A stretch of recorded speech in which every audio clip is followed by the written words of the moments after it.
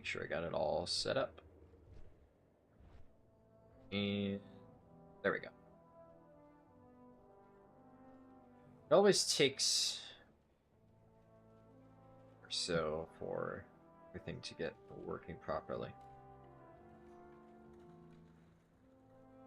There we go. Alright, so this is the second real part of the All Specs Keystone Hero Challenge. So, you know, slowly but surely putting my money where my mouth is on this, and I do fully intend to get every single spec done.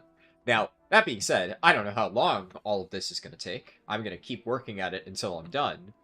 But, you know, I kind of earlier thought all of them back to back and, you know, just keep blasting this every single day. And I did Brewmaster and Windwalker on Wednesday, Thursday, and I was planning on doing this on Friday. And then this crazy thing happened where I just kind of slept for 10 hours on Friday because turns out, you know, I was just really exhausted after raiding and setting all of this up at the same time. So I just kind of needed to rest. And then all of today, I've also been doing stuff.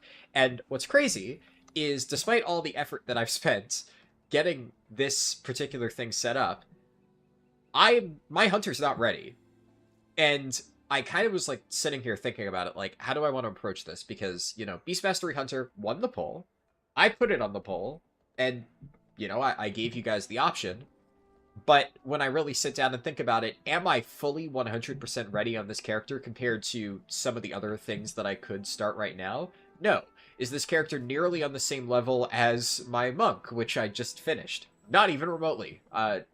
Not to mention, just Monk is something in general that I was way more experienced with out of the gate, and I already had, like, a bunch of stuff, a bunch of score on it, because I had been playing it before I decided to start doing this challenge.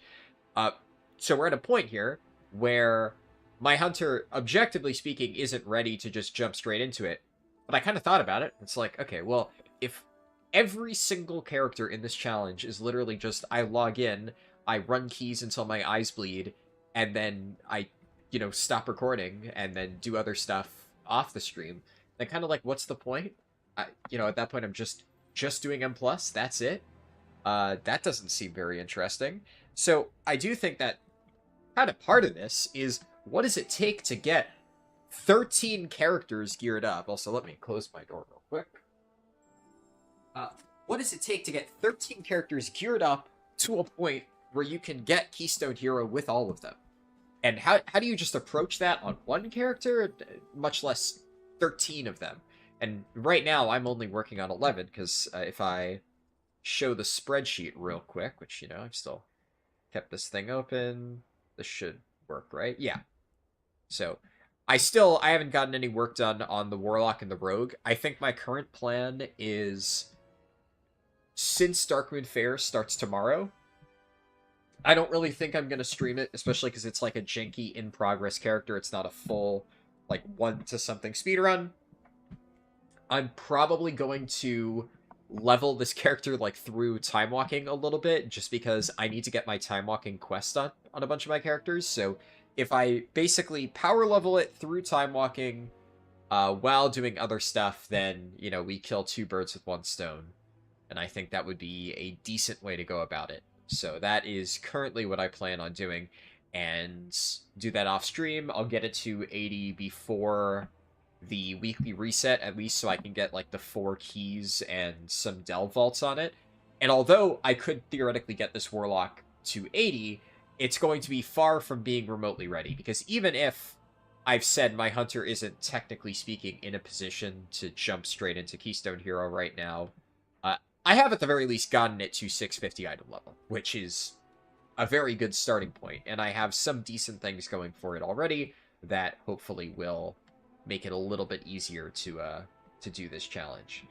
But a fresh character from, you know, level 80 up to Keystone Hero, it's just, trust me, watching that entire process would not be that interesting. It would just be a lot of mindless grinding to get the initial item level. So at the very least, the point that we're going to start off with here for my hunter will be close enough to the point where you'll be jumping into keys.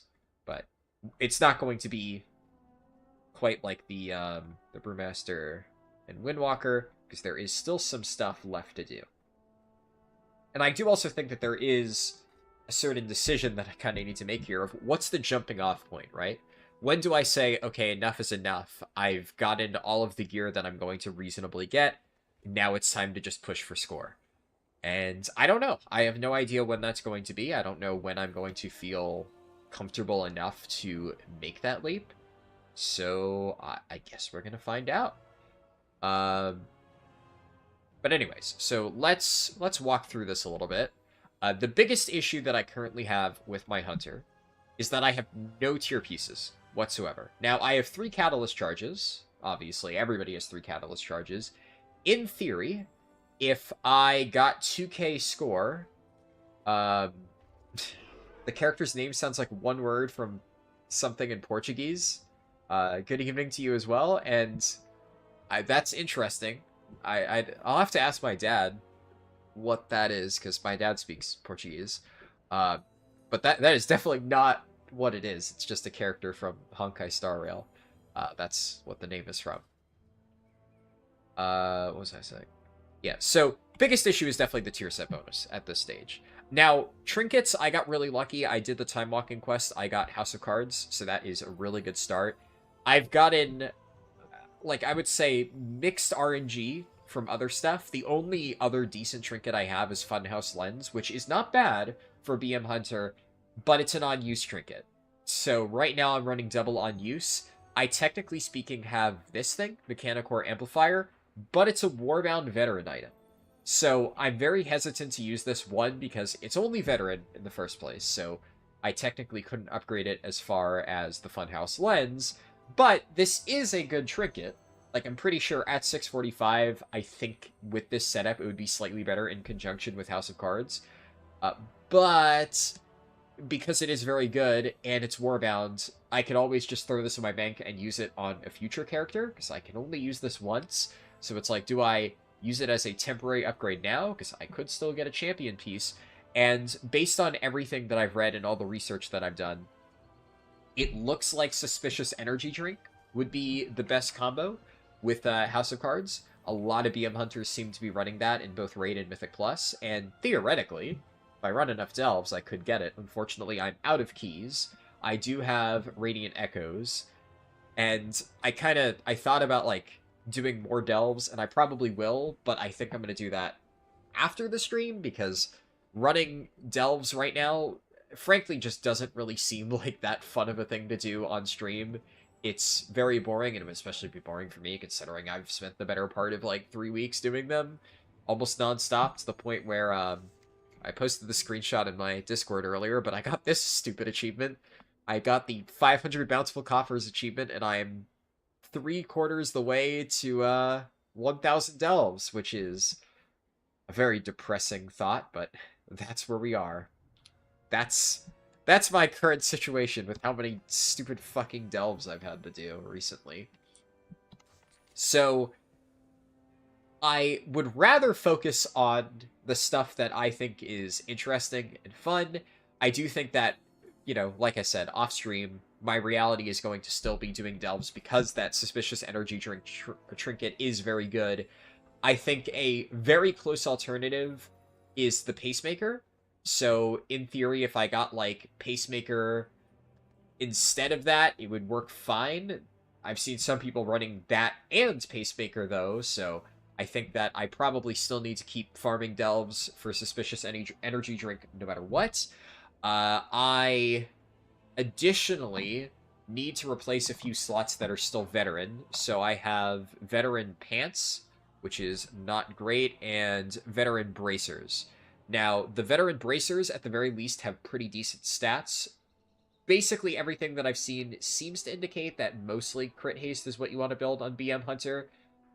There's all this stuff is, I could be wrong, right? I'm doing the best research that I can, but that's kind of the entire point of this challenge. It's like, I haven't really played a ton of BM Hunter. I'm trying to learn it. I've looked through logs, I've read a few guides, and I've looked up some, like, top players on Raider.io.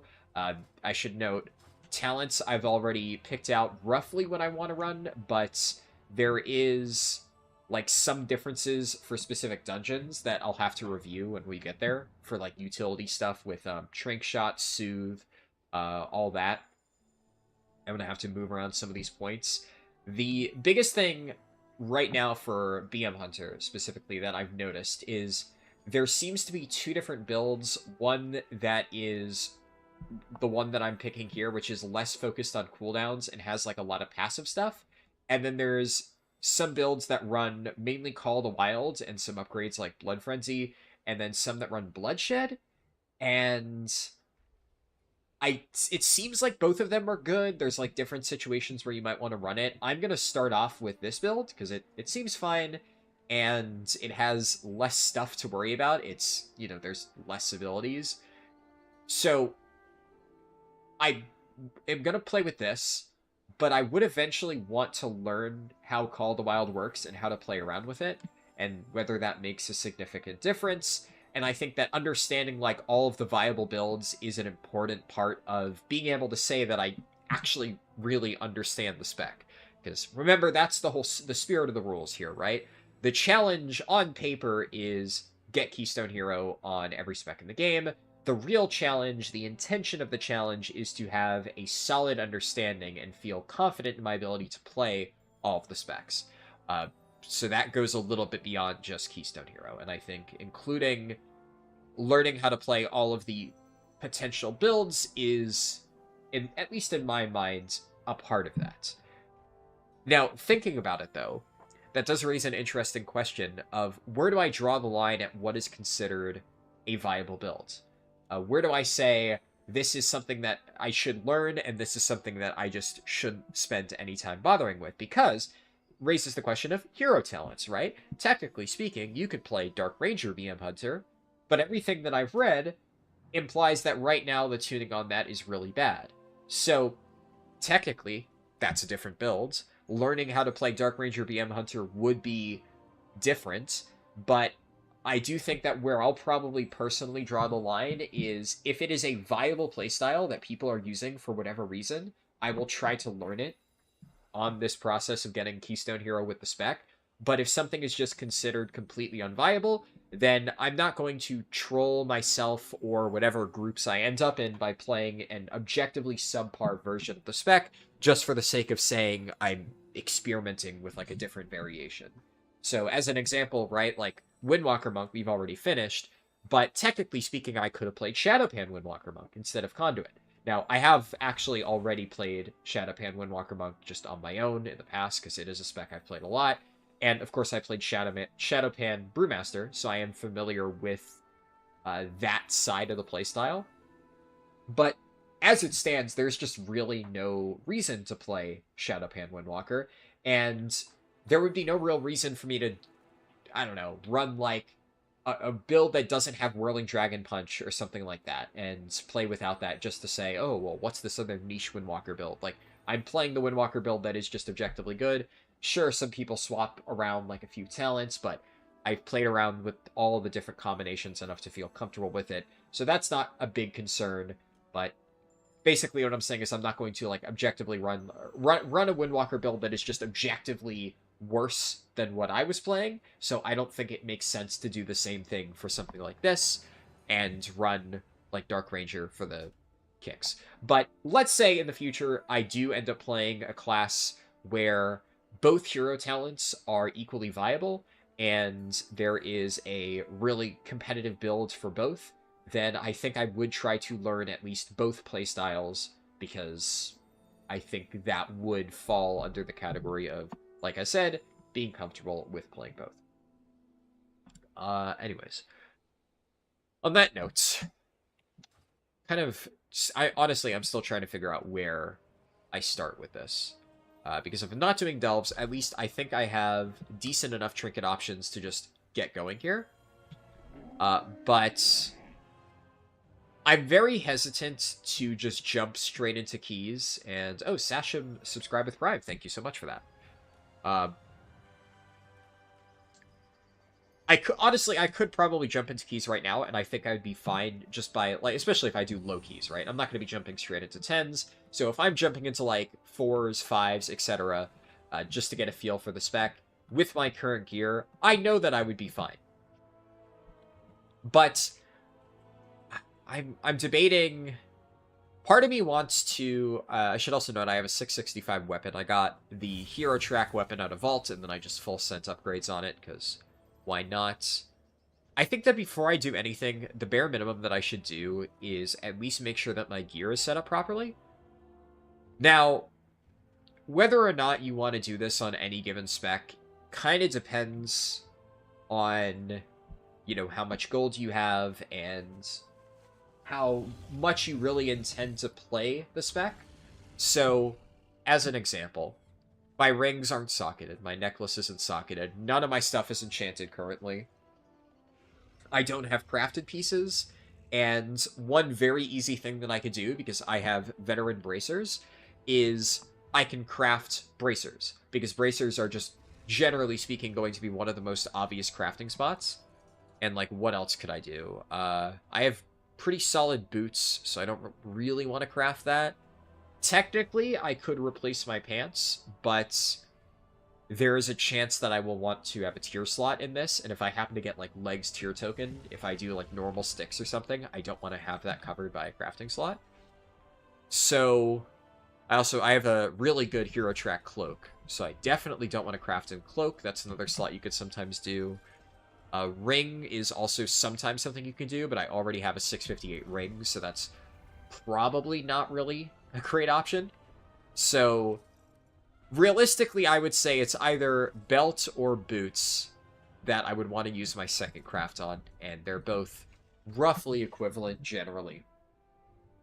Which one I'm going to go with, I don't know, but I do think, maybe honestly, good thing I could do is just wait, because the craft slot isn't going to matter that much. I do have my sparks already, right? Yeah, I did already combine the fractured sparks. I've already completed this quest earlier because I did LFR, so I guess I gotta go actually turn it in, and that way I can get both of my enchanted runed crests. I do have 2 enchanted runed crests because there's that one, and then I'm renowned 20 with Cartels of Undermine, so I get a free crest on every single one of my characters, which, by the way, very, very good. I know that a lot of people don't really see the value in reputation and wonder why I care so much about it. This is why, because so many people are like, oh, who cares about getting an enchanted crest? Well, when you intend on playing 13 characters in a season, getting a free enchanted runed crest 13 times, it's kind of nuts. And also, you get, like, tons of free keys and all of these free crests, carved crests. Let's see. You also get a free pair of 636 gloves. Not a lot if you're on an existing character. Very good if you are on a brand new character that just hit level 80. More carved crests. So you get all of that for free the moment that you hit level 80. It's really, really, really nice if you intend on playing an insane amount of alts. So those Warbound-wide rewards are really, really, really, really, really helpful. Okay, got my 2 crests. I think right now it makes sense to only use one, to only craft bracers, and I'm going to go for Dawn Thread Lining, because the 2 main options that I've seen for crafting is, like with a lot of specs, you could go with Sigil of Ascension and then a Writhing Armor Banding, and some hunters have been doing that. But what I've noticed is that, actually, more often than not, a lot of BM hunters that I looked at are not doing that, because there's a lot of... I guess this is kind of one of those weird situations where there's a lot of really good ranged weapons early on in the raid, like Tournament Arc from Mythic Crucible of Carnage, and if you just get that off Mythic, then there's no reason to craft an item. Now, obviously, my hunter is not going to be getting a bow off Mythic. So I was initially considering crafting a weapon, and then this week out of the Great Vault, I got a hero track weapon. And although the stats on it are not ideal, it's still a hero track weapon, and I don't really have a ton of other stuff that I'm going to use my Gilded Crests on, at least right now. So I would rather save these. You can see that I only have 32. I don't have enough to craft an item here, which is why I'm going to use this free Runed Enchanted Crest. But I think if I just make a Dawn Thread Lining Bracer, just to get rid of that veteran item and cover one of my slots for now. The value of an embellishment is not so great that I'm basically dead in the water without it. So I think it's fine to not have the second one at the immediate moment. And my primary goal, kind of before I do anything serious, is I want to at least have 2-piece. Because from what I've seen, I can, I'll really quickly show on the catalyst, because, you know, maybe not everybody knows what the BM Hunter tier set is. So this is your tier set. Your 2-piece is your spells and abilities have a chance to hit a jackpot. It fires a barb shot. Basically, you get a free barb shot proc. But then, when you Bestial Wrath, you always hit a jackpot. So every single time you use Bestial Wrath, you immediately fire a free barb shot at your target. Now, this, from everything I've seen, is very, very strong. It's a very good tier set bonus. And the main reason why I really want to have this is because it kind of, in some ways, changes the way that you play. Getting a bunch of free barb shots will just make it easier, I would imagine, to keep up your frenzy. But the other thing is, from what I've seen, it slightly changes your opener, because on, especially Mythic Plus, multi-targets, you want to keep barb shot up on multiple targets, so it's important to target a new enemy every time you're using Bestial Wrath to get that free barb shot on a new target. And that is like a fundamental gameplay change compared to not having that.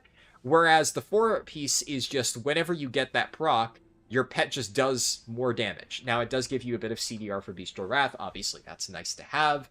But I think that doesn't really fundamentally change the way you play. It's just these procs that you're already getting make you do more damage, and you get a little bit of CDR, so you have Bestial Wrath up a little bit more often.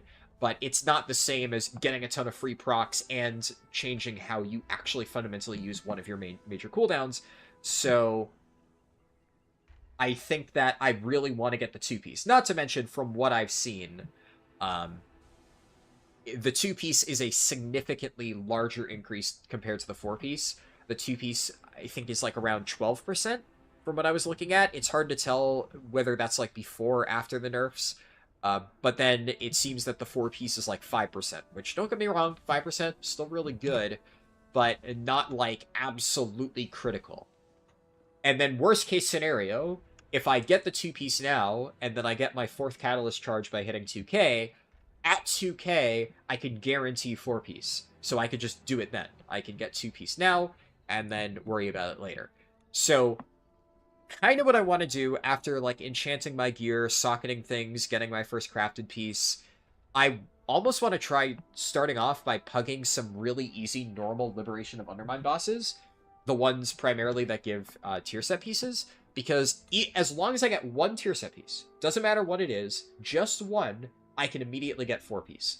And I'm not going to go, like, super crazy with it. I'm probably not going to try to pug all the way up to Gallywix or even, like, One-Armed Bandit. But I think on normal, progging the first 5, or pugging the first 5, I'm not going to prog it, obviously. I might have accidentally said that. I meant pugging. Easily pugging in, like, a, you know, geared group, which I would say, objectively speaking, this is a pretty geared alt. I could get in, I could do decent enough to get the kill. Normal's not very hard.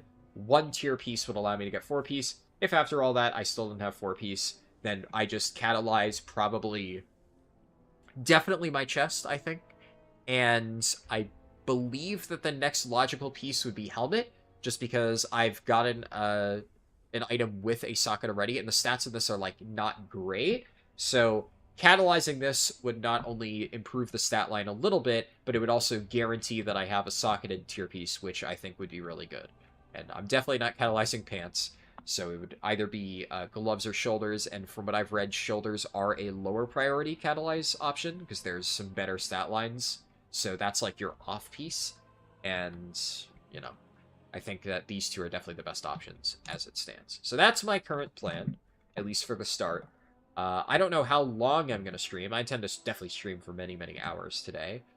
But I would imagine that we'll have time to jump into keys by the time the stream is over. Like, there'll hopefully be at least an hour or so of slamming keys. Have I seen the Marathon ARG? I don't know what that means, if you can explain, Smooth George. And you said, first patch in 6 years you've not been interested in. Are we saying, like, the WoW patch? This WoW patch, Liberation of Undermine, is the first patch in 6 years you've not been interested in? If that's what you're saying, I mean, I'd be surprised about that. I don't necessarily think that this is my favorite patch ever. There's some good, some bad. I would say it's probably squarely in the middle for me. But if we're saying worst patches in 6 years, I'm pretty sure Korthia was like 5 years ago, so Korthia falls within that range. Undermine did not grab you. Okay. Yeah, I mean, not loving this patch, I could definitely understand that. Saying that it's the first patch in 6 years, I would be very surprised if you were interested in patch 9.1 and not interested in this. That would very much surprise me, because I would say there is a very noticeable difference in quality between them as a whole. But, I mean, hey, to each their own, for sure. Let's see. Hello, Bistaburn. Good to see you. Better said, realizing that tank healer drought in M+ is not because those roles are inherently harder, less fun, but because there's just way too many DPS specs compared to tanks healers. Well, it's both. It definitely is both. And so I say this as somebody who obviously mains tank and is very comfortable playing tank. So I'm not saying, like, to me, I think tanking is hard, right? Because it's not. I'm very comfortable tanking, and I love tanking. But objectively speaking, it's just a more involved role. I have way more stuff that I have to worry about playing tank. Like, I've played Brewmaster as my main for many years. And the last one that I did, the last set of specs that I did for this challenge was Brewmaster and Windwalker. And Brewmaster, a spec that I've literally mained for Cutting Edge multiple tiers in a row, I had to put way more thought into what I was doing in every single one of those keys. And on Windwalker, a spec that, I mean, I like Windwalker. I think I'm pretty good at Windwalker. But, I mean, like, almost every single one of those keys, I was just, like, full monkey mode, just slamming the things that did big damage, and, you know, it kind of worked.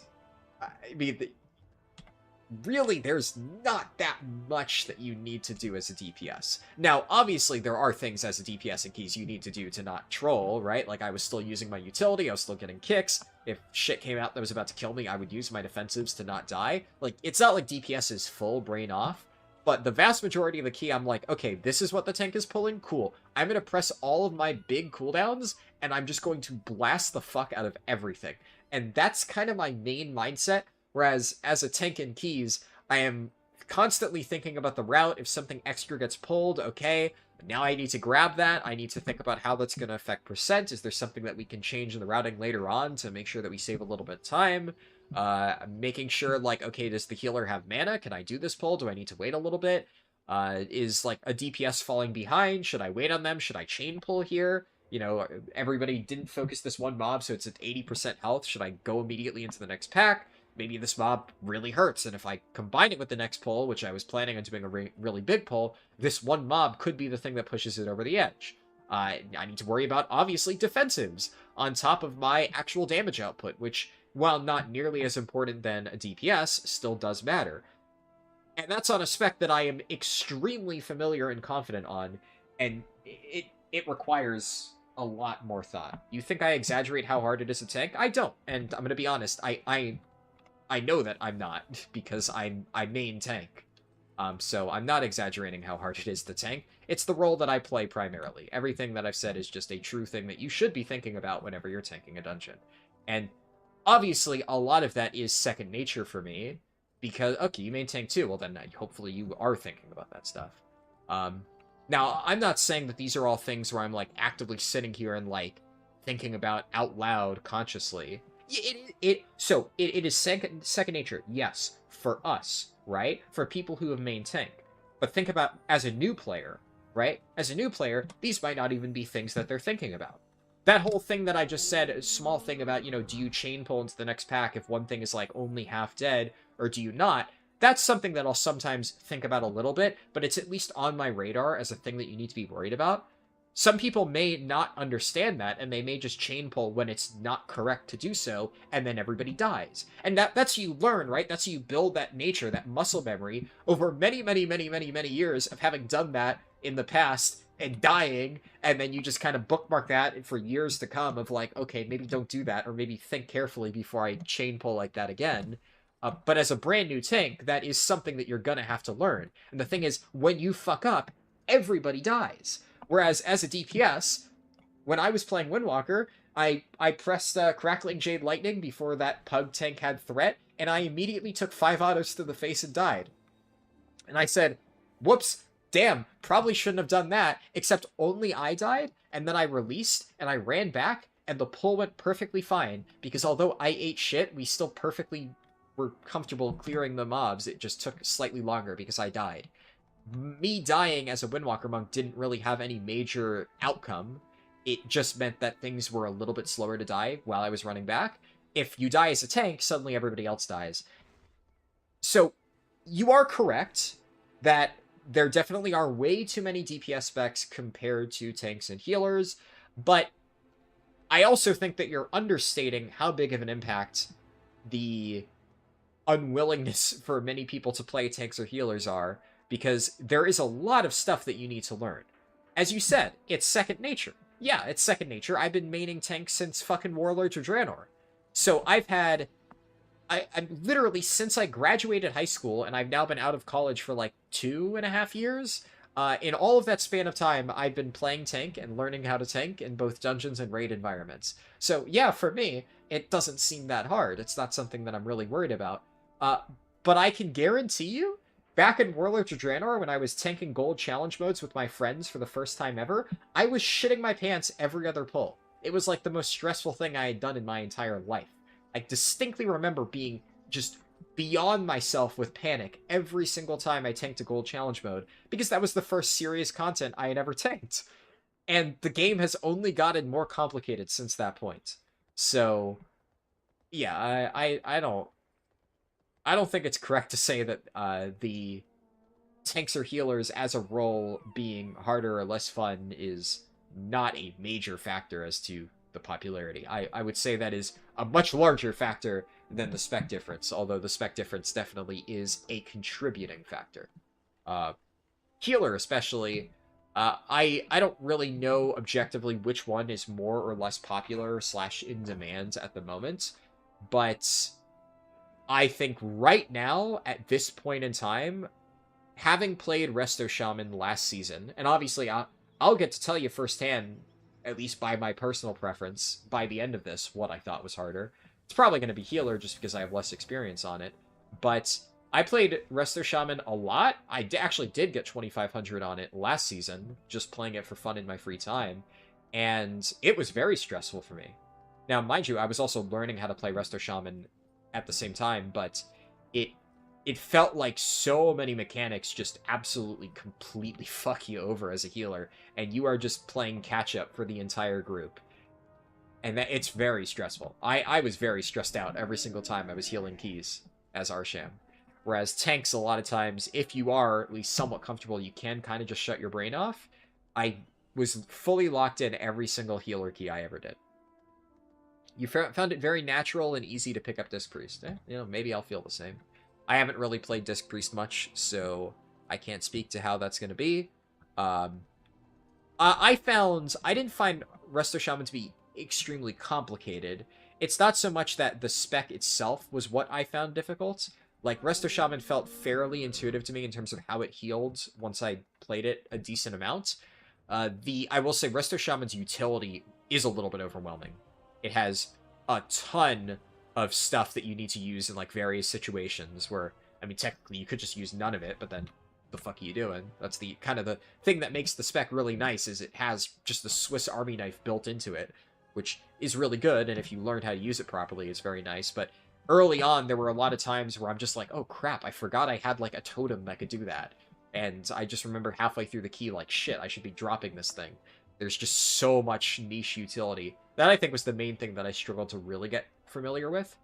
And the main thing that I struggled with is some of the dungeons. Like, I mean, healing City of Threads was really rough.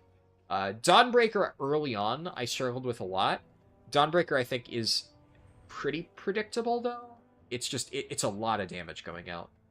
So, once I got used to it and I knew, like, where to use my CDs, it wasn't that bad, but when you're not comfortable with it, it can be very, very, like, scary.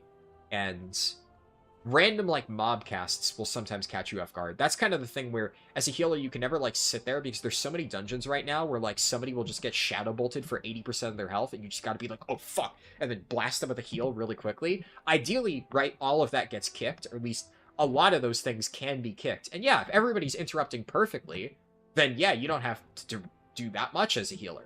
But in most dungeon groups, that won't happen. In most dungeon groups, people will barely kick at all. And then it's your job to keep everybody alive. And you could just sit there and say, well, DPS shouldn't be kicking. It's not my job. But the fact is, it is your job. And the difference between a healer who's able to keep up with that and who's able to pick up other people's slack and one who isn't is the difference between timing key and not in many cases. So even if it's not fair, that does a lot of times fall on the healer, and it's really fucking stressful. So yeah, that was kind of my trouble learning Resto Shaman last season, and I would imagine it's going to be similar playing healer this season, so I'm eager to see how I feel about that.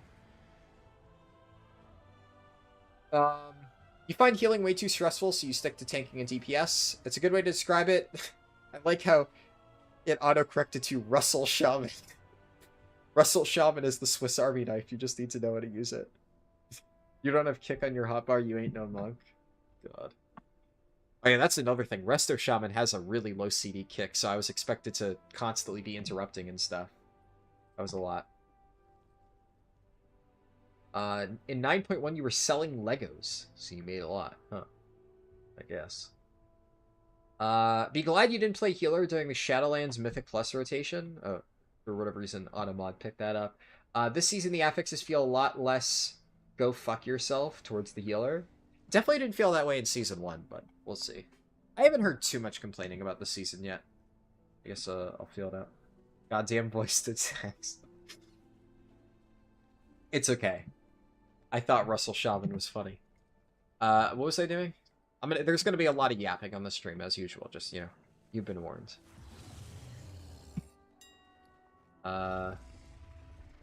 You're making coffee? Understandable. Coffee's good. This season is way better than last? Gotcha. Alright. That is comforting. Okay, so I want to make wrist.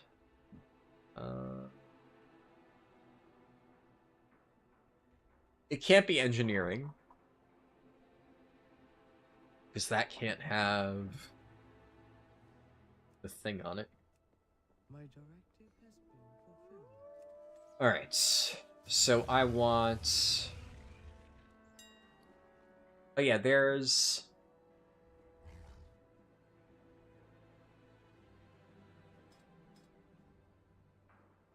How do I know that there was a thing that you could do on this where you added... Ah! Yeah, there we go. That's what I was thinking of. Writhing Hide. Oh, this is so nice.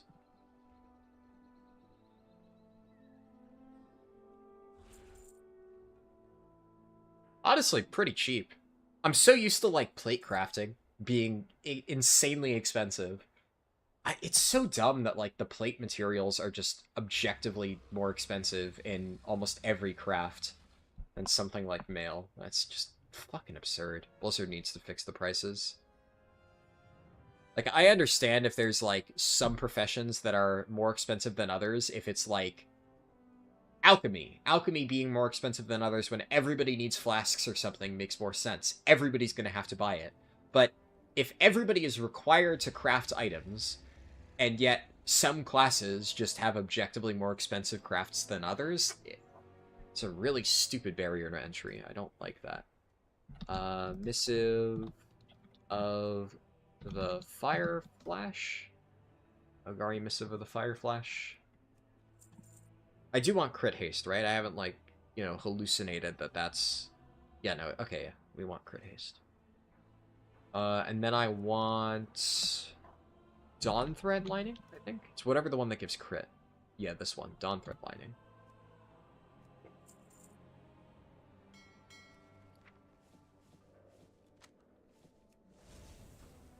I have an extended Okay. Mail.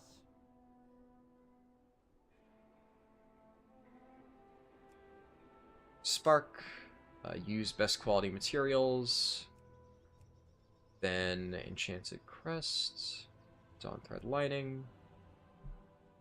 Public Order. 420.69. Alright, now we wait.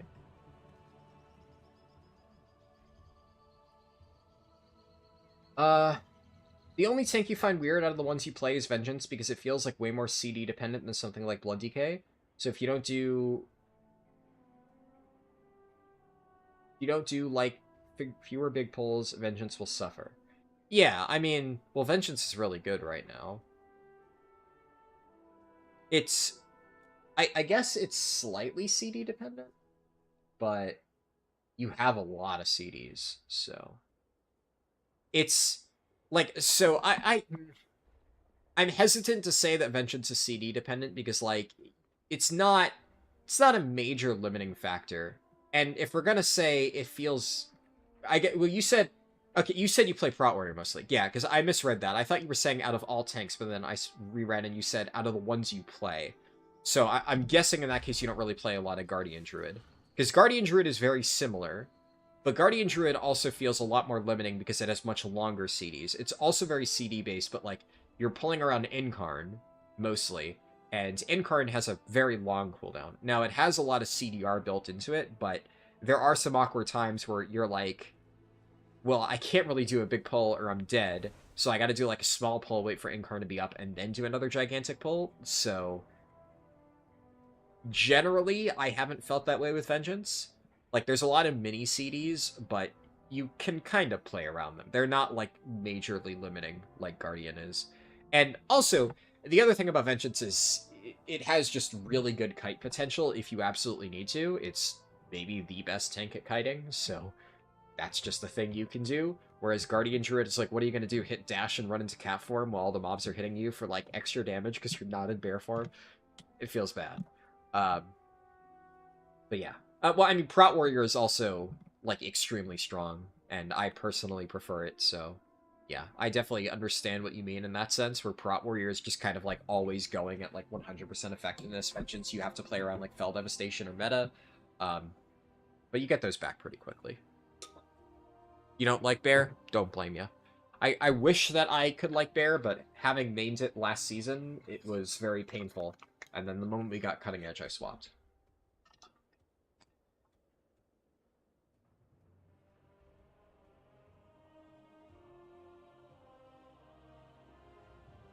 I don't know how long the craft's going to take because of Alliance on a Horde-dominated server, but usually somebody gets around to it eventually. I'm not necessarily sitting here and waiting for that craft in particular, I'm just reading chat, because may as well. In hindsight, even the dungeon pool is better. You were afraid of some dungeons. You do not like Dark Flame Cleft. Interesting. I actually don't mind it that much. I agree, the dungeon pool is a lot better than I thought it would be. I think the only dungeon that I just really objectively don't like is Cinderbrew Meadery. I am not a fan of Cinderbrew Meadery. I just really don't like that dungeon at all. I'm at the very least, like, indifferent towards every other dungeon. I would actually say I'm very surprised that there's not many dungeons that I love this season compared to some other seasons. But there's, like, no dungeons that I really hate. And there's a lot of dungeons that I kinda like. I kinda like Theater of Pain. I kinda like Priory, surprisingly. It's a hard dungeon, but I think especially with the early tuning, it now feels in a pretty good spot, and I like the dungeon itself, even though there are some pain points. I kinda like Workshop. I'm very mixed on this one. I like tanking Workshop. Playing Windwalker and Workshop made me want to fucking die, so I don't know. I surprisingly kind of like Floodgate. I did not expect to really like this one. And I also kind of like Dark Flame Cleft. Dark Flame Cleft has very much grown on me. Motherlode, I'm like, meh. Rookery, I'm kind of meh. I like Rookery a little bit more. I just think it's a very boring dungeon, but I don't dislike running it. I'm very bored whenever I do this one. And then again, I dislike Cinderbrew. Cinderbrew, blah. Prot Warriors, your goat? Yeah, for sure. Dark Flame Cleft is fine, but you hate the third boss. Third boss is annoying. Yeah, I don't mind the third boss a ton. I think I get frustrated a lot in the third boss, less so because of the boss itself, and more just because so many people just don't know what the fuck they're doing. So, the amount of time I've seen somebody get the pickaxe, and there's like one very clearly isolated statue, like off in the corner, like far away, but like enough that they could run over to it and snipe it. And there's like 2 pixel stacked statues, perfect for somebody to cleave with their circle. And the guy with the pickaxe goes to like the 2 stacked statues and hits one of them. And it's like, the fuck you doing? It's so frustrating, especially when it's a ranged DPS like a hunter, and they could just do their full fucking damage while moving. Like, just get the far one. Just get the fucking one in the corner. And then you end up having just so many extra statues by the end. And ugh, it's just so annoying. So it's less that I dislike the boss, and more just so many people do not know how to play that boss, and it just gets so much harder if people fuck it up. It is very reliant on people kind of understanding the mechanics. You could say that about like a lot of dungeon bosses though, but that one definitely feels punishing, so I get why people don't like it. There's other dungeon bosses where even if somebody fucks up, I can like kind of carry and I'm not too concerned. So, yeah. No 100% stinkers this season, which is rare. Yeah, I agree. That's definitely the biggest bonus. There is no, I think the way that I've been saying it is there is no City of Threads this season. City of Threads just kind of completely killed last season for me in terms of like real enjoyment. I got plus 12s done, and then I immediately lost any interest in trying to push further just because of how much I hated City of Threads. There were some other dungeons that I just wasn't a huge fan of, like I didn't really like Grim Batol. I thought Grim Batol, the rework, was interesting. I didn't hate it, but they just kind of left it in a really shitty spot for a while and just never really tuned it much.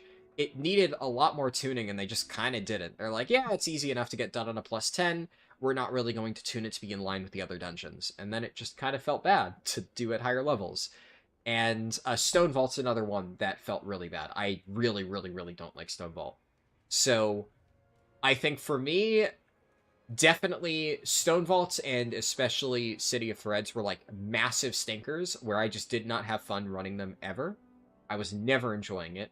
And then Grim Batol was like a partial stinker where I didn't mind Grim Batol in like a plus 10. Farming it, I thought it was a fine dungeon, but definitely trying to push, there were a lot of mechanics that just felt really poorly tuned.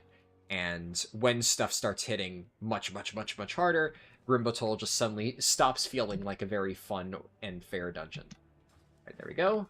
Got it at 658 without even needing to, like, seek out a crafter. Wait. I know that guy. I put that in public order, so that's actually just a pure coincidence.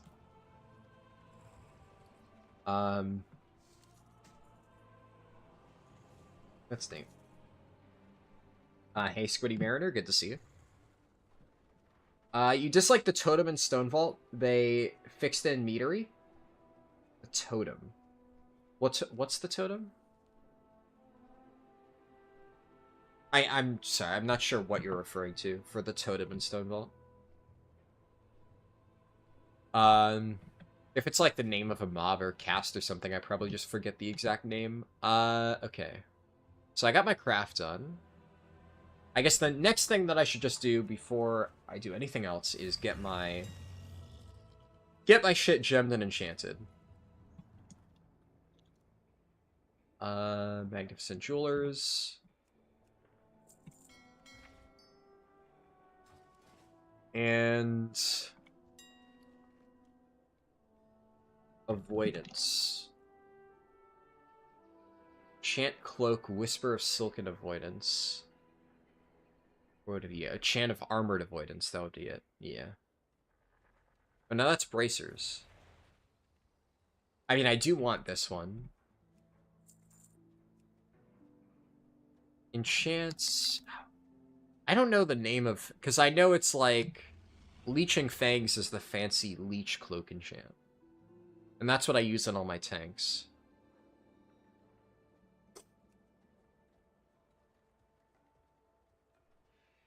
Winged Grace. Burrowing Rapidity. Yeah, I want Winged Grace. What else do I want? I would like...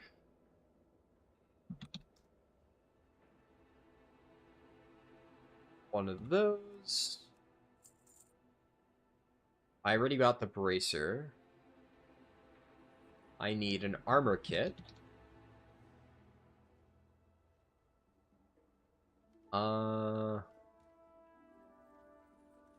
Defenders or Stormbound?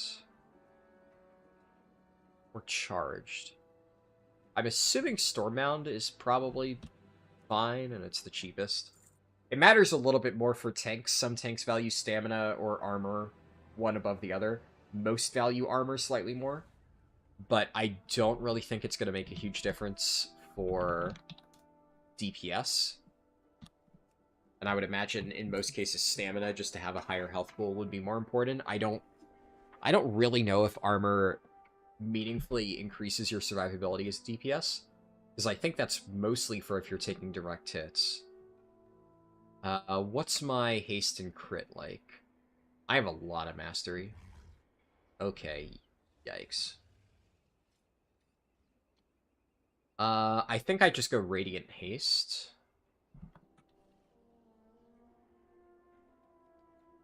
On both rings.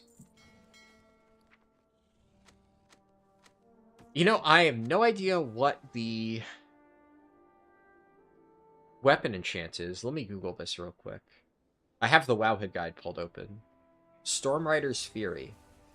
Okay.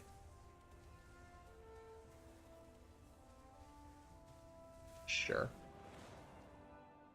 Well, if Stormrider's Fury is wrong, and any BM hunter wants to let me know, would be appreciated, but I'm going to choose to trust the Wowhead guide because it is written by Tarlo, and I do happen to know that Tarlo is a fairly reliable resource. It's like I've said before, the guides are very much a author-by-author basis, but I do happen to know that this particular guide, not the Icy Veins one, but the Wowhead one, is written by a reputable theory crafter. So I will trust that.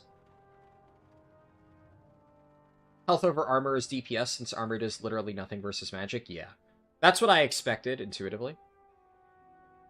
The AoE damage totem in the last boss trash. Oh, I see what you mean. The, yeah, the guys with the last boss where there's the two casters that drop, like, the exploding thing that you have to swap to, and then there's also the golems that do the knockback. I gotcha. Yeah. Yeah, you can't cleave it. You have to manually target it. That's what you mean. Cool, cool. Yeah, I agree. That mechanic is really annoying. It looked like I had a toothbrush on my hunter's back. But the gun? The gun does look kind of janky, but it's the best one that I can make. I think it actually, for the outfit that I'm going for, it fits quite well. I am happy with how it has turned out. Okay, I got my... I think that's all the enchants, right? I'm not missing any. I still need to get the sockets, but that's not too difficult. Or the gems for the sockets, I mean. And I have a bonus one from the helmets.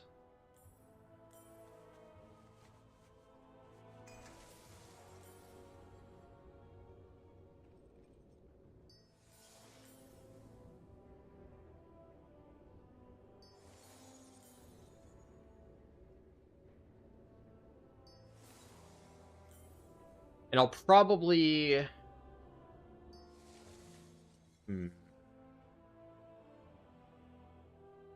I think I want to keep a decent balance between crit and haste. So because I am enchanting haste on my ring, I think I want to put a little bit more into crit through the gems. So the lower one that I'll go for is probably the crit thing. Now, obviously, I should note, disclaimer here, right?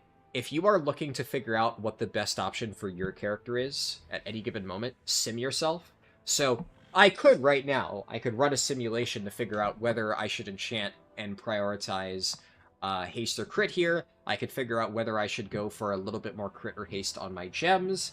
Maybe I'm wrong, there's something else entirely that I should pick. I doubt it.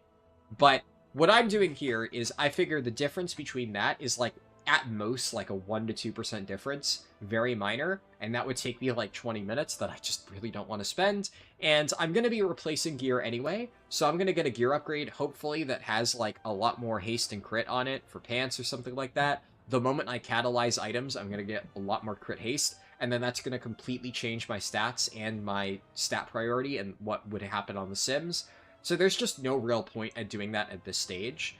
You do want to give that disclaimer because you always could do that, and if you really, really want to know, it's definitely the best way to know. But right now, I feel confident that just by following the general stat priority, considering my crit and haste are lower, that is probably going to give me the most damage. I think it's a reasonable guess, so I'm just going to do that because it's not a big deal right now.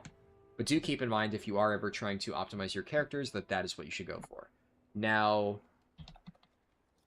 I am going to obviously take one of each gem to maximize the bonus from this, because, you know, why not? So I will go Deadly Emeralds is the haste one? Yeah, Deadly Emeralds. And then I'll go Quick Ruby, because that's the crit with low haste. But then I'm going to go for Deadly Onyx and Deadly Sapphire is the other one. I should point out the obvious, right? If you are trying to save money, you can go with the 2-star. Like, the difference is so marginal, it doesn't matter. I'm going to be buying a lot of 3-star stuff here because a lot of these things I know I'm going to be using for a while, and, well, A, I know I'm going to use it for a while, B, I have more fucking gold than I know what to do with, and C, if I buy, like, 3-star consumables later on and I don't end up using them because I, you know, have left over by the end of this challenge, I can just send it to my next character. But if you are trying to save gold in this game, the amount of times that I've seen someone, like, this applies to leveling shit too. Like, I'll buy all of the fanciest leveling stuff and it costs like 50,000 gold for one character. And somebody's like, oh, that's so much gold. And then I demonstrate very easily how you can buy like almost everything for 5,000 gold on a budget. And it's like, you know, a non-existent time difference. The only reason I spend the extra like 45,000 or so is because it makes the run flashier and cooler. It's basically a flex half the time. But it's like, you know, obviously I have the gold. Again, the fuck else am I going to do with it? But if you are like a new player watching this, please do not feel like you absolutely need to buy the most expensive things in every single situation. I can absolutely assure you that if you are struggling on damage or something like that, the thing holding back your damage is not going to be the fact that you didn't buy the rank 3 gems versus the rank 2 gems. Almost always that stuff is going to be down to just how you're playing. And I want to make that clear because so often people view stuff like that as a scapegoat for why is my performance not good, instead of just, you know, introspecting and reviewing their performance and being like, hey, maybe I should be playing XYZ thing better. And I don't say that to be arrogant because I'm not perfect either. There have been multiple times already over the last few weeks just on my main, on my prop Paladin, where I look at my own logs and I find like, hey, I could be doing this slight optimization here for a bit more damage that this other person in this top log is doing. I should probably start doing that too. Everybody does that. It doesn't stop even when you start getting like cutting edge rating. It's always something that you should be doing. Alright. So I got all my stuff. Like I said, I want to see if I can pug some really easy normal bosses before I do anything fancy, just because I'm pretty sure with this gear I'll have no issue, A, getting into a group. I could also link AOTC, which, you know, surely that helps a little bit, right?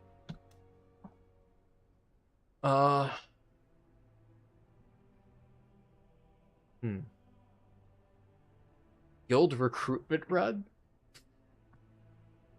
In normal? Alright.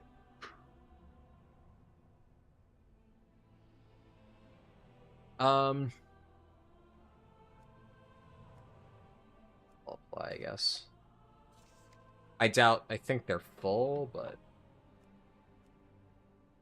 Never hurts to do that.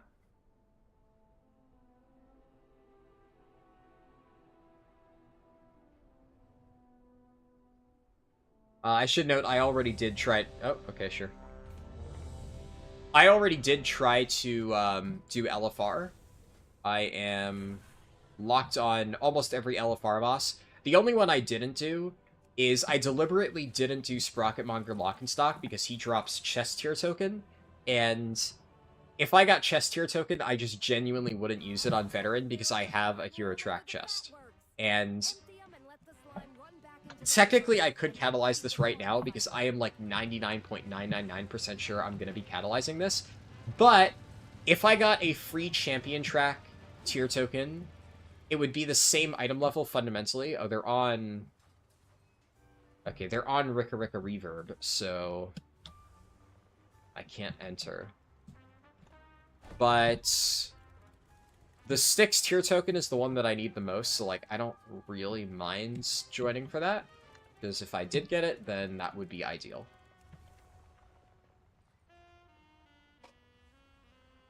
Because that's the thing, right? Although it would still be nice if I got like a tier token for a chest, like that would be okay, because then I could just hold on to this until later, catalyze it if I really wanted the slight upgrade. It would suck a little bit, because, you know, I took this out of my vault slot in one case, but it would still allow me to get 4-piece. I would not be complaining. Chest is still a good tier slot. And I would be a little bit sad if I got a helmet tier token. Which one's helmet again? Is that One-Armed Bandit? Yeah, that's One-Armed Bandit. Okay. So I wouldn't love to get a helmet tier token because I kind of want to catalyze this to keep the socket, because that would be really, really nice. So what I'm mainly hoping for is either shoulders, pants, or gloves. Really hoping for pants, because obviously I have crappy pants. So that would be a colossal upgrade, which is why I mostly want sticks. But anything would be nice. Am I doing a new character per spec? No. I'm not doing a new character per spec. That would be fucking... Now I have to gear up 39 characters, and that is... I mean... Yeah. That would be fucking crazy. No. It's all... I'm already just exhausted, having spent weeks gearing up the characters I already have, and I haven't even started on the Warlock and the Rogue, so... No. The main thing for this, right? Because I mentioned this in the first stream, but I'll repeat it. This isn't really like a gimmick challenge where I'm trying to like just like say, oh, I'm gonna do this like, you know, 0 to hero keystone thing, blah blah blah. The point of this is to feel like I am able to confidently play every single spec in the game. That's the goal. That's the idea. And I don't need to make a new character to be able to play an off-spec, right? Like, the other day, we did both Brewmaster and Windwalker on my Monk. I have Brewmaster and Windwalker gear on that same character, and I'm able to play both specs perfectly fine on that. So, it would be really silly to just arbitrarily say I'm going to completely re-gear a brand new Monk just to do that. The only reason to do that would be if I was trying to just prove a point for some arbitrary challenge's sake. And, I'd rather not do that. I should also get flasks. I'm not going to buy the super expensive flasks for the purposes of you know, doing shitty low-tier content. But I will grab Tempered Paw.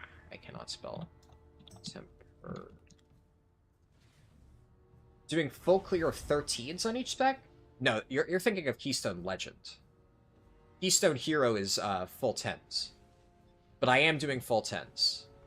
That is the plan, yes. Now, I might get Keystone Legend on some characters, primarily my main tanks that I play, but, like, I'm fairly close to Keystone Legend on my prop pally. I have 12s for everything except Cinderbrew, which is only at a 10, so I'll probably work towards that in my free time, and then I might try to get Keystone Legend on some additional characters if I feel like it, but that is not the goal. That would be... Keystone Legend would be a whole different story.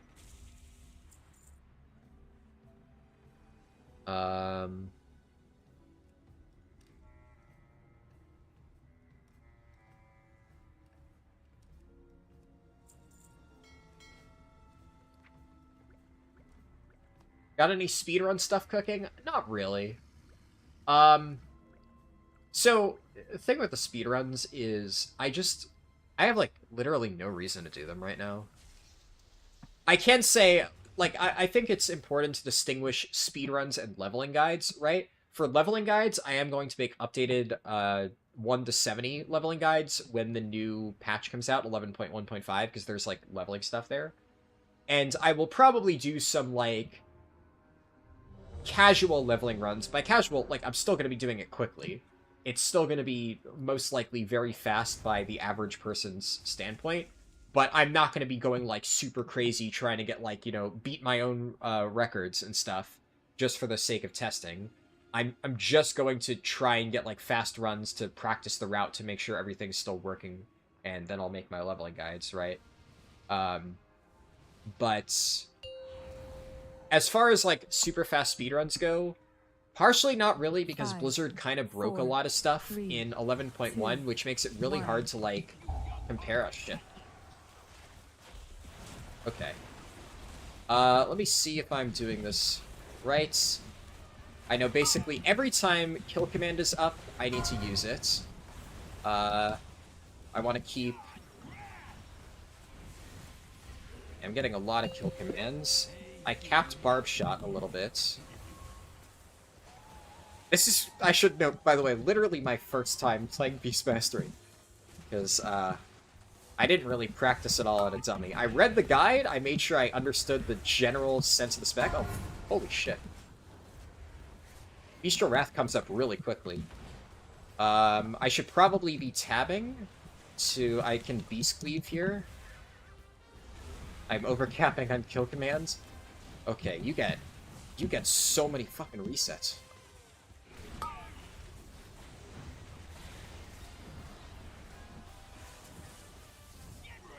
Oh, God. I just realized I can just keep Beast Cleave up permanently. For some reason, I was in the mindset of, what's it called? Trick shots? Where I was thinking that I could only get Beast Cleave if I hit multiple targets, but no, that's a marksmanship hunter thing.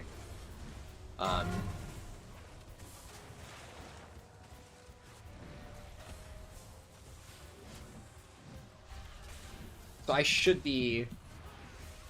Okay.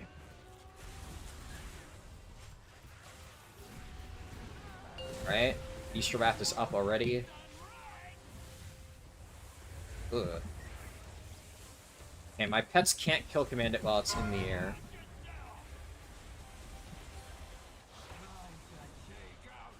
I wish I knew he was gonna... I wish I knew that I couldn't hit him. I wouldn't have Bestial Wrath there. I kind of wasted that cooldown a little bit. Let's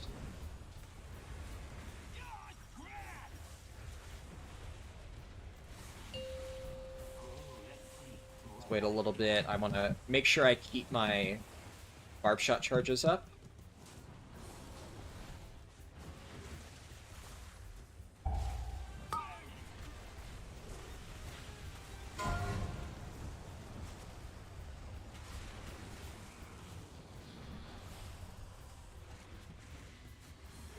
Oh, there's ads on the boss. I should be keeping Beast Cleave up.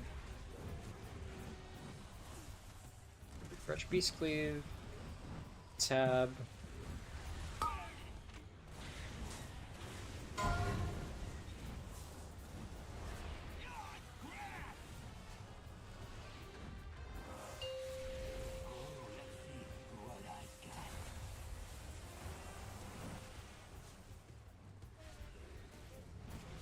Getting so many bonus kill commands. One nice thing, I haven't had to do a single ball yet, which kind of sucks because I actually really liked doing the ball. Bomb went off, so.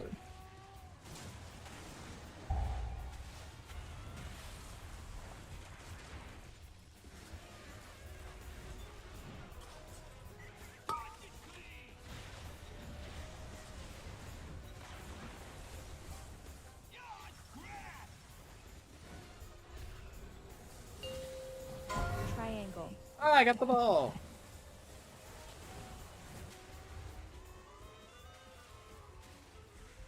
Give me those hyenas. Oh, juicy hyenas.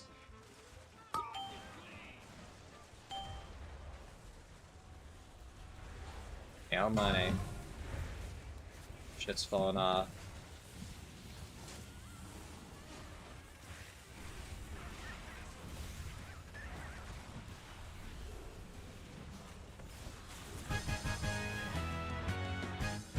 Okay. Oh! Mystic token? Mystic token, please. Please! No!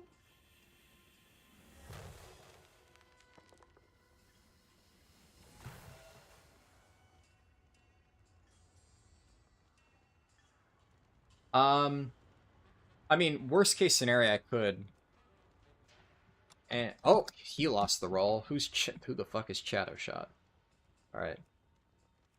Any chance you'd be willing to sell that tier token?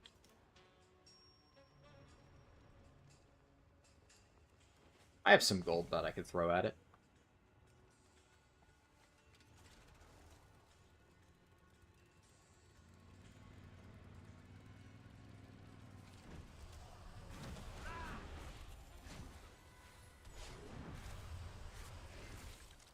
I feel like I did pretty okay there.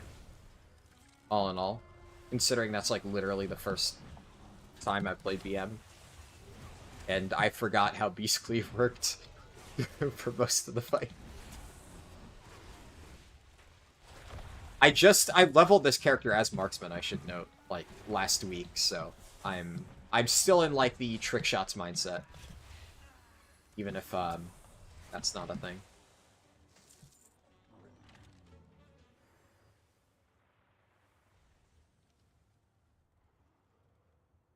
A thing you're grateful for with your new guild you joined in Dragonflight. They're a mythic raid guild, but you stick to heroic clears and M+. They taught you how to read logs and it made you a better player. Yeah. Learning how to read logs is like the first step in actually improving yourself as a player, for sure. When I learned how to read logs back in Legion, it like changed the game for me. And like all of my friends at the time always thought I was like a giga parse whore. And I mean, to a certain extent, I am. I am definitely a parse whore to a degree. I like parsing. I like seeing the like big number. If I don't get rank 1, I'm sad. But I think when I'm looking at logs and when I'm doing that stuff, it's less about like, you know, oh, did I literally get the rank 1 parse? That's a nice feeling. That's okay. But I really love the optimization, and I love understanding, like, why people do the things they do to improve their damage, and what I can do differently to squeeze out, like, an extra 1% damage. That optimization process for me, I mean, it's the same reason why I like doing the speedruns, right? You know, it's kind of funny to me how so often people look at, like, the WoW leveling speedruns as, like, casual stuff. And I feel like I get it to a certain extent, but I feel like I get this perception from a lot of people who don't understand that, like, you know, I mainly play this game for mythic rating. Like, that is my passion, right? But the amount of times that people have, like, approached me and said, you know, like, oh, you're the guy who does the leveling stuff, right? And then, like, they view me as, like, a casual player, like, oh, what's it like to have leveling as your main form of content? Like, that's a question that, I mean, especially if you guys who watch the streams a lot, you've probably seen that asked a lot. Like, how do you enjoy leveling as your main form of content? That always confuses me, because, like, it's not. It's not even remotely my main form of content. I don't do the leveling speedruns because I love leveling. I do the leveling speedruns because I hate leveling, and I want to optimize the process as much as possible to spend the littlest time as possible doing it. But, admittedly, there is a certain joy that comes from that optimization process, that comes from figuring out how to do it as quickly and efficiently as possible. That's the thing that I enjoy. That's why I like doing the speedruns in the first place. That's the only part of it I enjoy. And that's why I like making the guides, because that's the fun part.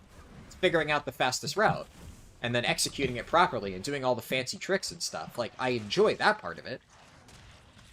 And although not every single part of a leveling speedrun is necessarily, like, insanely mechanically difficult, like, pretty much anybody can pull off my route, there is something to be said about the speed at which I do it. You know, I'm not just, like... Holy shit. 10k? 10k? Brother! That's your price? That's your price?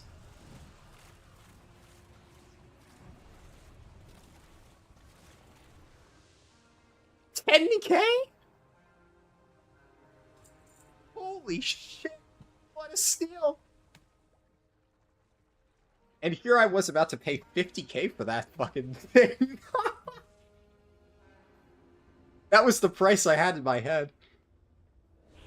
I wouldn't have gone above 50k. But 10k is a fucking bargain for a fucking tier piece? Holy shit. And it, by the way, legs! This is the slot that I needed. What the fuck? Holy moly. We take those.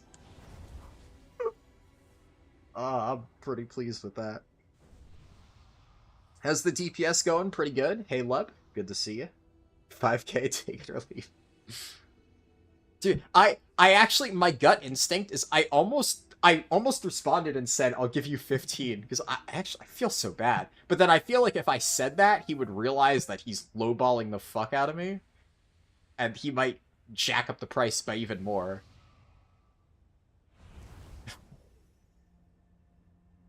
The tank is looking at my pets. I wonder if he understands my name.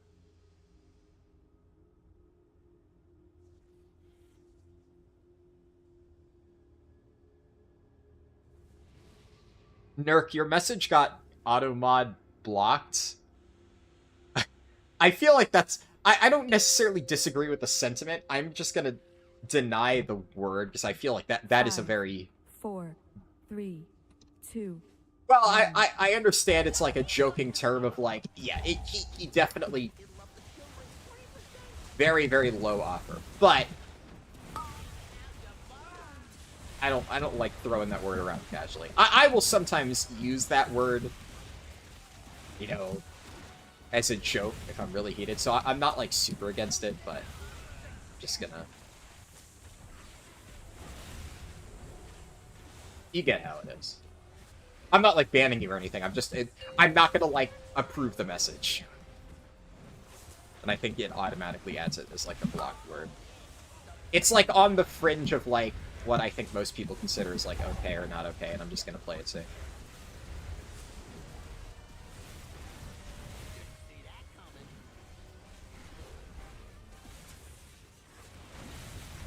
Oh yeah, I have drills now. I'm not used to being ranged. I don't think I got targeted at all, but that's something I gotta worry about.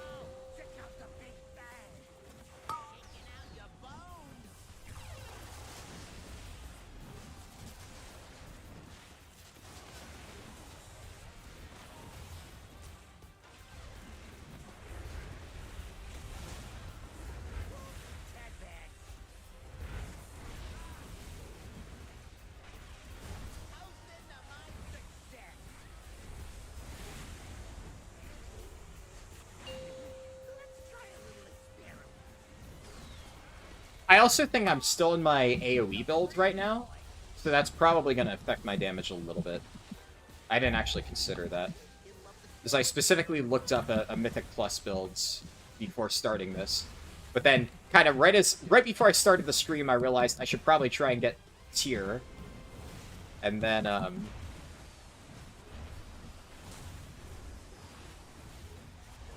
Jesus, I'm getting so many barb shot refreshes.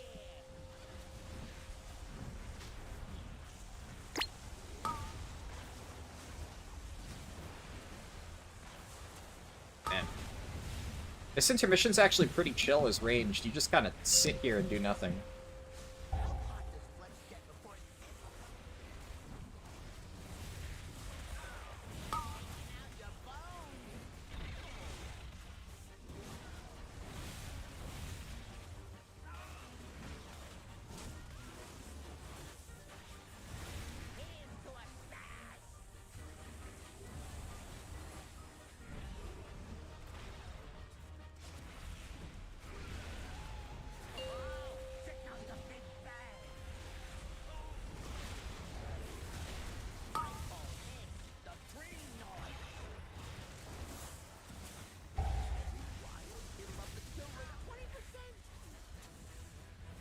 Oh, no!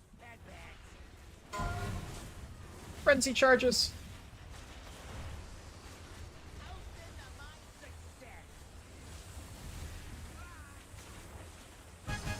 That's the first time I've dropped him so far. Oh, another Mystic token. No shit. Ooh. Streets are clear, and we got all the salvage we need. Meet me at the Galagio. It's time we blow the lid off. Jesus, that guy fucking slams 100. Yeah, that one I'm not going to buy, because here's the thing. I only needed the one token. In fact, I'm going to leave this group now. How did I do? Hey, I beat the other BM Hunter. Considering I'm in an AoE build right now, I'm pretty sure this is an AoE build. This is the Mythic Plus build. I mean, I have 3 talents and stuff that is entirely multi-target. I'm actually quite happy with that. Especially, does this guy have tier bonus? He has 2-piece. I beat a guy with 2-piece. Another 10k? Nah. No. I only need 1 token. That's it. And, like, I might be willing to buy, like, gloves token if it dropped, but that one, Sprocketmonger token is chest, and I have a really good chest piece that I can catalyze. So, like, if I want it, I'm sure. It's a free catalyst charge, basically. But I'm not going to spend any gold on that. Like, I literally would not pay anything for it. Yeah, I'm happy with that. I think I did pretty good. Pants are actually a crazy pickup, though. Holy shit.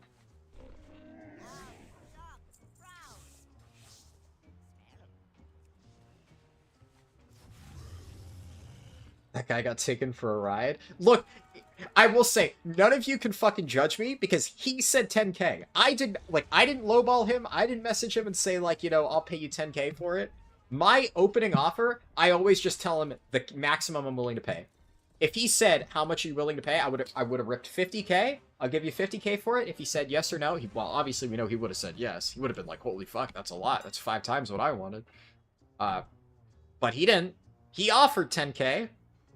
Oh, alright, fucking take it. I'm not obligated to try and give him the best deal possible. That's on him. Know your worth.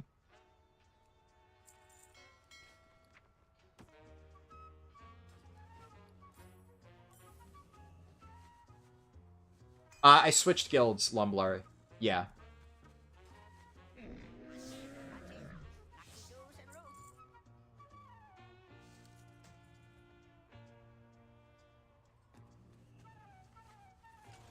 Have I already done heroic? No. I don't really feel comfortable pugging heroic just yet. Like, I probably could, but like, normal is just so brain-dead easy that I know for a fact I could handle it, even with, you know, it literally being the first time I played BM Hunter. So I wasn't really too concerned about that. Heroic, you know, groups wipe on heroic sometimes.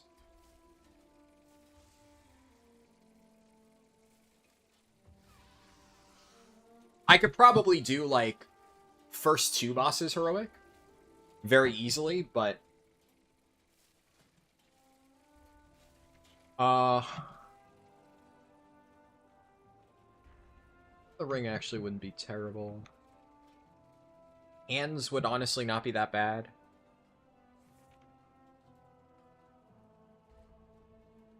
Boots would not be that bad. I already have a really good cloak. Ricka Reverb. That would be a pretty good neck.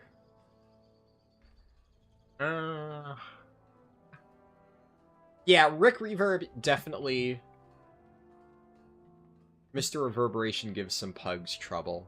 I don't think it's that bad. I think definitely I rip the chest catalyst here and get 2-piece. Like, just, that's a very easy choice. Because I was pretty sure I was going to do this anyway, and now this guarantees me 2-piece. So, we do that. We just, easy. And now I have 2-piece, which is a big damage increase. So now the question is, do I want to just rip 4-piece, or do I want to try and pug early heroic? And I think, yeah, maybe pugging, like, first 3. I'm not going to bother with sticks, because, like, I get heroic tier token, what am I going to do with it? I'm not going to spend Gilded Crests on it. It technically has the highest potential that my current one has, so there's just literally no reason. It's just a waste of my time. I probably would have tried to do it if I hadn't gotten that token on normal, but now that I have the normal token, why bother?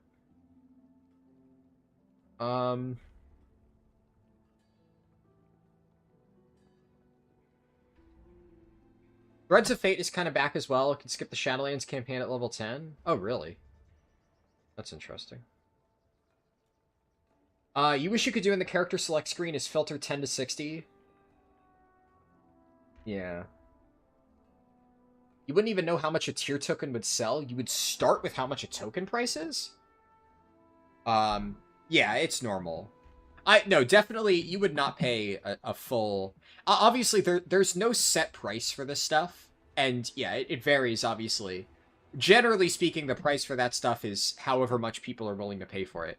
Like, I paid, like, 50k or something for an LFR item last season, because it was a transmog item that I really wanted. So, I ripped 50k out. That's a lot of times, that's my go-to price. Though, I will sometimes go higher if it's something really good. Like, the most I've ever paid is I think I paid 150k for a Sark Cloak back in Dragonflight. Because obviously Sark Cloak was really good. And back then, the way that it worked is like the very rare items, which Sark Cloak was one of them, were like an upgrade track higher. So that was an insanely good upgrade for me. So... I think I offered 100k, the guy said it was a little bit too low, and then I said 150, he was like, yeah, I could do that. I was like, okay, sure. And I was willing to go that high because it was like a very rare item and something that I really, really, really, really, really wanted. Generally speaking, I will never go higher than like 100k for tier tokens. And I think I bought, not recently, but in Dragonflight, I want to say I paid 100k for a tier token once. But it was an Omni token. I think it was also off Sarkareth. Different kill, though. But I'm pretty sure I paid 100k for either a normal or heroic Omni token. Because in that case, obviously, Omni token, it's really nice. It's flexible. But unless it was, like, literally my best tier token slot and the only one that I still needed to get 4-piece, and it was on either normal or heroic, I wouldn't pay anywhere near 100k for a tier token. But in this particular case, the only reason I was even willing to pay 50k in the first place for that token is it's normal, so it can upgrade all the way up to 658. But more specifically, it was legs. If it was any other token, I probably wouldn't have paid above like 25k for it. But because it's specifically legs, which is the worst slot, it was my last veteran piece. So not only have I gotten a really good tier token, I've also gotten 4-piece, and I've replaced my lowest item level slot. That's, like, an extremely valuable item for me. So, oh, yeah. Oh, yeah. I'm gonna pay money for that. But I ended up only having to pay 10k, so sometimes you just luck out. reading logs to you was important to understand why you should or should not be using a spell or talent. You feel you should, but when looking at the logs, you can see how little % damage it does. I adjust. Yeah, I remember somebody asked this the other day, and I think one of the biggest revelations for me when I was learning how to play Prop Pally, which I explained this on stream the other day, is how to properly play Templar. Because, like, Templar, intuitively, when leveling, you press Eye of Tyr, or whatever it is on Ret, but I've mostly played Prot. You press Eye of Tyr on Prot, you get your gigantic hammer, you slam it down, and just, it explodes. It does crazy damage, and everything dies.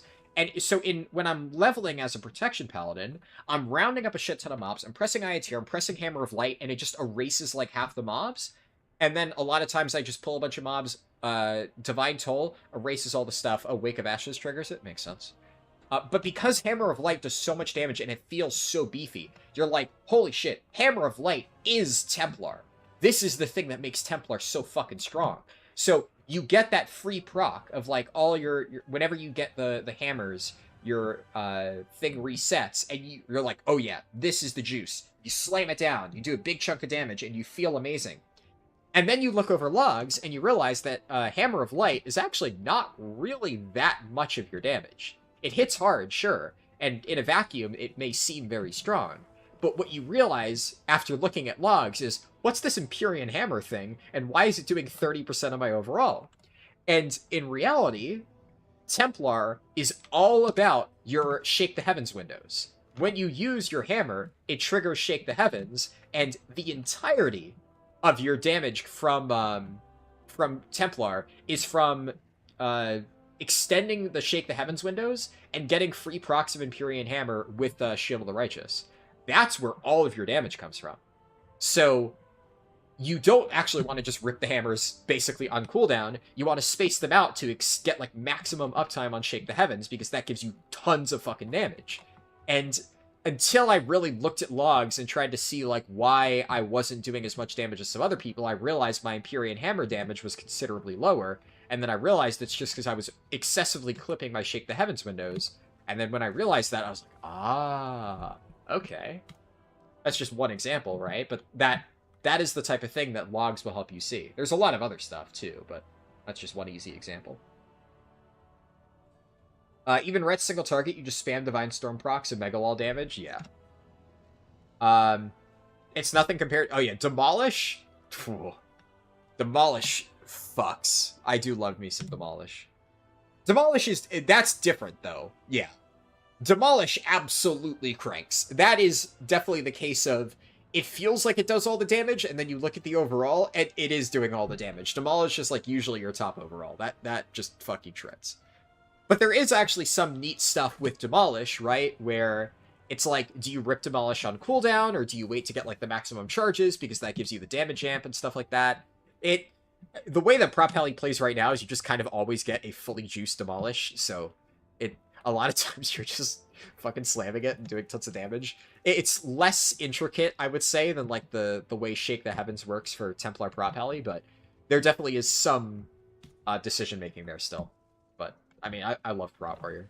Prot Warrior, I think a lot more of it lies in the rage management, and how you spend your rage, and little things like, I think a bigger thing to consider with Prot Warrior is, like, Violent Outburst, and how you spend that, and whether you save that for a potential Shield Slam proc, or rip it on, like, a Thunderclap if you haven't gotten a Shield Slam reset, just to get that Shield Slam reset.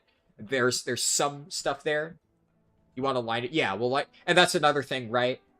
I would say there are some times where you are just getting insane CDR on it, more so than Demo Shout, but yes, if you can always line it up with your cooldowns, yeah. Obviously, that's very good. But so there definitely is some... Well, I'm not going to say... There is definitely a high skill ceiling for Prot Warrior. I think it's not the highest skill ceiling of any tank ever. There's a lot of tanks with much higher skill ceiling. Prot Pally right now definitely has a higher skill ceiling. But that doesn't mean I don't love Prot Warrior. Especially Execute Phase Prot Warrior is really what makes me love the spec. Single target Execute Phase, you go fucking crazy. It feels so fun. It feels really fucking fun. I love that. Um...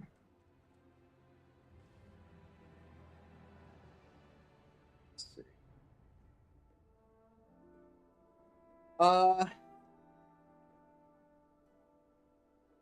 What the fuck? You watched a streamer pay 10 mil for Heroic House of Cards the other day? There's no fucking... I mean, I believe you, but there's no fucking way anybody is, like, that dumb. I'm gonna be honest, I don't care how much money you have, that is a ripoff. Heroic House of Cards is not worth that much. Mythic House of Cards? 10 mil is still a lot. I don't know if I would pay 10 mil for... I mean, I don't have 10 mil right now, but if I did, I don't think I would pay that for my best in slot trinket on Mythic. But on Heroic? Get the fuck out of here. No way. Especially because keep in mind, like, the difference between Hero Track and Champion Track is like... Put it this way. The difference between Hero Track and Champion Track matters in two situations. One, it matters if you are not really planning to do Mythic at all, and you're just like an AOTC player, or somebody who's like only really pushing M+ casually or something like that, because realistically, if you are like going for title or super high Mythic Plus, you gotta be Mythic rating. It's just kind of how the shit's designed. And I'm sure somebody's gonna say, oh, there's this one dude who doesn't Mythic rate and gets title. Yeah, I'm sure that there's an exception to the rule. The obvious thing is, if you want to be the best at Mythic Plus, you want to have the best gear, you need to Mythic rate. It's just duh. But if you are just like trying to casually push Mythic Plus and you aren't really interested in rating, so you're not getting a lot of Myth Track gear outside of your vault, or you're just going for AOTC, then Hero Track is better, obviously, because the main thing that you're going to be spending Gilded Crests on is those last few upgrades.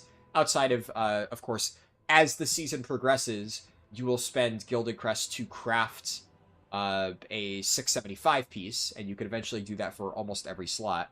Now, you can't immediately do that right now because we're throttled on how many sparks we have, of course, but that is the main thing you'll spend Gilded Crests on. And then for things like tier tokens or trinkets, right, specific trinkets like that, that is a good spending thing for Gilded Crests. It is also Hero Track items are also good for the basically polar opposite end of it, extremely high level Mythic Raiders who have so many Myth Track items already, and they are able to save Gilded Crests because they're like getting stuff that's already mostly upgraded from Raid, that there's like one item in particular, probably not a Heroic House of Cards, right, because they're not going to waste it on that, but let's say a Delve Trinket or something, and even then, probably not, but I guess it would be the difference of if I have, let's say, Funhouse Lens as my best trinket.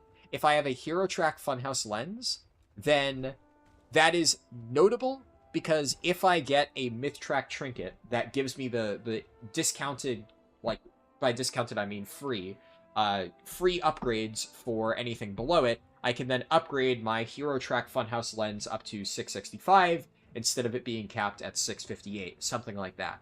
So in that particular case, for very specific items, Hero Track is slightly better for like high-level Mythic Raiders because they can upgrade it ever so slightly and they can afford to do that. For everybody in between, there's like no fucking difference, because right now, like just so we can give an example, and as somebody, right, I am in between, right? I am on the upper end of that in between. I'm like, you know, progressing Mythic, but I'm not like a world first raider who has multiple Myth Track items, or technically I will be in that position by the end of the tier. So if I were in that position where I'm like, you know, cutting edge already, we've killed Gallywix, and I have multiple Myth Track items, and I'm looking to like get, I don't know, a Hero Track Funhouse Lens, then this would matter for me. But if we look at my spreadsheet, right, for my Paladin, I should also note, by the way, I haven't made the Hunter tab. I was going to try to do that before stream. I ran out of time, so I'll do that later. It's not a big deal. Realistically speaking, this is only going to matter for me. I mean, none of this really matters. This is only from like my personal record keeping. But I mostly want to do it for the score section so I can keep track and just easily remember what dungeons I need. And we're not going to be clearing any +10s today, most likely, so I'm not too concerned about doing that yet, but I will probably have it set up for the next stream. But so this is my main character, right? This is my Paladin Giliana, and you can look at my gear, right? I've typed it all out here. So I have like myth track, crafted, all this stuff. Notice how like all of these hero pieces, 658, 658, 658, 650. Oh, that's Cersei Circlet. 658. This actually is 665 now because I got the tank trinket off Styx, which allowed me to upgrade it. So this is an exception, right? Actually, the exact thing that I just described, technically I already am in that category. I've gotten 2 myth track tank trinkets, and because neither of them are good, because they're higher item level, I've been able to upgrade my improved C4AM pacemaker that I got out of dungeons to 665 because I've gotten completely discounted, or aka free, crest upgrades up to 665 now because of the trinkets that I've gotten from Mythic.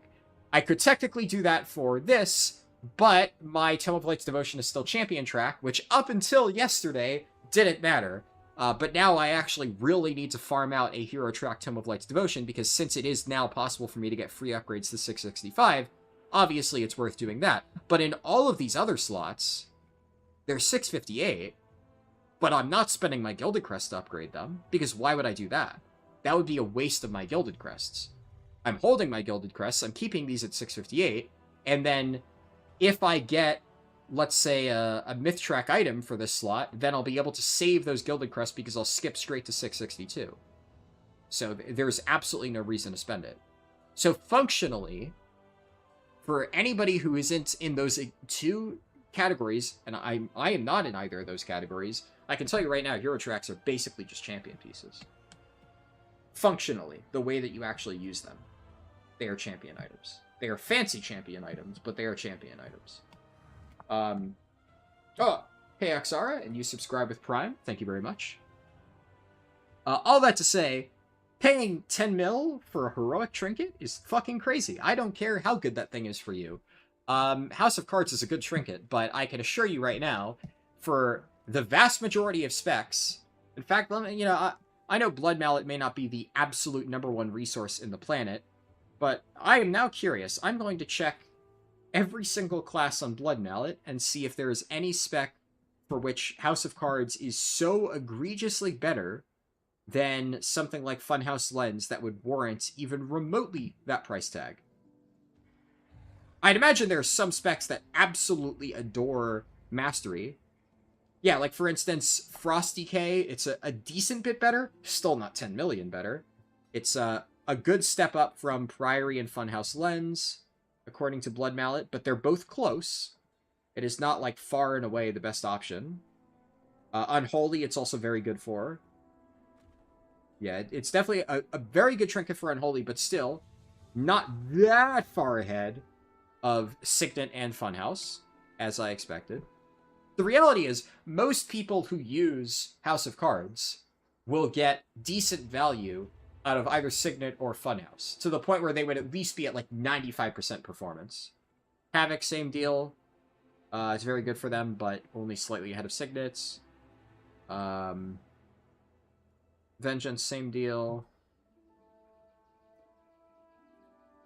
I'm curious, Bam Blow Up, if you happen to know that person's spec, just so that, just out of curiosity's sake, I'm very curious what spec they're playing that justifies 10 mil.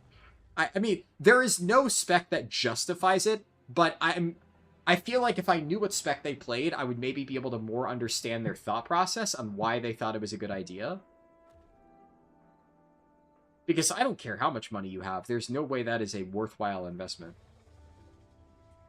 It's like, the most gold that I can remember somebody spending on something, where I remember thinking, like, that is a lot of gold, and I probably wouldn't spend it, but I get it, is like Corruption BOEs in Nyalotha.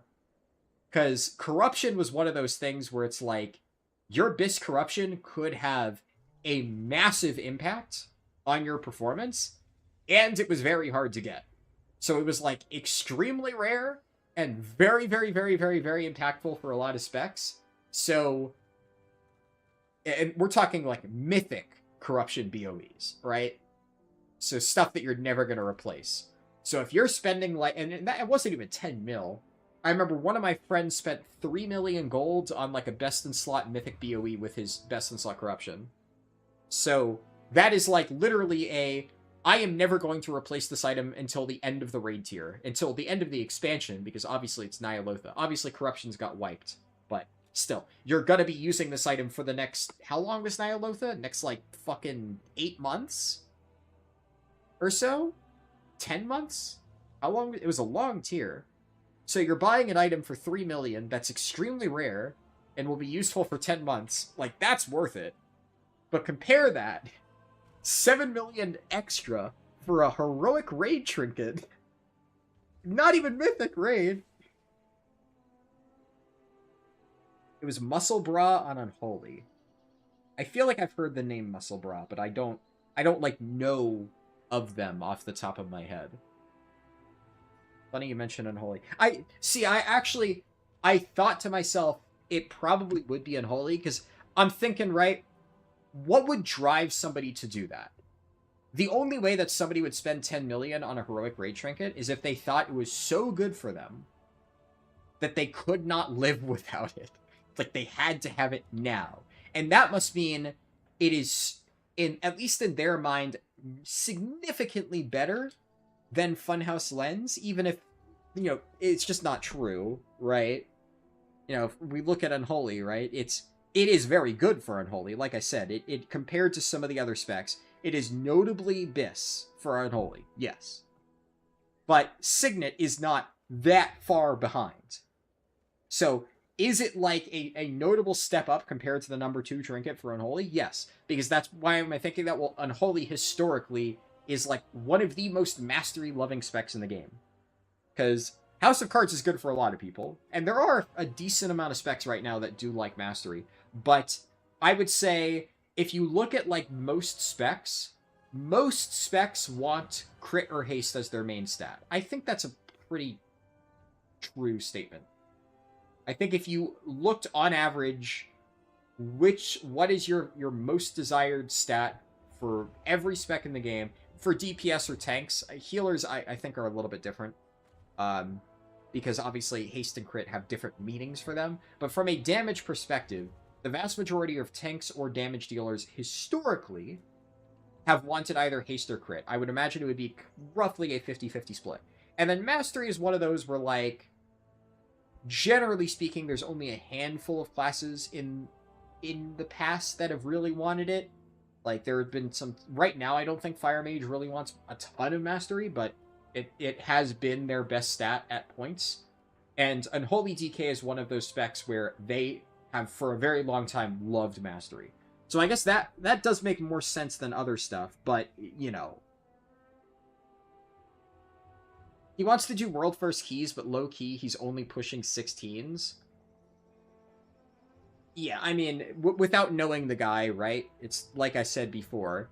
If you're trying to do world first keys and you're not mythic rating, what are you doing? You know, if you really love Mythic Plus, and that's your reason for playing this game, and that's your goal, and all you care about, you just want to do Mythic Plus, and you're like, you know, I don't want to raid because I don't find that fun, respect, you know? But I think if the goal, as you state, again, don't know this guy, so I'm going off what you are conveying about this person. So, as far as I'm concerned, this is a hypothetical person as described by what you're saying. If we are talking about a hypothetical person who wants to push for world first keys, but is not willing to set foot into Mythic Raid to get the necessary gear to do that, I would almost say that that's an insult to the people who are doing that, right? And if I was somebody who was pushing world first keys, I would be like, really? You know, you're not willing to, you know, go the extra mile? Because I know the people who are pushing for world first keys, who really are pushing for world first keys, they're in Mythic Raid guilds. Even people who probably don't care about Raid are in Mythic Raid guilds, because they know that they need to get the gear. Actually, I know a lot of them actually get fed gear by their guilds, because they know, like, this is the Mythic Plus guy, and, you know, he's here to help us out. And they're usually very good players, don't get me wrong. But obviously they need the gear. They need the gear from Mythic Plus, so they're going to get more value out of their experience in the game as a whole with that gear than, like, the average raider would. So that has been what I've seen, generally. But funny that the gambling boss spawned that situation where somebody would throw 10 mil. Yeah, true. Of all the bosses for it to happen on.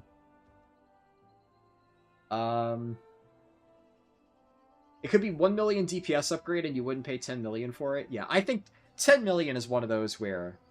I think that's just a ridiculous price to pay. Right? It's like... why? Why, right? It's like, it's not poker. You don't need to bluff people off. You know? I'm pretty sure if you said you'd pay 1 million for it, they'd be like, fuck yeah. Because, like, look at it this way. If you're really trying to get that trinket, are you going to... Are you really going to tell me that there is another human in that raid who's willing to even pay 1 million gold for that trinket? And do you really think that if you tell the average person in your raid group, I will pay you 1 million gold for your trinket, that they would say no? Dude, my fucking best in slot trinket could drop off some raid, and if someone whispered me and said, unironically, I'd pay you 1 million gold for that, I'd just be like, yeah, fucking take it, dude. I'll get the next one. Like, I could do this raid enough. I don't give a shit. Give me that 1 million gold. I'll take it. It's rare that the only time that I can remember being offered a pretty hefty sum of gold and not taking it is my owl, which I should be using, actually. I don't have it on this character. This is one of the very few times where somebody in my guild offered me gold for this thing, and I actually said no. I said no. And that was for two reasons. One, I kind of wanted the mounts. Two, at the time that I killed Farok on this, I wasn't 100% sure. There was a vague idea that I might take a short break for a few months. So the fact that I got it, I'm like, I don't really know how many Farok kills I'm gonna get, so I might take a break. I might not end up re-killing this boss a lot. I didn't end up taking a break, so I would have eventually got my owl.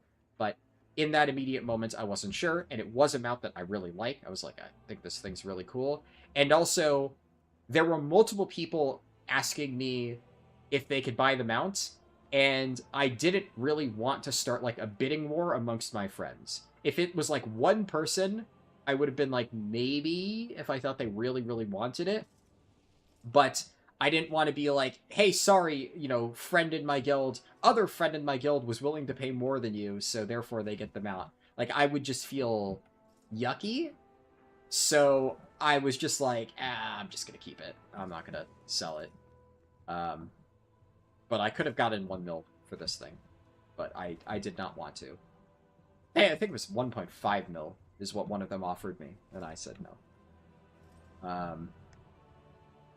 And then on the flip side, I got the Mythic Ansarek mount off our very first Mythic Ansarek kill, and I gave it away for free. So, yeah, there's definitely differences in how I've handled my cutting edge mounts over the years. Now that Delve Trinkets are Abyss, I wonder if Blizzard would add Mythtrack to Vault to keep player engagement high in Delves. Well, that's the funny thing about Delve Trinkets, right? Keep in mind, a lot of Delve Trinkets are Abyss at Hero Track already, without even needing a Mythtrack. I would be very concerned with how they would handle that.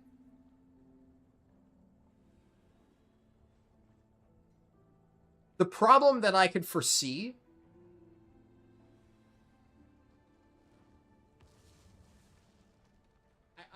I'm hesitant to say that they should do that. On one hand, I would not hate the idea of having Mythtrack Delve Trinkets, but you would need to implement that properly. I think the only way that I could see that being implemented well is, like, Tier 11 Delves. But the problem is, Tier 11 Delves are not... Like, how do I put this? Absolutely nothing that you could ever do with Delves would be comparable in terms of rewards to a +10 or a Mythic Raid. +10s are already significantly easier than killing a Mythic Raid boss, other than, like, Vexy, right? But you know, different story. But it's like, if you wanted to get a Mythic Vault slot, you're either going to pug first 2 Mythic, well, unless you're in a Mythic raiding guild, obviously. But what I'm saying is, if we're talking about like how somebody's trying to get Myth Track gear, assuming you're not in a Mythic raiding guild, you either pug first 2, or you do +10s. But then, like, what could you possibly do in a delve to even remotely come close to that? As it stands, absolutely nothing.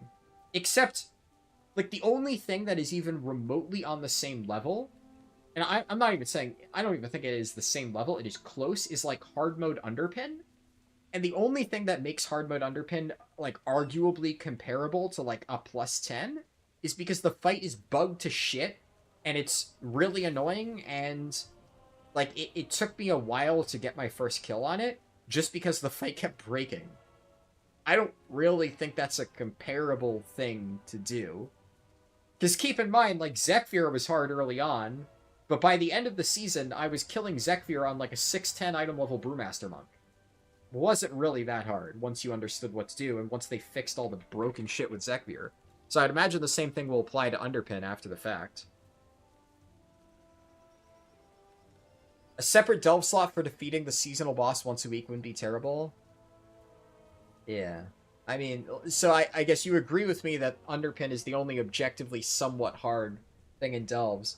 But I don't know. I don't love that idea. And I get what you're saying about, like, theoretically, it would be a separate slot. I don't necessarily think it should be a separate slot.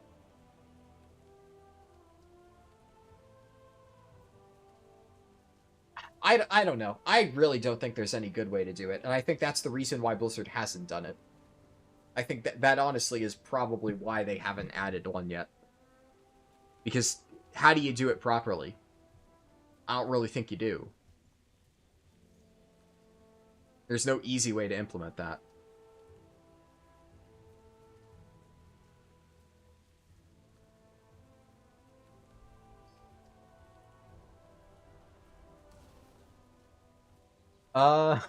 That guy must be sweating each time Vault Day approaches, thinking that your 10 million trinket could appear with a tertiary stat. Yeah, you pay 10 million for a heroic House of Cards, and then one with Leech pops up in your vault on Tuesday. That would fucking suck.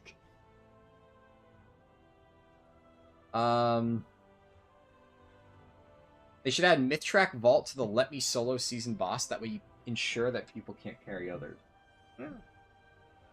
I feel like the cosmetic reward is enough incentive for that, though. You don't think Delve Gear should be BIS needing to do 8 keys, and Raid is already enough per tune if you want to do without Delves? Yeah. There's no easy way to take Mythtrack away from people. Yeah, that's true. So if they add it, then ripping it away would be...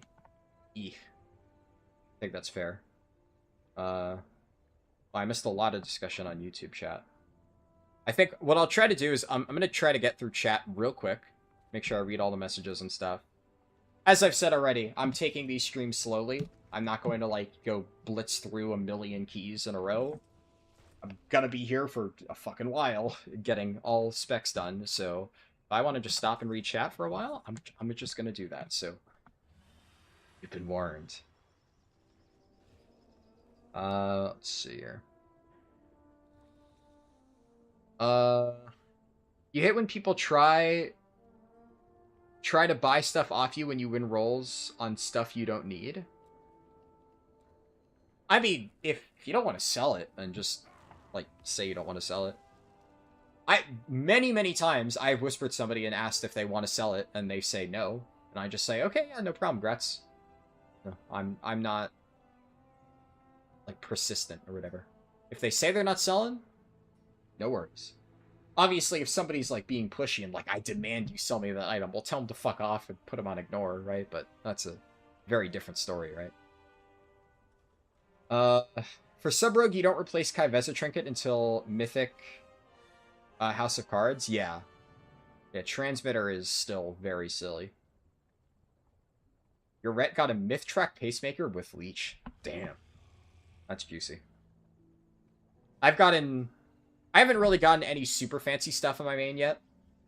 I've gotten a lot of myth track tier pieces on my Paladin, which is, like, nice, I guess. I mean, they're upgrades, I'll take them, but I'm still holding out for that Tome of Light's Devotion myth track, and it has not happened.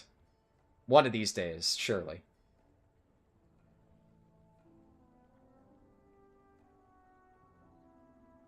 A PvP trinket is number 4 for Sub-Rogue. well, the badges and stuff have always been really good for a lot of specs. That's been a recurring theme.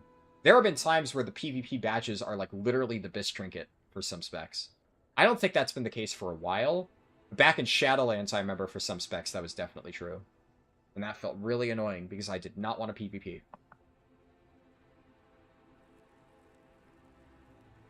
All specs tonight. Yeah, I don't know about that one.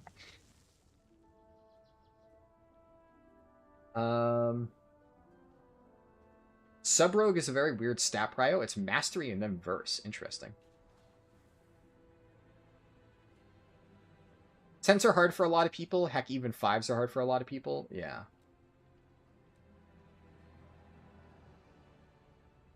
Trying to get lame stats for Rue. Every drop is Windwalker stats. Yeah.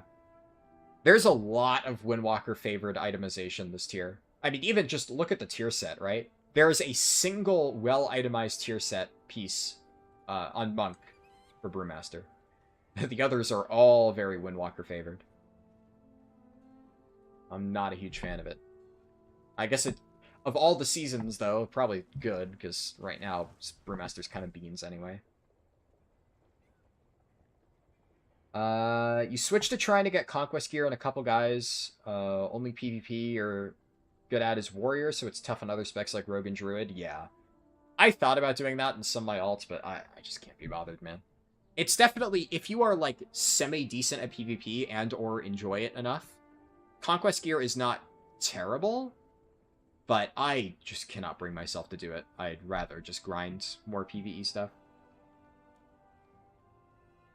You did Underpin Friday release week. It's not enough of a challenge. Yeah. I think Underpin to me, well, they fixed a lot of the bugs, right? So Underpin was a bit of a challenge when I first did it, but I don't know how many of the bugs they fixed. When I did it, I had like multiple sub 10%-ish wipes that were just like something broke. And having to deal with the bugs in that fight made it very hard. But it's one of those things where, like, it's hard to say whether you can really count that. I think the important thing to me is that the bugs didn't make it feel difficult in a fun or interesting way, so I don't really count that. They can make Myth for alts if you have Harbinger of the Gilded. I feel like that might be too steep of a requirement. Harbinger of the Gilded takes a while to get. Like, you need to be actively Mythic rating to ever have a chance at getting that, realistically. I guess nowadays, since you can do it with crafted gear, maybe at very late into the season, you could get it if you just get enough Gilded Crests and craft it in every single slot, but I don't know.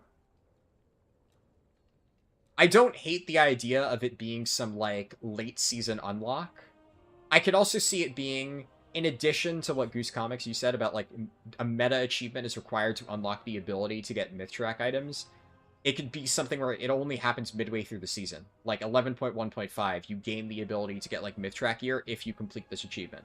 That way, there's not only a heavy requirement required to get that ability to get it, but it's also time-gated so that you can't just, like, easily farm myth track gear early on for mythic progression or something. I think, out of all of the ideas I've heard, something like that probably would be the only one that I could reasonably see Blizzard implementing, but who knows.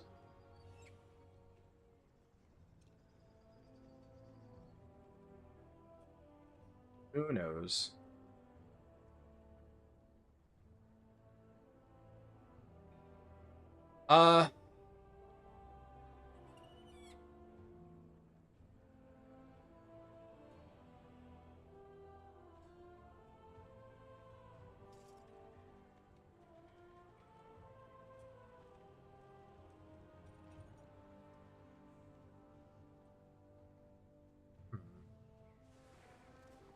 I'm gonna go make more coffee real quick. Just because I've been out of coffee since before I started the stream, which has been 2 hours. Woe is me. And then, I think I'm just gonna do some keys. Because I wasn't sure how much I'm gonna do before jumping into keys, but at this point, getting that very early tier token, it's like, kind of fine. I don't really need 4-piece just yet. I could get it right now, and I thought about doing that. I've been kind of like, as I respond to comments, I've been debating in my head, like, what should I do about that? But I think probably what's best is to do... I'll see if I can get into, like, 6s or something. For whatever reason, my Raider IO isn't showing on this character. I don't know why. It's a little bit annoying, but whatever. I think I might start with a Floodgate on, like, a low key, because I don't have a key yet. I technically could get a key, but I want to see if I can get into, like, a +6, get a key that's at least, like, already midway pushed up, instead of, like, just getting a +2. And then I can try pushing my own key and see how that goes. And realistically speaking, I would like to get a Pacemaker. It would be crazy if I got that very early on, but a Pacemaker would be a pretty nice thing to get early. Because that is... like I said, Suspicious Energy Drink is very good, but it's like right up there next to Pacemaker. They are extremely comparable. So... I would be fine with that. I would be very happy with that. Pacemaker is very, very, very strong. No, Pacemaker is for... Pacemaker is... It's agility or strength. So you need to use agility or strength. So it's not for casters. But Hunter, I mean, they still use agility, right? So BM and MM can use it. +7 would be nice to get a +6 from the start. Yeah. If I could get into a +7, I don't know if it's really impossible, right? Like, I don't have terrible gear. And especially if I can just, like, link the Keystone Hero achievement for that particular dungeon, just to show them, like, hey, I've done this. This is an alt or something like that. It's not unreasonable for somebody to invite me. I do bring Lust, so... And BM Hunter is just, generally speaking, pretty good. So...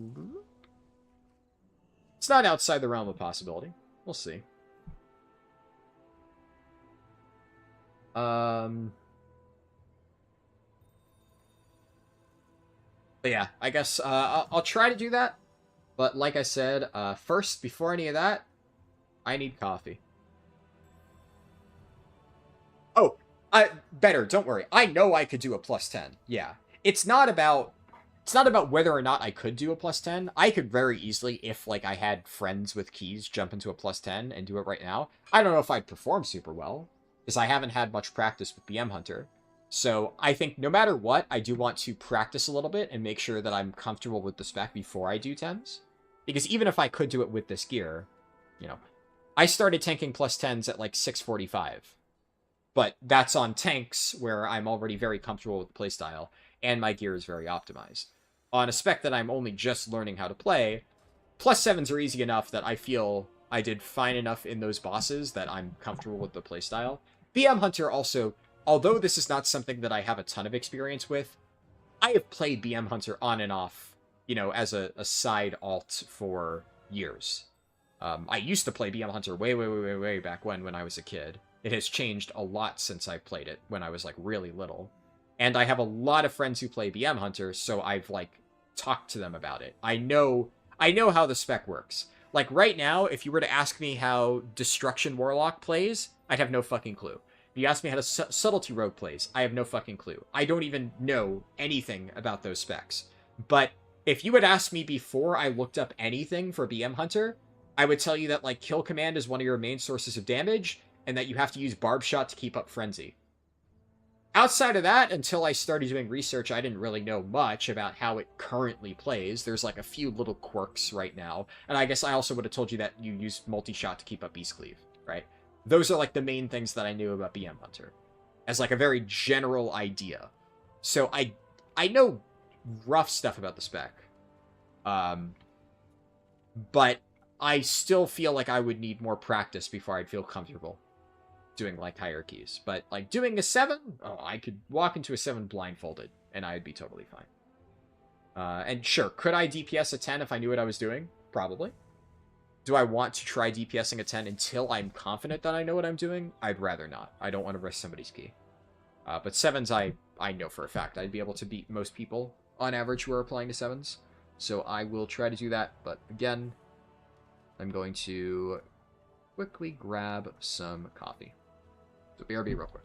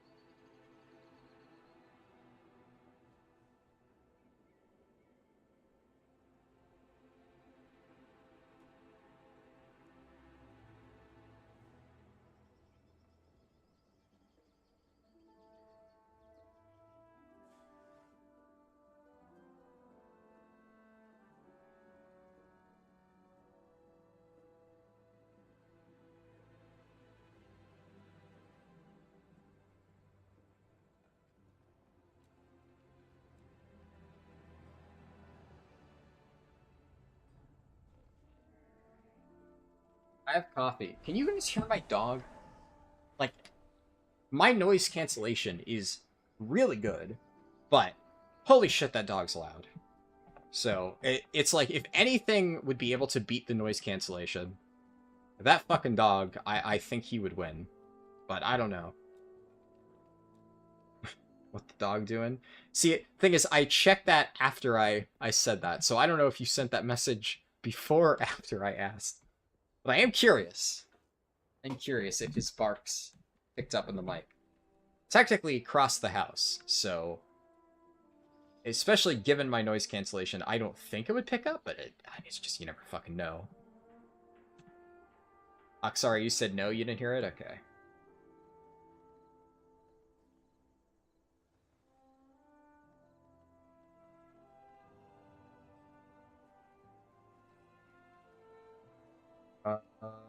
Let's see.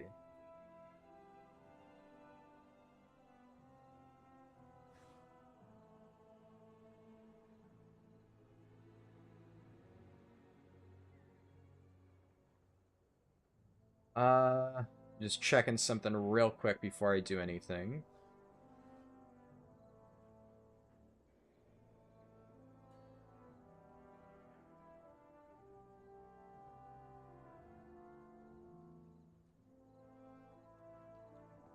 Alright. So I'm looking primarily for floodgates then. I'll start by looking for floodgates if I can find, like, a decent floodgate group. Cool. If I can't, then so be it. Uh...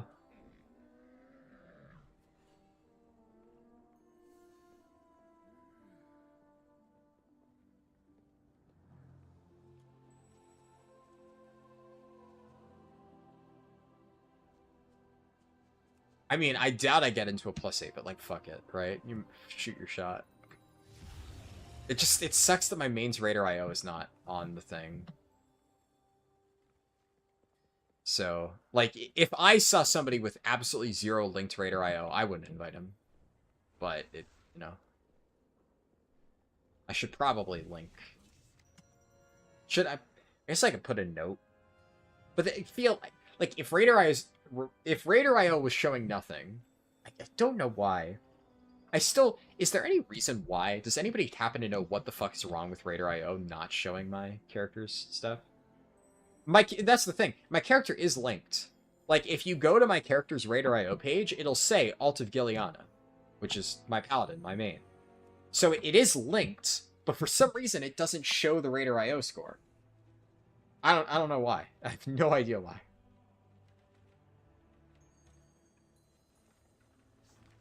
It does it on all of my other characters. Or at least most of them. All of the ones that I've checked, it does. It's like just this one. You need 200 plus. Oh, okay. That makes sense. Yeah, because a lot of my characters, I have like 300, 400 score because I've done like 1 or 2 keys. Well, that's stupid. I don't know why it can't just always show it. Now the question is, will it automatically update? Like, if I get 200 score, will it then start showing my main? Do I need to, like, literally just get 200 score, then I can start getting into keys because it'll show my main? Or is it one of those things where you have to wait for, like, the daily reset for them to update it, for it to show properly? Because Raider IO fucking updates like that. It's weird.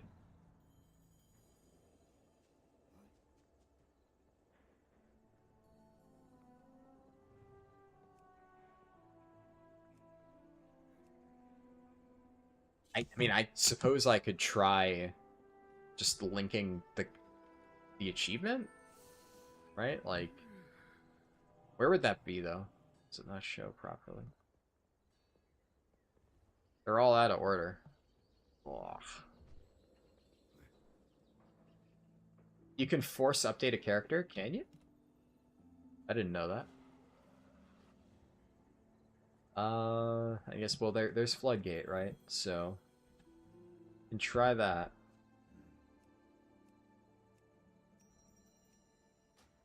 We'll try this and see how it goes. Okay, I love how he actually went out of his way to decline me. That's rare.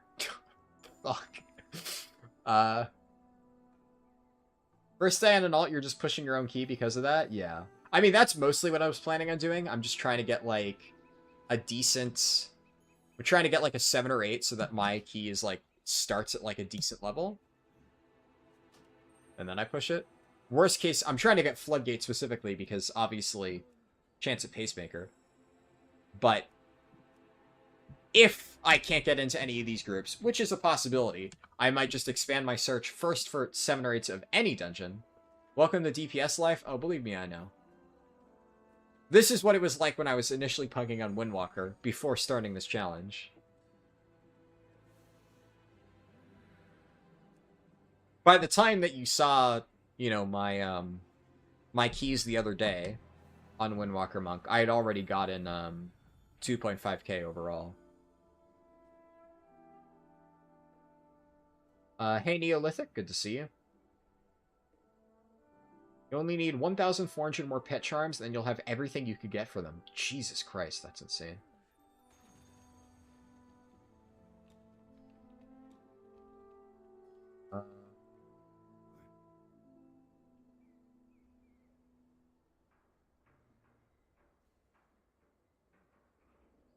You like declining because at least then you could search for a different group? That's fair. That's actually a very fair point. Yeah. Look, honestly, at this point, I'll take any decent Floodgate. First, what I'll do is I'll do 7 to 8 of any dungeon.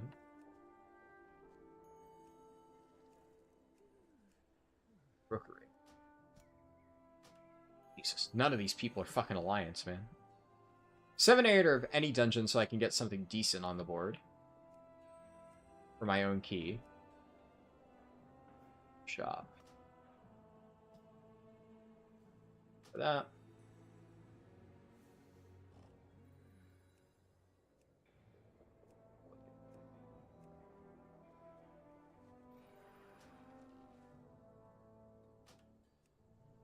And then if this goes for like 5 more minutes and I can't find anything, then I'll just lower my standards, right?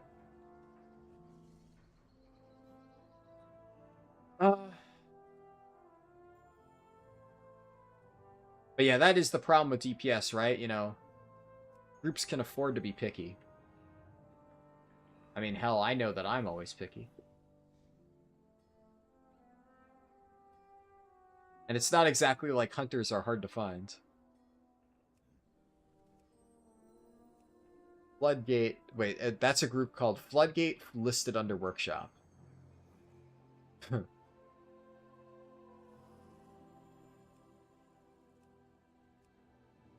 That guy's Motherload.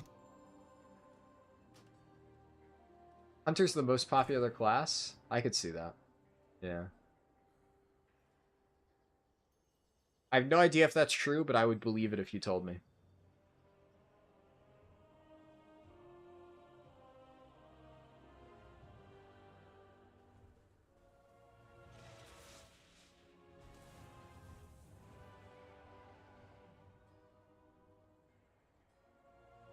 It's almost impossible to get into Floodgate and alts because the queue is filled with overqualified people farming the same trinket. Yeah, that's totally fair. That is totally fair.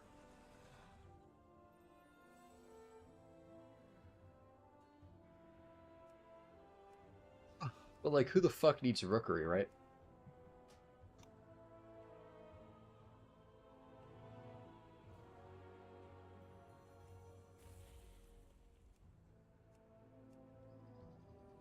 Get our pain.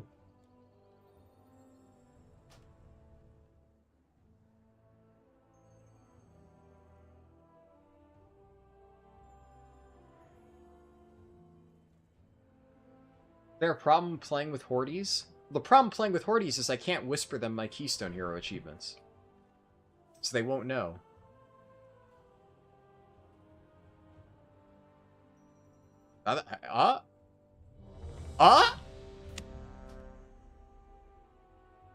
Let's go. Alright. It's a shitty dungeon. Fucking Rookery is nothing that I need, but it is a +7.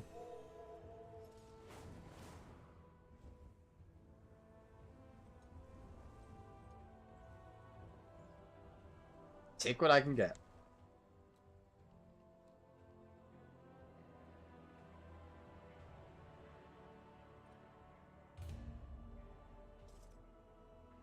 I can carry your 6 Rookery after this. I don't know if I can carry anything right now. The jury's still out on that. We'll see.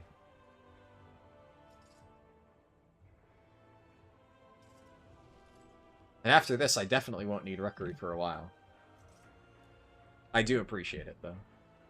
I think, I'm still unsure how I want to handle, like, people helping with the challenge. It's one of those things where...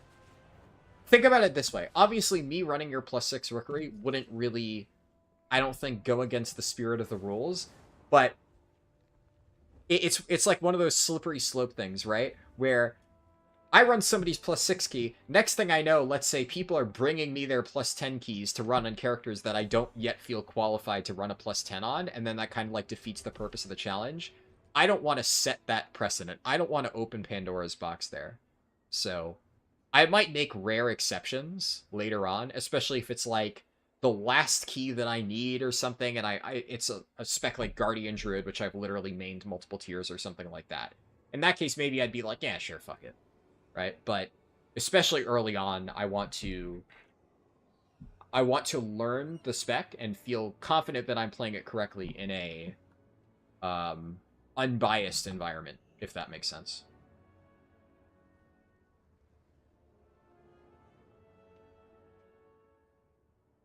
Nepo baby, yeah.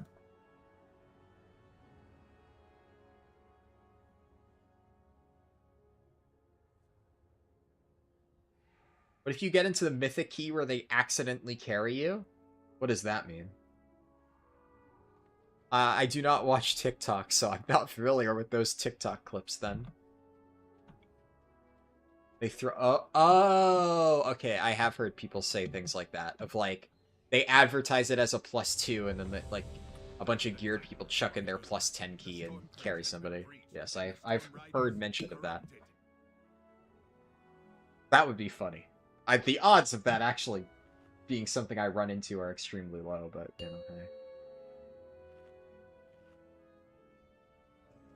5, 4. And I would imagine 3, people would probably only do 2, that with, like, literally 1. +2 keys, right? To get the full effect. Thank the Titans Carrying some who are nude. here. The storm perch has been breached, and the storm riders corrupted.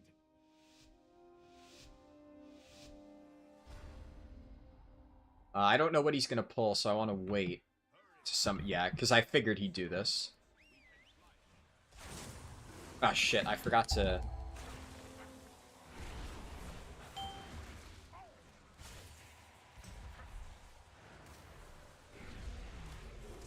Oh, I don't have Beast Cleave up. Ah, shit, dude, my damage is fucking beans. That's on me for forgetting Beast Cleave. And... Okay. Yeah, we're not off to a great start here. We're definitely not off to a great start. Oh, that's on me for forgetting Beast Cleave, though, and completely fucking up my fucking burst rotation, so... Not happy with that.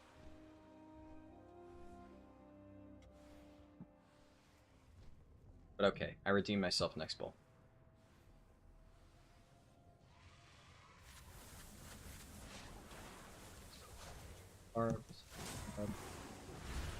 Wait, I need to do this first.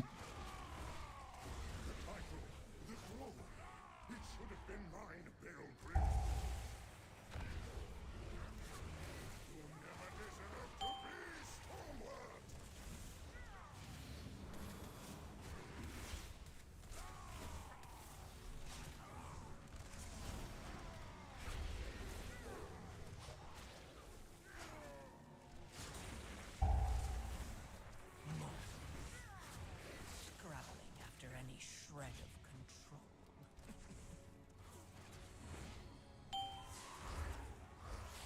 Okay, that wasn't perfect, but I did a lot better, all things considered.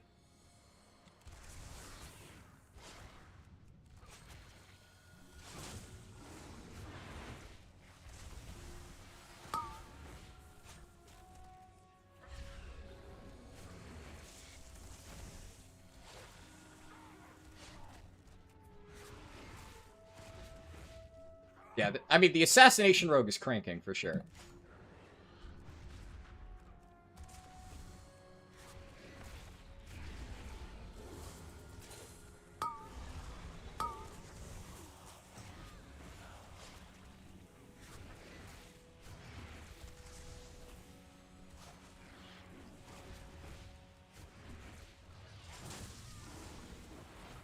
Shit.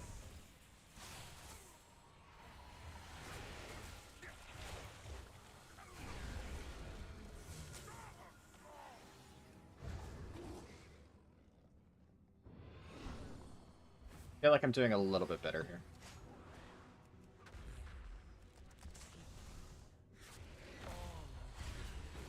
Feed on the void. Let its darkness fill you.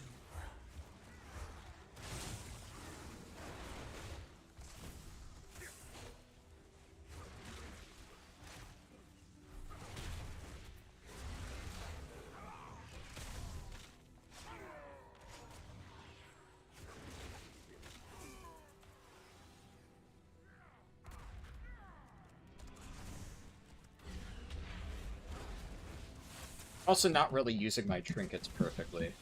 I need to get better at that.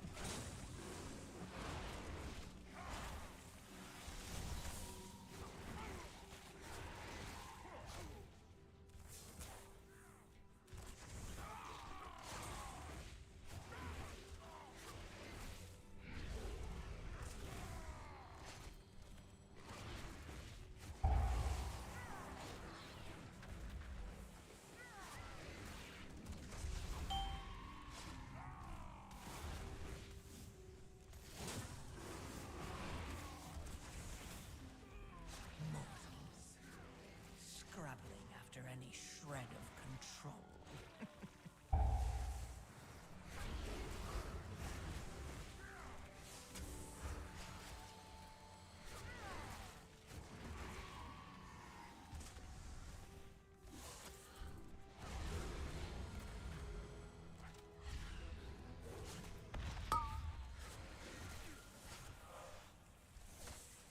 Basically.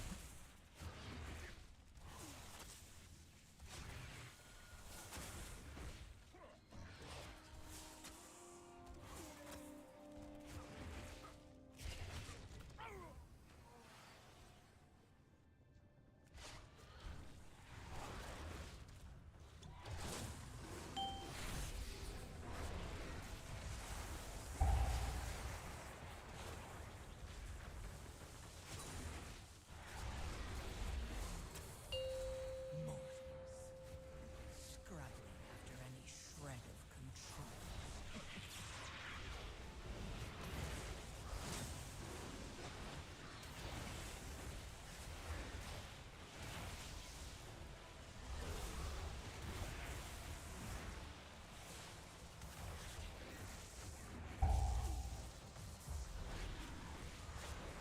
Oh, fuck, that's my job.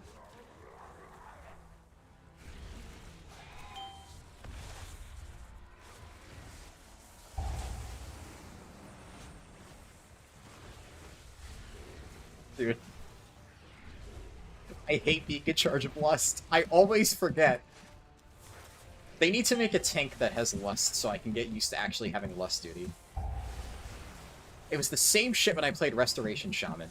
Everybody would just spam ping me, and then midway through the fight I'd be like, oh fuck, right, that's on me.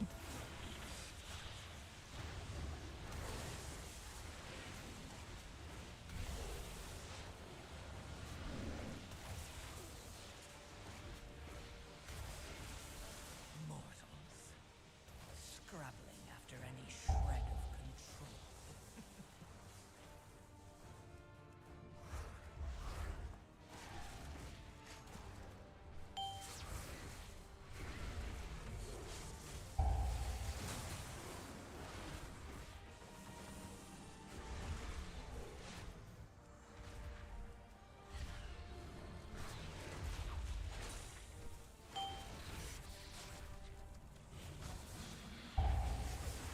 Wait, I already have Bestial Wrath back up? What the fuck?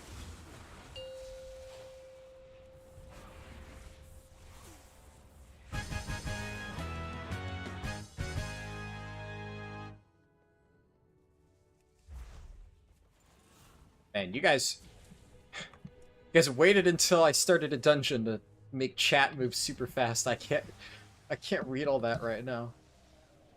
I glanced at chat and I saw at that point uninstall WoW and play Guild Wars 2, and now I'm very curious at what the context for that is. But I can't read right now. Locked in. I'll read after.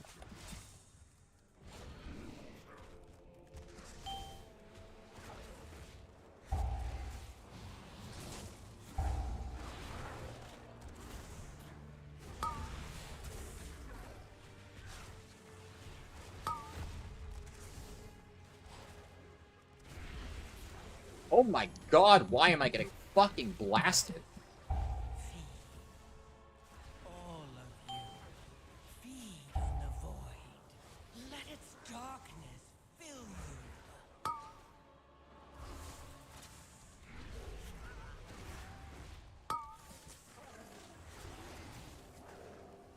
I'm gonna turtle here because I'm very scared. I don't have a cancel aura for turtle. Shit. I need to make one of those.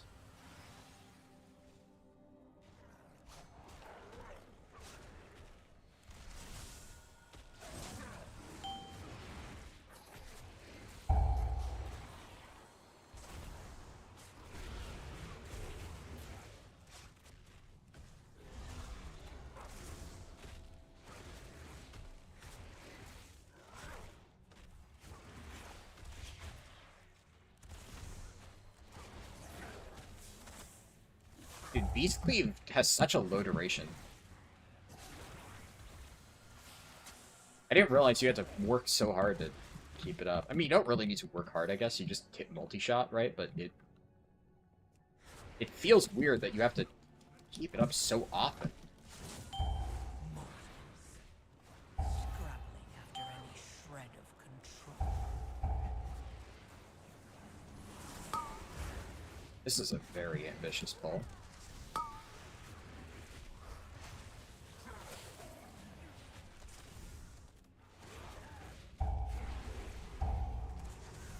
I eat my balls.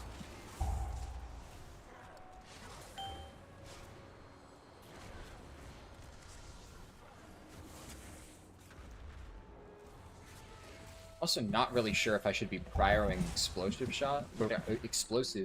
shots over this other stuff. The guide I read, it said no. It was like low prio, but maybe that's single target. Maybe on AoE it's more important. Doesn't really feel like it's that much of my damage. I feel like just Beast Cleave is most of it.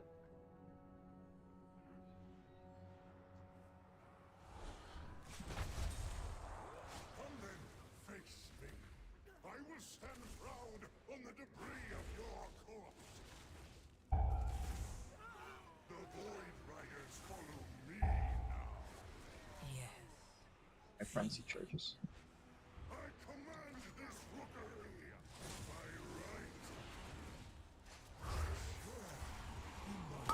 right. That is my directive. Your death is my directive. My strength Yeah, that guy's dead. by my power. I do not want that shit. That away from me. The might of my hammer. BM Hunters don't have battle res anymore, right? Obviously, I could have engineering B-res. I don't on this character, but like I could. But I know way back in ye olden days of Mists of Pandaria, you could do like all crazy shit on Hunter. Not so much now. I directed.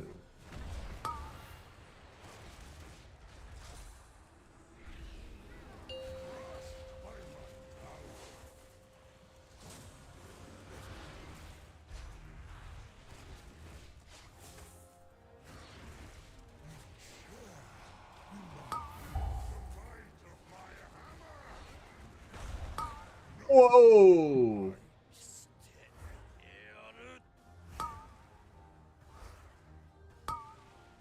What the fuck?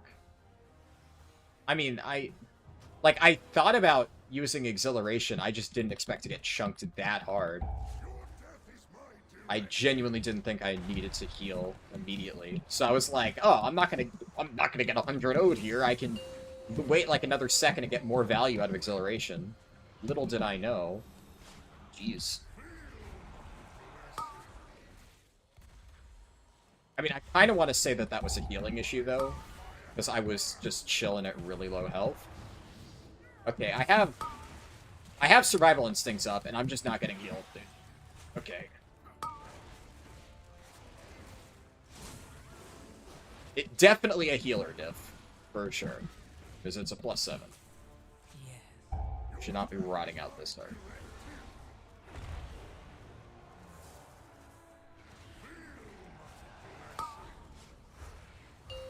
Yeah, and like this guy's running away from me when I'm trying to get him to eat my ball.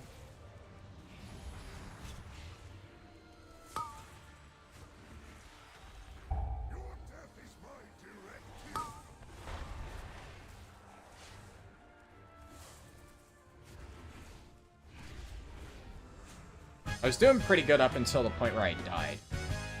Then it all went downhill. Because I kind of panicked. I'll be honest.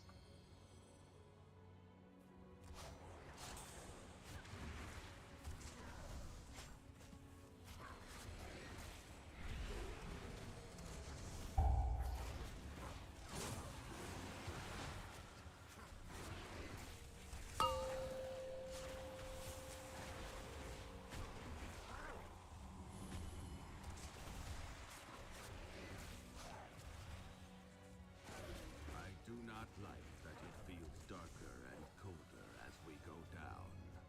But there are more survivors to to rescue. The lift is out. What is that? What? Yes. Feed. All of We have to take it down.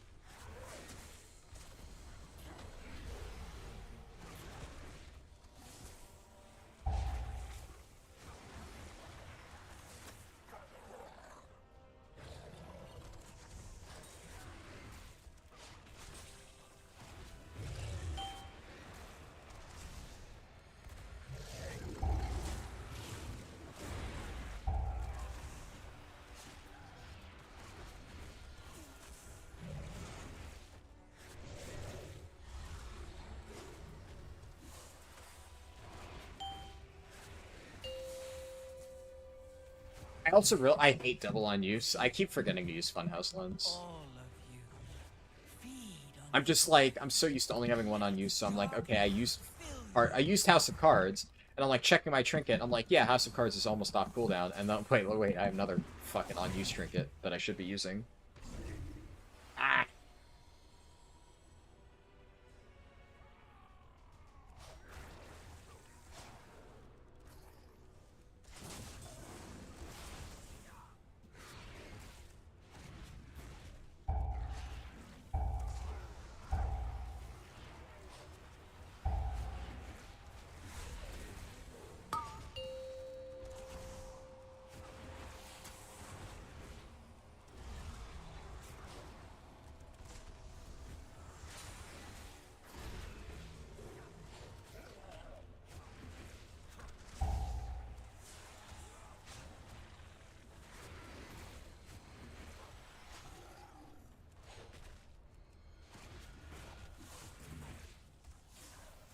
scrapping after any shred.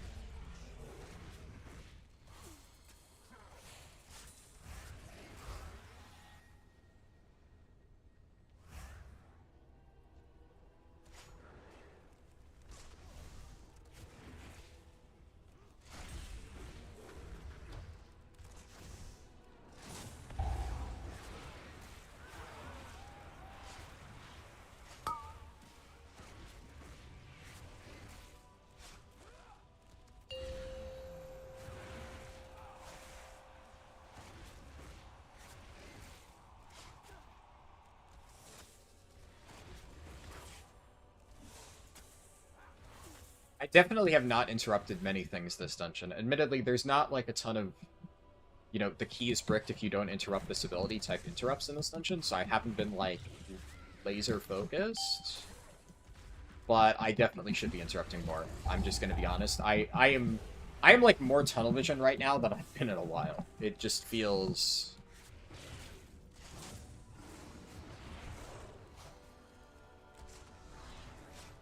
very jarring.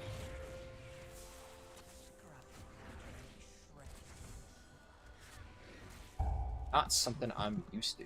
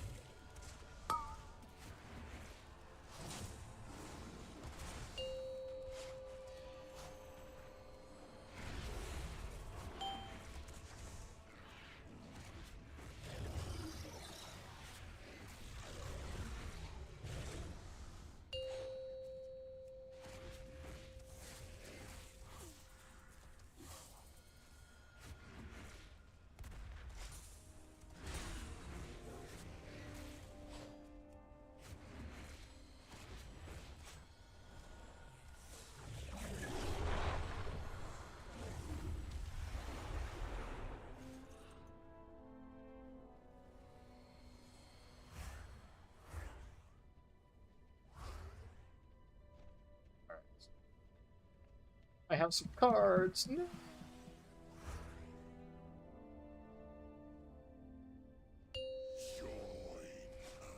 Okay, they're saying Hunter stay in mid. Can do.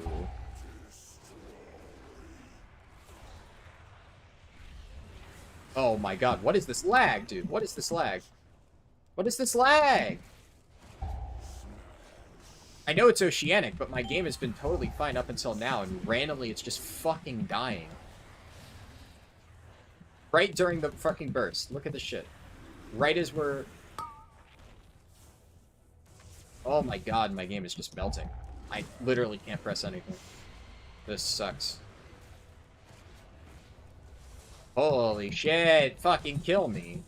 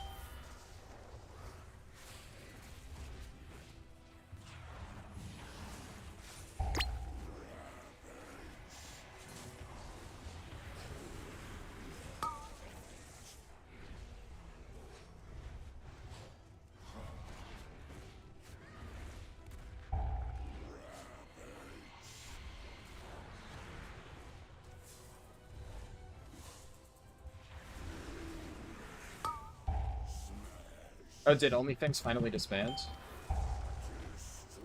That's nice. I feel bad for them, but I'm gonna be real. I'm glad, because that way I don't need to deal with the stupid fucking DDoSes anymore. It sucks, but I mean, it's just the reality. I'm so fucking tired of just not being able to play during the afternoon. They did not disband? Ah, damn.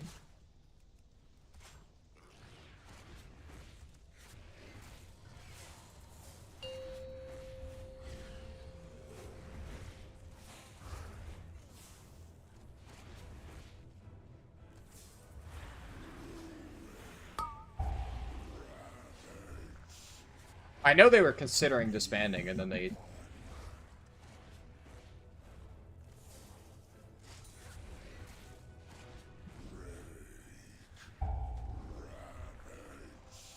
Tank DC.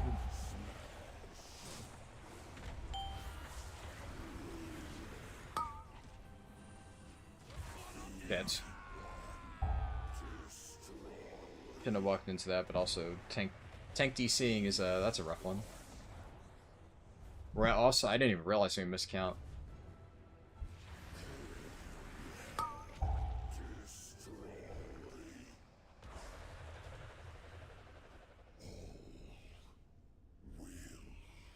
Well, let's hope he comes back, because that's unlucky.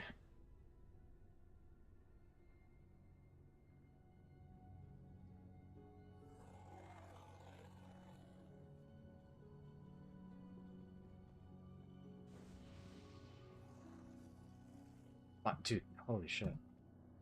Guy just fucking walking.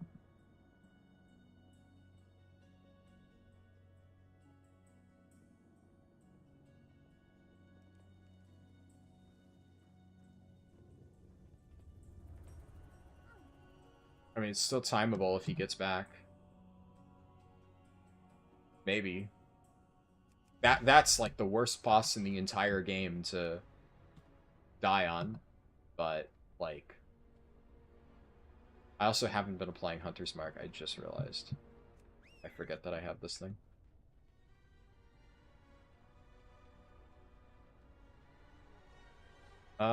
Shit.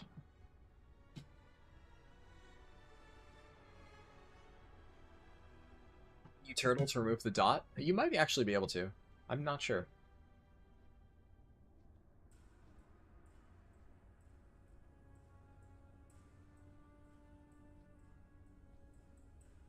I think it might require a talent or something.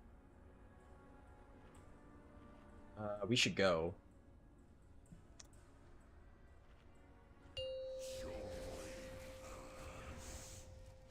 should have. Yeah, barb shot first. Then I poke him in. Alright, well, I gotta play really well here.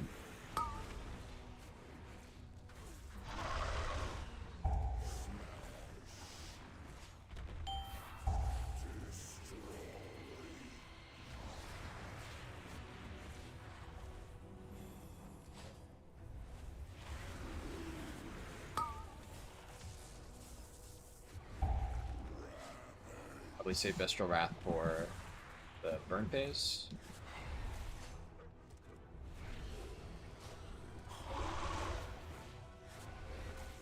Are you right about now?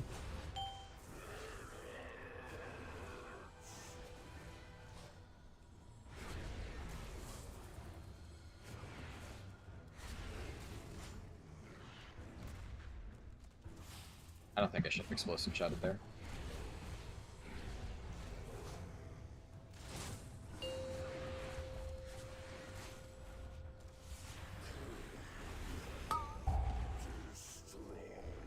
I like how I said the thing about Hunter's Mark, that I just fucking forgot to use it again.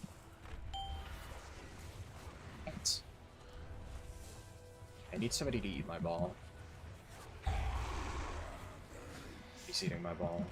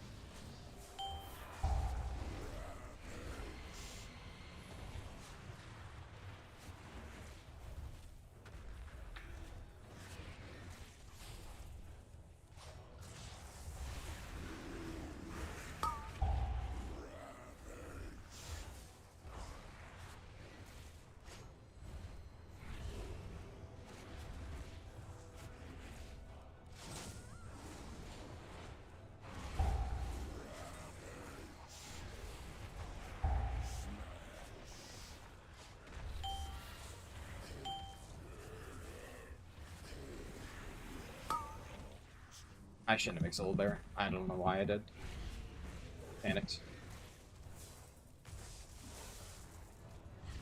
I drop Frenzy 2. I'm not playing well right now. Shit, dude. Shit.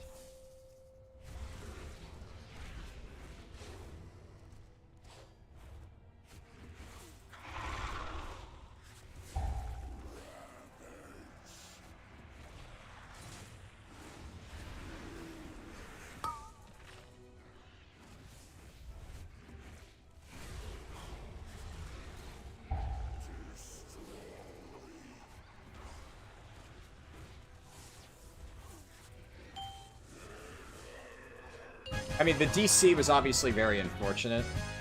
Just like, what are you gonna do there?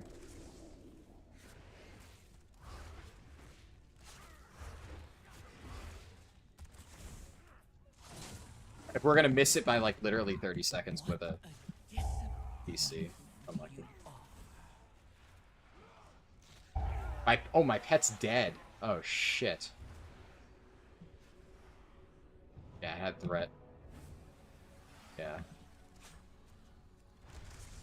Unlucky.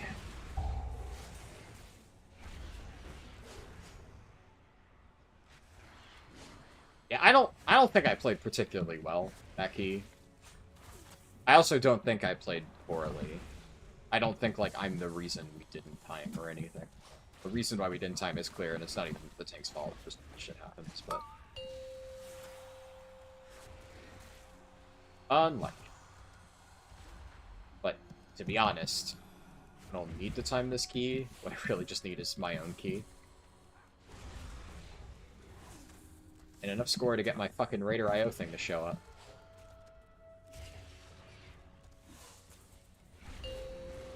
Actually, I'm gonna take this off. Motherload. Okay, sure. It's a 6.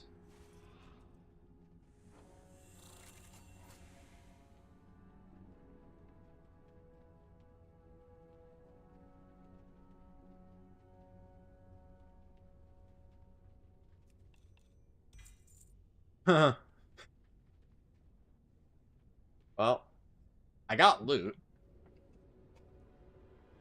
You don't have to apologize for spam. I haven't, I mean, I haven't been able to read chat, right? But I'll try to catch up as best as I can right now.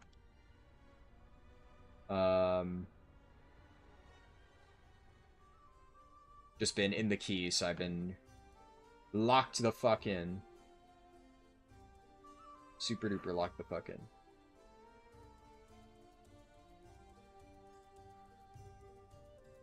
Just checking something real fast.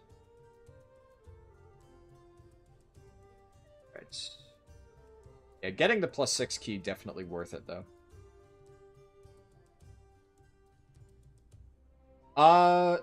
Is it even worth applying Hunter's Mark in general in M+ when things fall below? So, on that boss, yes.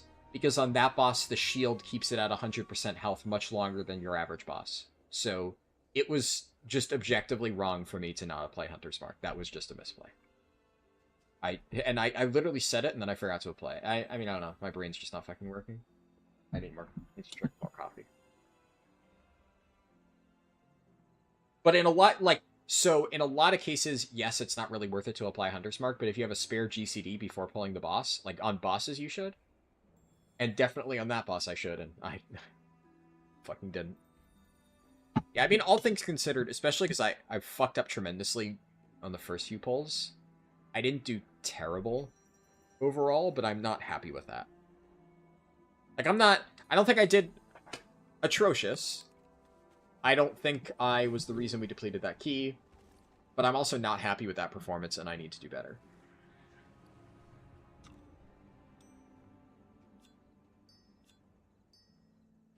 I also need to be better at remembering to use this trinket. I'm just gonna send 10 runed crests here so I can get the free upgrade. It's minor, but better than nothing. Is everything else... Yeah, at the very least 645. Let me skim chat real quick. On YouTube. Wow, you guys talked so much. Holy shit.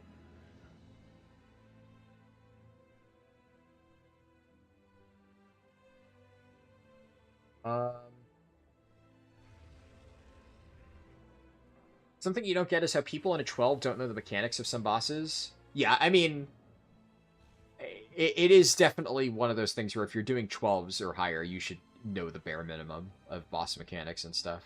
You would hope people know that at 10s, but yeah. I think DPS, it's kind of the entire thing that I was saying earlier about, like, you know, tanks and whatnot. If you don't really know certain boss mechanics as a tank or a healer, your group's dead. You're fucked. But you absolutely can skate through all 10s just doing the bare minimum, doing shit DPS and not understanding how mechanics work. Like, you're not always going to time the key, but you absolutely can time keys as a DPS doing that. As a tank or healer, not really. If you just blatantly ignore every mechanic, you're going to die. On some bosses are very easy, but others you will just get killed. So.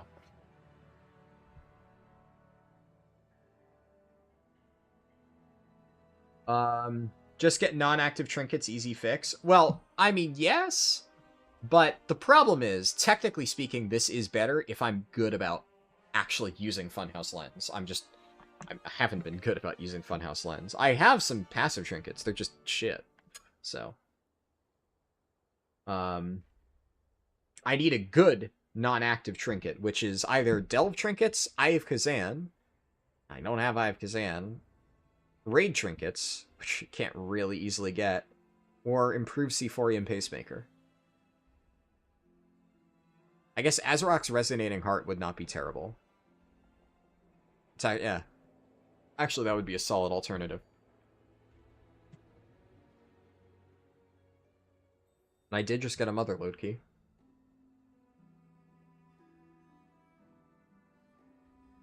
That's something you don't like about CDR classes. You can't just macro your trinkets to your CDs. Yeah.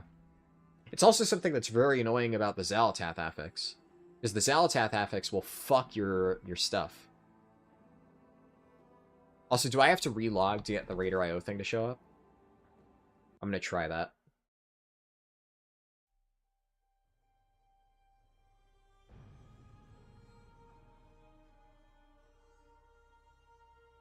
Warrior should get Lust War Banner. I'd be down with that. That'd be cool. You wish you had more confidence to do mythics on your Frost Mage at item level 650? Yeah, I think especially as a DPS, if you're still learning, it can be very difficult to take that first step. Because I think once you get comfortable with it, like 650 item level is enough to, like, definitely enough to dip your toes into M+ and stuff. But getting that, like, taking that initial leap and trying out keys, it can be very hard. But obviously, once you get comfortable with it, you'll realize, like, oh, hey, yeah, this isn't too bad. I mean, I say that, and I was kind of stressed that entire key, but also that was literally my first key as BM Hunter. So, you know.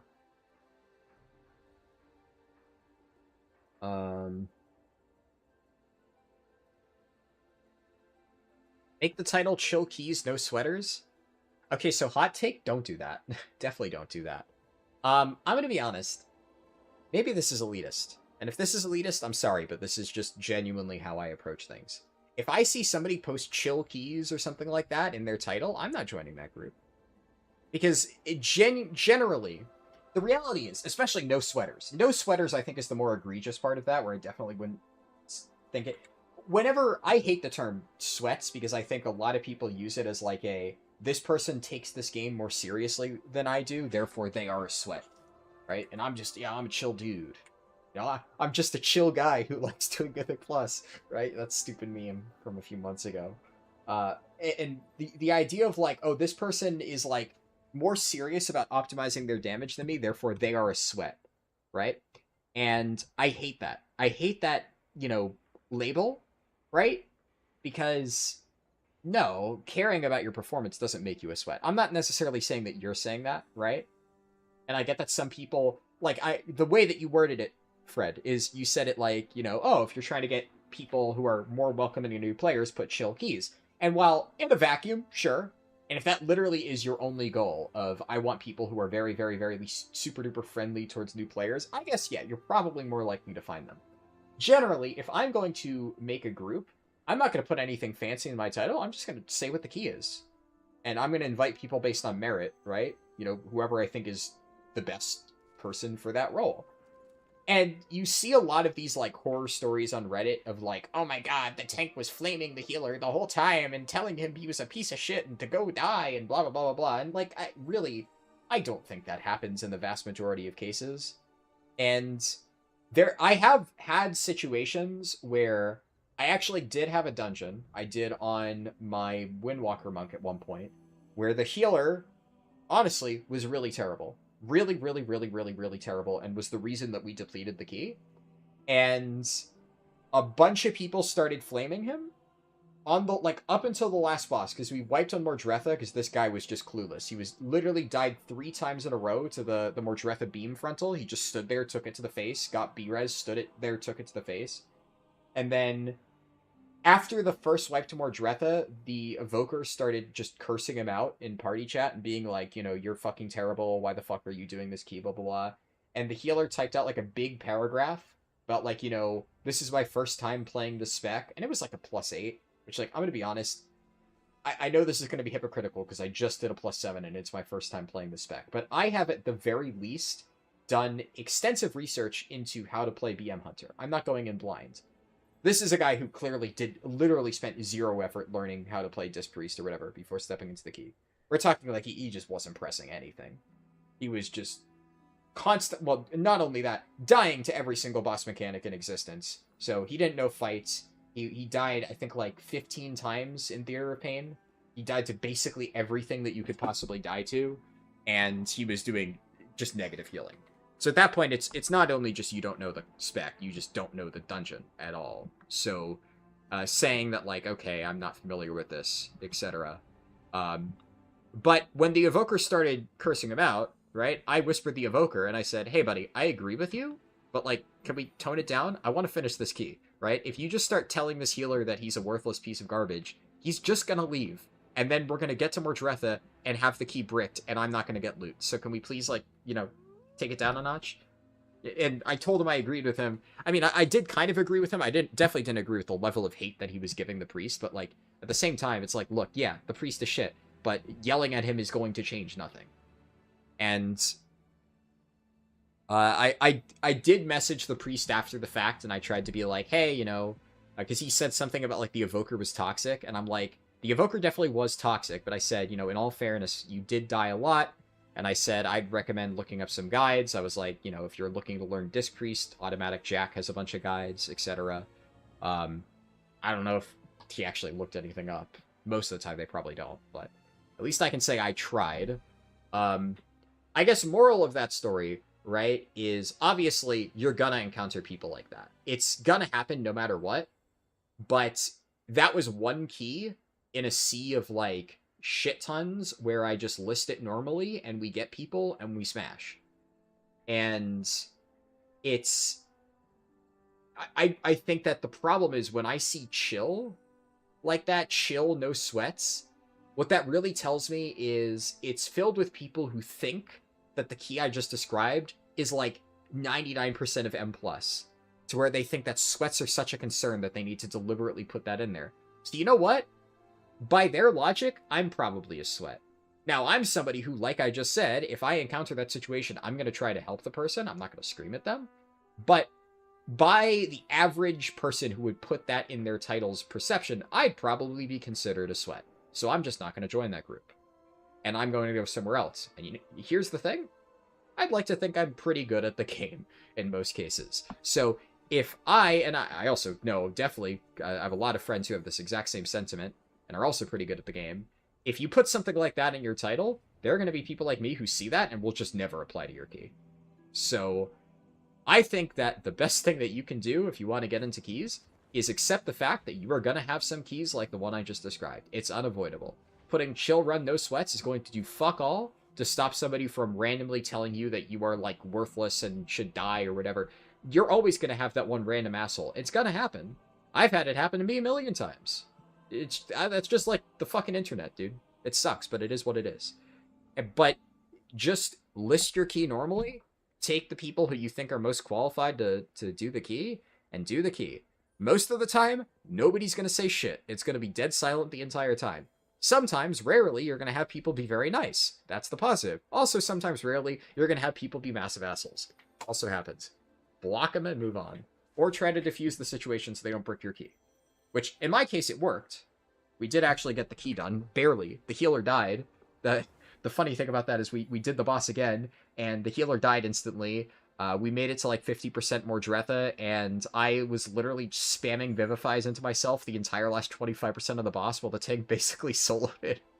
It was a mess, but somehow I was able to keep myself alive. Honestly, a really fun, like, test of my ability to use, like, my defensives and utility and stuff as Windwalker. But, you know, it sucked that it got there in the first place. I think you're underestimating the Algari trinket. No, I think you are missing a Wowhead post. Blizzard deleted this trinket from existence. This thing is fucking terrible. It used to be good. This trinket used to be pretty solid. It got fucking nuked from orbit. It is dog shit now. It is absolutely dog shit now. Do not use this trinket.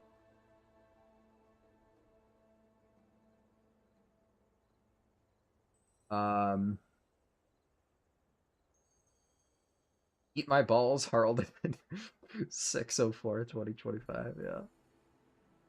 I love saying that for that mechanic.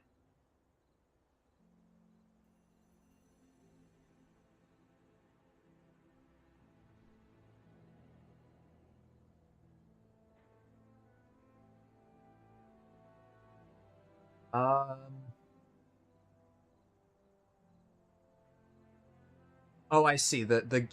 Uninstall WoW and play Guild Wars 2 is in reference to the war banners. Interesting.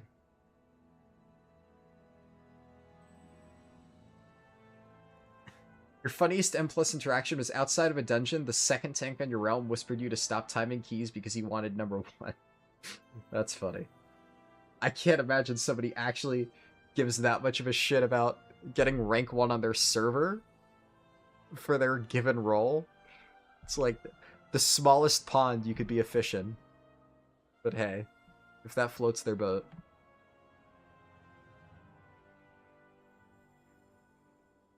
The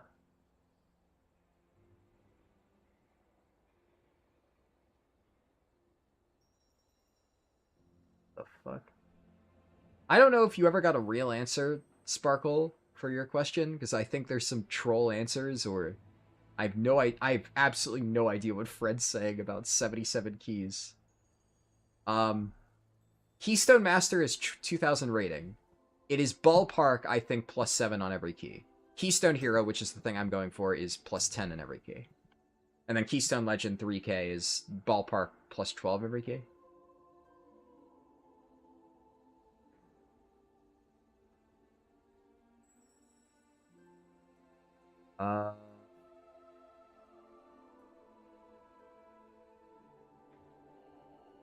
Some discussion about Intervene and Divine Intervention. Yeah. Because you skip one pack at the start. Yeah, no, I mean, I know where we missed the count in that dungeon. Obviously, I'm not the tank. I'm not going to pull for him. If I'm a DPS, I am not pulling for the tank. I might be a tank main, but the thing is, as a tank main, I know how annoying it is when other people pull for me, so I'm not going to do that for other tanks. Even if I know that they're missing something. I'm just going to assume that they have some master plan that I don't know about. That guy did not have a master plan. He just missed a pack.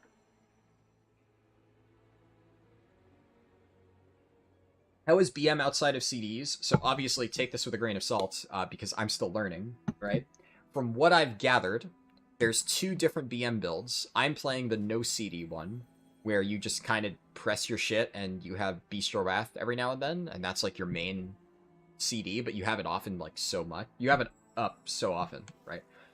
Then there's another build that has Call the Wild, and that's apparently like a really big CD. I haven't played around with this yet. I will at some point in the future, but this is apparently still a viable build, but I don't know how big the difference is. But I figured I wanted to learn the playstyle that was just like this first, and since it seemed to be perfectly viable, like they're both very comparable, I figured the no CD build is probably an easier way to learn, so that's what I'm going with.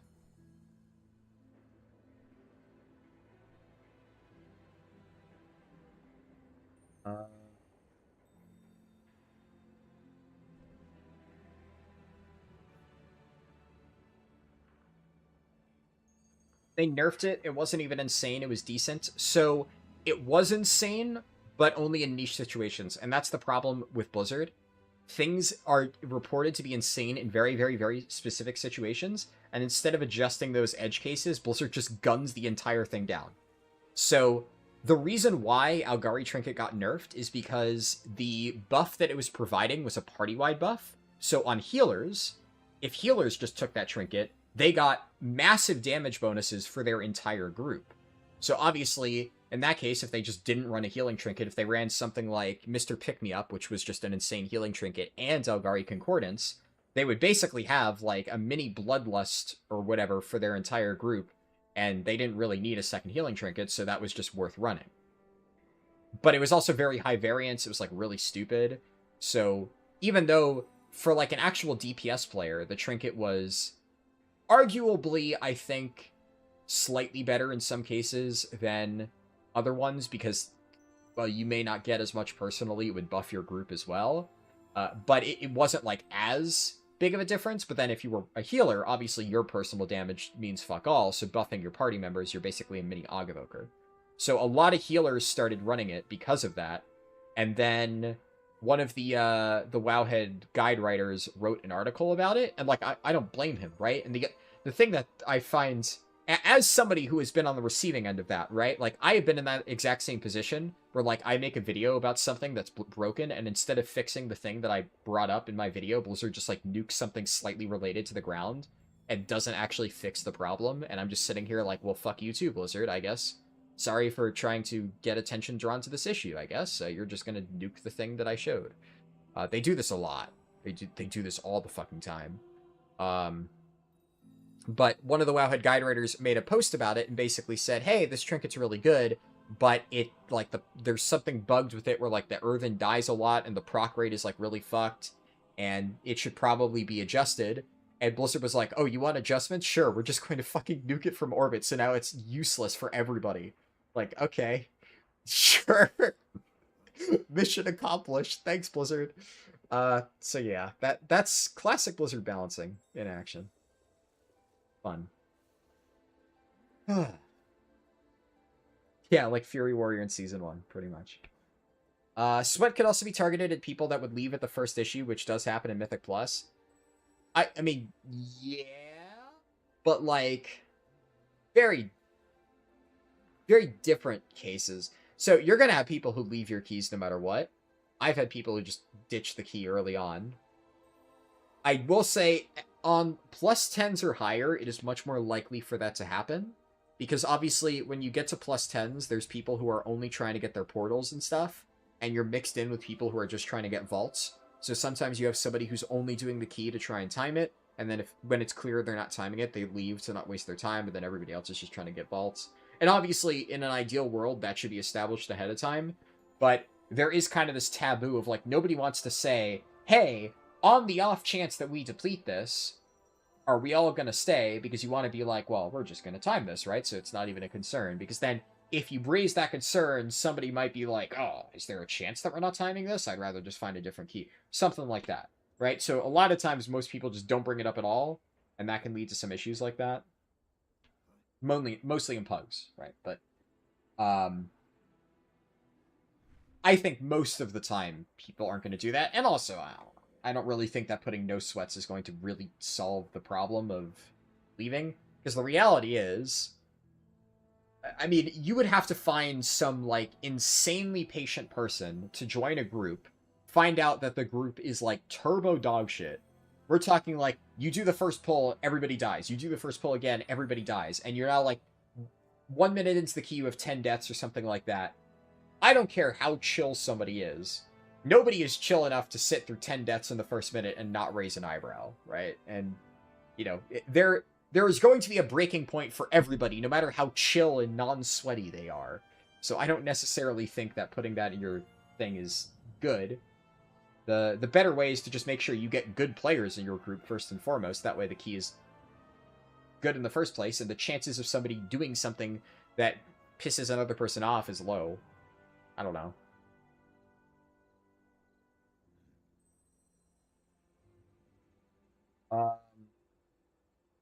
Yeah, I mean, rage typing is probably going to happen regardless. I don't know. Sweaty is fine, spazzy is not fun. Yeah. Newsflash, people don't like being yelled at. Yep. You feel a mommy urge to help new players with everything. You hate it, but you can't help carry them. It's an interesting... I get your mindset for sure. I'm thinking about, like, how I feel about that.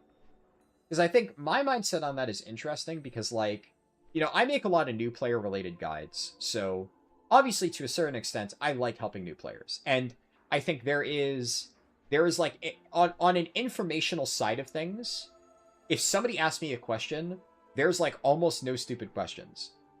So I'm going to be very vague about something. Anybody who's in my Discord will probably know immediately what I'm talking about, and I could already tell that when I was responding earlier, some people could tell I was getting annoyed and tried to, like, you know, chime in, and I appreciate that, because I was really at my wit's end. But, like, early this morning when I was, like, still just waking up, somebody basically... Well, the other thing is, I fucking hate when people spam ping me in my Discord. Like, you could just type a message. You don't need to at me with every single message you type. And, like, that alone... That's an easy way to already start to annoy me. But somebody asks me, like, hey, I watched your video, and I can't remember anything at all. What do I do? I'm like, well, It's a video. You can rewind it and watch it again. You don't need to memorize it all in your first watch. Like, what? And it's like, okay, well, I give up. I can't remember your guide. So should I follow your guide? Okay, well, so you're telling me you don't want to watch my guide again. You watched it once. You can't remember it. And you're saying, should I follow your guide? Well, clearly you've already made up your mind. Why the fuck are you asking me? What do you want me to say? No? Don't use my guide? What is this interaction? Who am I talking to here? So, I kind of just said, like, you know, I don't know, like, watch it again if you want. And then they're like, well, how do you memorize it? Like, do you use an add-on? I said, no, I don't use an add-on. They're like, well, then how do you do it? I don't know. My fucking brain? Like, what do you mean, how do I memorize it? I wrote the route. It's like, the fact that the person who wrote the route is able to memorize it, and you can't, and you're like, oh, well, what's the point in doing the guide if I can't memorize it after watching the video for the first time? Well, then don't fucking use the guide, dude. Like, literally, it's a video, you can rewind it. I have a written version of the guide there if you want to put it on your second monitor and have it up as you go along. If that's too many steps, why are you in my Discord asking me what to do if you're unable to memorize something? That's not a question for me, that's a question for a fucking doctor. But, like, the thing that annoyed me is, like, it felt like they were asking me permission to, like, you know, justify their non-usage of my guide. It's like, you don't fucking need to ping me 5 times and ask for my permission. If you don't want to use my fucking leveling guide, don't fucking use my leveling guide. Don't ping me 5 times in my Discord to ask me whether or not they should bother using my leveling guide. Just don't fucking use it. So, stuff like that, I'm just like, how... Like, I didn't get mad, I didn't snap, I just gave, like, very short responses, and then, like, a few people chimed in and said something like, you know, oh, hey, if you're a new player, you know, maybe you don't have to bother trying to speedrun it on the first time.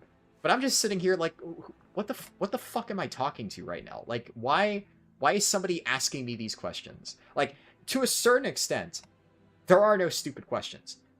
But there definitely are stupid questions, though, that's the thing.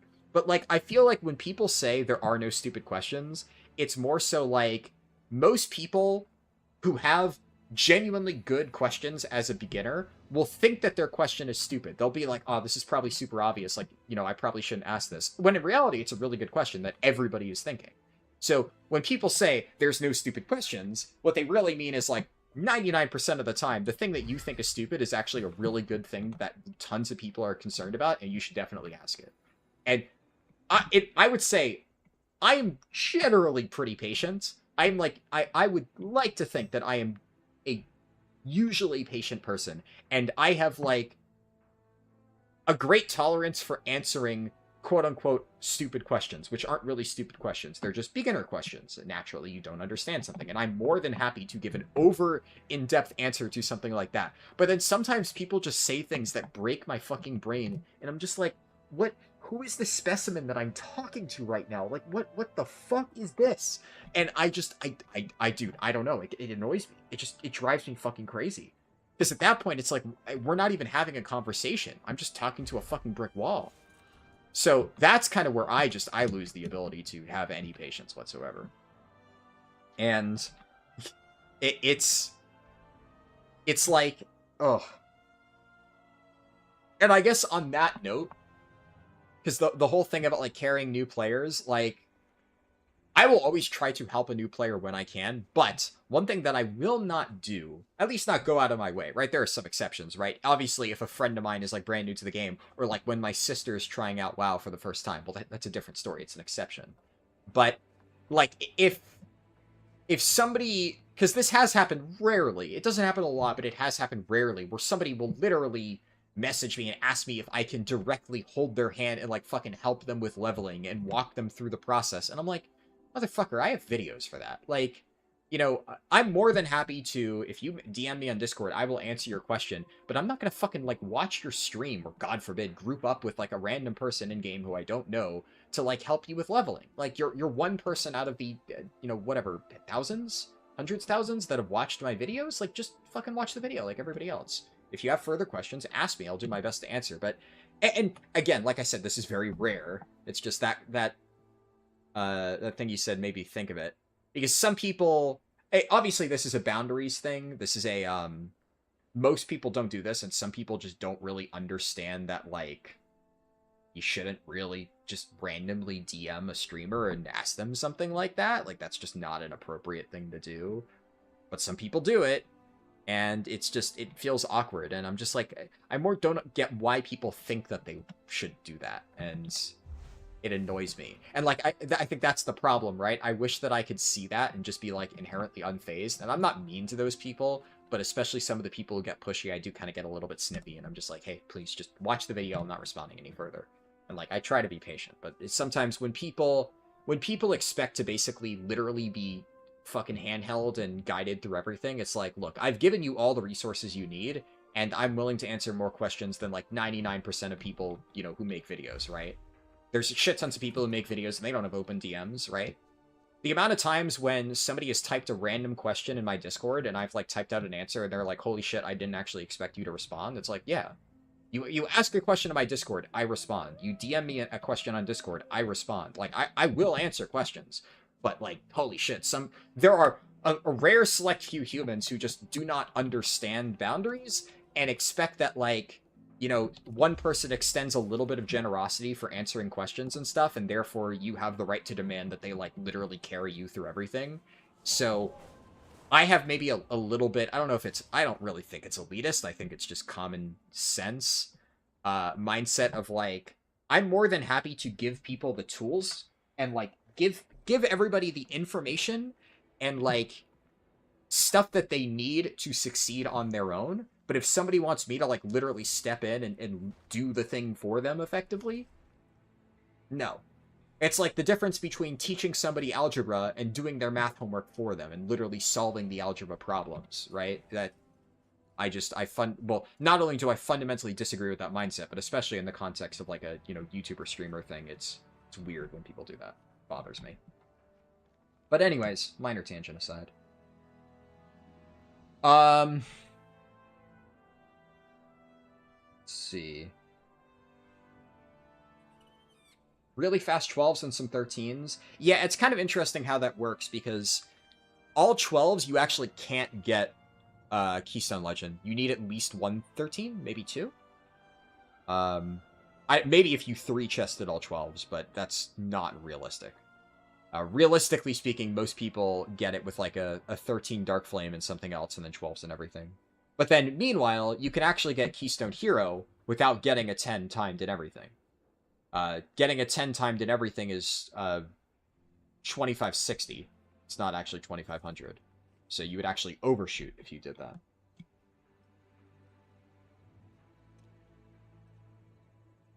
You're having fun in a +2? Awesome. Hey, if you're having fun, that's all that matters. You're reading that interaction now? Yeah. Like, I mean, correct me if I'm wrong, but I think all things considered, I was relatively patient, right? Like, I mean, I guess in hindsight, saying, this was obviously, it was at 7 a.m. in the morning, I was still, like, half asleep. So I was kind of in a little bit of a cranky mood. But all things considered, me saying, well, the cool thing about videos is that you can rewind them or change the playback speed. Like, yeah, that's a little bit snarky, sure.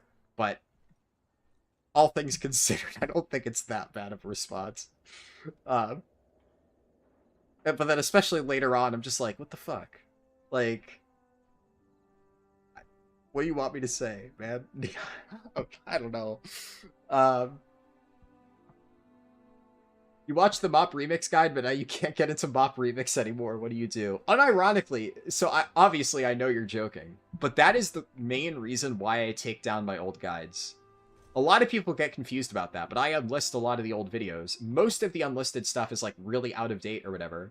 There's still some, like, entertainment value, and I know there's a lot of YouTubers who don't do that at all, and they never unlist any of their videos, and I get it. I understand that. I think it's one of those things where, like, if you're not unlisting anything, sure, but I've already set the precedent that I do unlist old stuff, so you kind of got to do it for everything at that point. You got to curate your videos. It's like all or nothing there. You're either actively unlisting and curating your active videos, or you're not doing anything, and it doesn't matter how much of an impact it makes in the YouTube algorithm. Who fucking knows, right? It's one of those, like, YouTube algorithm is inherently mysterious, but there is definitely basis to believe that it does have at least somewhat of an impact. You can write dated in the title, you can, but so the bigger issue with that, right, is it's not about that solves some of it. The big reason why I do that, in addition to obviously not getting people confused, is it fucks with your recommendations. Because think about it this way.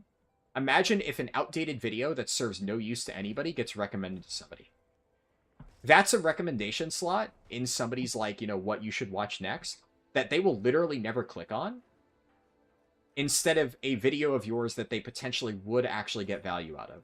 So that is, like, the logic. That is the reasoning behind why people do this, why I do this. Obviously, I did not come up with this idea. There's a lot of other people who have talked about this concept, and, you know, there is... how do I... What's the right word? Anecdotal data, not anecdotal data, because there is some, I have seen some YouTubers show, like, you know, data to back it up. You never know for sure. Obviously, there's so many variables at play that you never know for sure whether or not this is something that will improve it. But the logic makes sense, right? The way that YouTube recommends your videos, right? If it's going to pick a random video, well, changing the title to say dated or something isn't magically going to change all of the underlying stuff in the back end of YouTube that tells YouTube what this video is about. So if I have a really big leveling guide for Mop Remix that a lot of people have watched, well, YouTube's going to say, okay, this is a World of Warcraft leveling guide based on the tags and the related search results from other people that have watched this thing, and a lot of people seem to like it.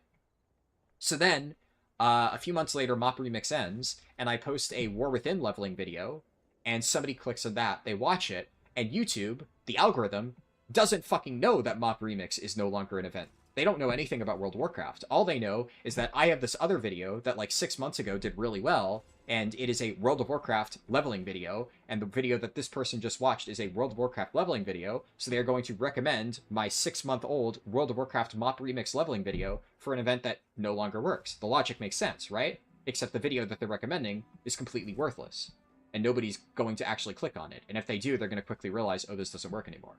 So by unlisting it, you remove it from YouTube's search recommendations. So then if YouTube wants to recommend a World of Warcraft leveling video from Harldan, it's going to pick from something like my recent speedruns, which are still up to date, or my Chromie time leveling route. So maybe they're looking at, you know, War Within leveling stuff. Oh, here's my Chromie time route, which admittedly is slightly old, but the route really hasn't changed, which is why I still keep it updated, or keep it posted, I mean.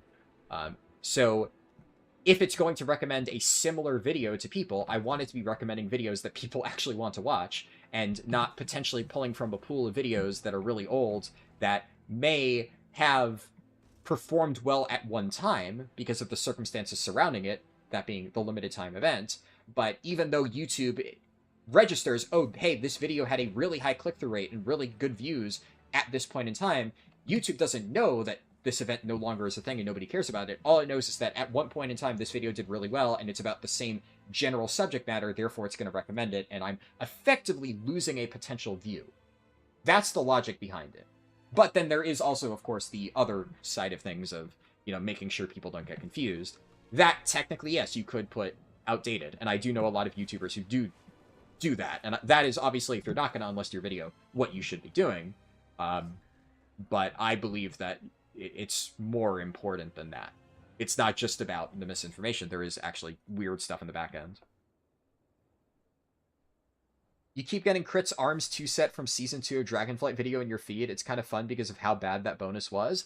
Yeah, and that's the thing, right? That's a good example, because there are videos like that where obviously nobody needs that information, but I guess if it is interesting from a historical context, some people might want to go back and watch that and be like, oh, hey, yeah, remember how bad, like, I don't know anything about that bonus. But based on what you said, I'm assuming it was a really shitty tier set bonus, and I assume Crit, you're saying Crit Cake, probably was talking about how terrible that bonus is, and him being the warrior guy, you know, was probably saying it was, oh my god, why is Blizzard doing this? This is shit. And maybe a lot of people would enjoy listening to the warrior guy talk about a really shitty warrior bonus and being presumably pissed off about it. I could see the enjoyment out of that. So I can definitely see why some of that stuff might be kept up.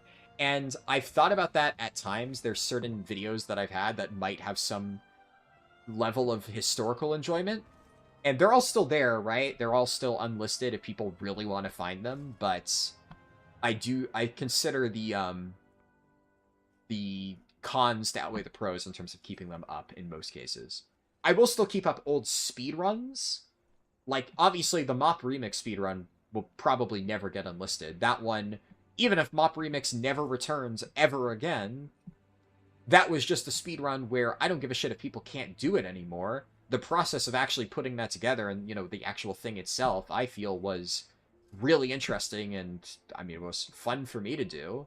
And I would like to think it's entertaining to watch considering how fucking bonkers it is. So, even stuff like that, it is more of an entertainment value thing than a here's how you can level in under 30 minutes too, because that was kind of never the point. It's not meant to be something that you can really replicate. It's meant to be this, like, stupid, insane speedrun that nobody can really replicate, and that's why it's fun to watch. So, stuff like that I'll keep posted. But, you know, a generic Hunter speedrun from Shadowlands, I won't keep posted, because, like, even if it might have some, you know, telling stories, I think if somebody watches that, they might be more confused than anything.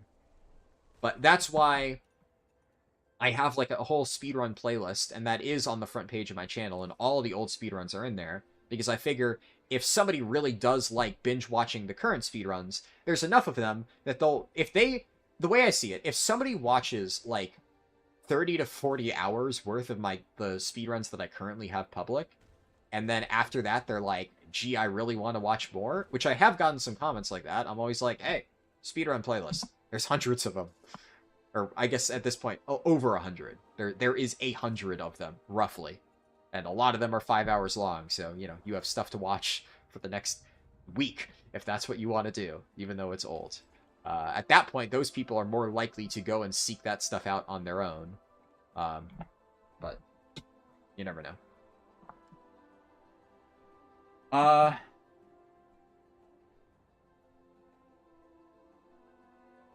You always assume any streamer, YouTuber is always busy and doesn't want to hear anything unless you're sending them a clip/macro.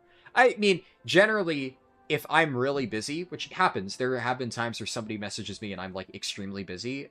Like, I just don't respond, right? Or I'll like, try to respond days later if I remember. There have been times where, like, days after I'm like, oh shit, yeah, that person messaged me. Let me see if I can respond to them now. I would say most of the time, I try to get back really quickly, if not immediately. But yeah, there are days where, like, if I'm literally just in the middle of some super time-sensitive thing, I'll see a Discord message, and then I'll just be, I don't have time to type something out right now. That type of thing. But, like, it doesn't...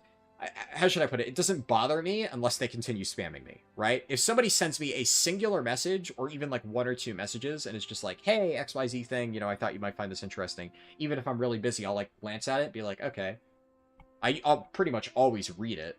You know, my Discord is clean. I do not have any notifications on my Discord. I'm not one of those people who has, like, 99 plus notifications. If I get a notification, I will see it, and I will read it. But I might not always respond. I might be busy.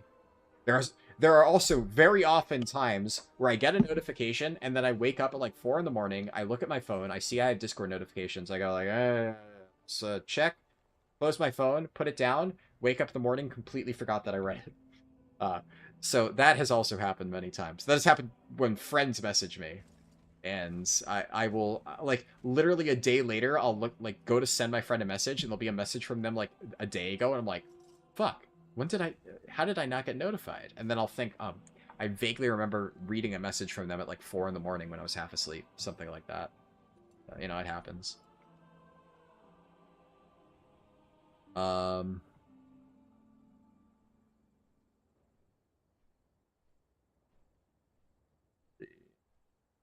You're about to go to bed and then you see this. Damn YouTube, Twitch. Good to see you, owner. Spam time, yeah.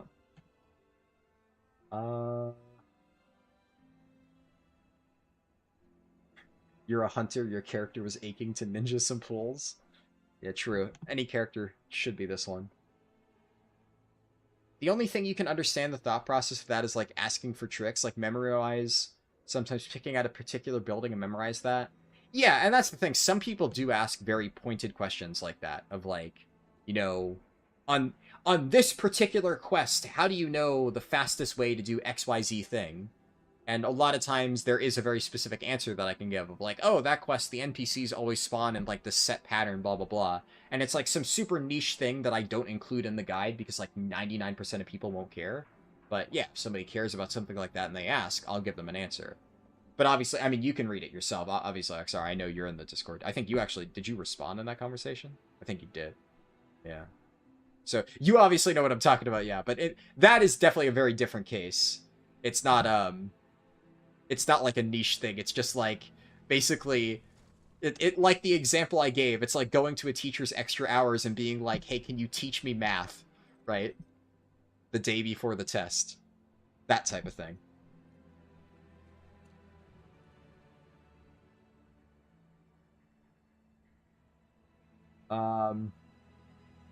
I saw your Shadowlands speedrun VOD. Should I use that for War Within speedrunning? Yeah. Remember when you were new to WoW trying to attune yourself to classic Nax and Wrath because you saw a dated video? Yeah, true. That's the concern sometimes. And that's the thing. Whenever I'm playing a new game, right, I am always worried about, like, making sure that I have the most, like, up-to-date information. And, like, am I watching a guide that has, like, inaccurate stuff? And I have had situations like that where nothing like that egregious, but there'll be, like, some small tips that just don't really apply anymore, as I later find out. I'm like, yeah, that video kind of misled me a little bit. And you could technically, to a lesser extent, make that case about my Chromie time video, which is obviously why, yeah, ideally I would have replaced it by now. It's just, you know, literally, if it wasn't for all the dog shit that I've had to go through with, like, my account getting banned, that video would have been replaced. It's just, I got fucked over, and the video is still, like, 90% accurate, so fuck it. Or, leave it up until I can make a replacement, which will happen eventually, but you know the drill. But yeah, I usually try to make an effort to do that stuff properly. Because I've been there. I've been in that exact same boat before. Anyways, I've been yapping for like a while. Let's try to do some keys in a second. I'm just checking something real quick. Real fast, real quick. I guess I pugged my key, right? Because my score thing still isn't showing up, so I'm not really going to be able to get into any groups, it seems. But I can actually use Azarok's Resonating Heart for Motherload, so I probably just list my key and, you know, we just fucking rip it. +6, Motherload. No fancy, no frills, no chill group, blah, blah, blah, blah, blah. Just a simple description on what the video is about. Or, video. What the fucking group is about. You saw it? You don't know if you're responding because other people got to it? Yeah, no, I more so meant that, like, I saw that you typed something, so I knew that you had read that particular conversation. Is what I meant.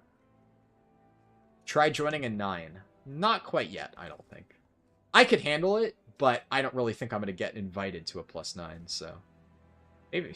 With how slow this is probably going to fill up, I probably should have had this listed before I sat here and yapped for like 40 minutes, but... 3k Raider IO main, fast chill run, alt run. Fast chill. I see that. Fast chill run in so many group titles. It's like, okay. The only times I'll ever put stuff is like specifically in raids. If I'm listing for, like... And I haven't really made my own raid groups in a while. I just haven't had a reason to. But if I'm making a heroic raid group, I'll put, like... CE or something like alt-run, one-shotting all, or something like that. Basically just making it clear that this isn't, like, a prog group for heroic bosses, and it's literally just a... Get the highest geared people in here, we're gonna blast these bosses and move on with our lives, but... That also only really works if you have the progression on your Raider IO to back it up. Like, if I see somebody with a title like that, and they have absolutely 0 mythic kills, I'm not joining their crew.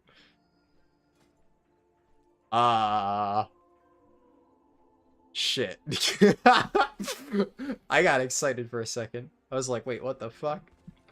A full group just delivered to me on a silver platter? That's crazy. Hand of Justice reserved. Oh boy. You can mark your group as a speed clear group. I mean, I can tell you how effective that is, given the fact that I didn't even know that was a thing. If I don't know that's a thing, I guarantee you that 99% of the people you'd be trying to get with that, realistically, also don't know it's a thing. Because I've never heard of that until now.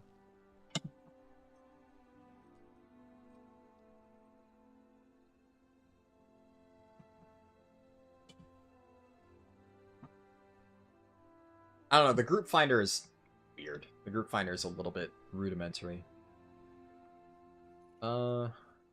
Sure. They're pretty geared.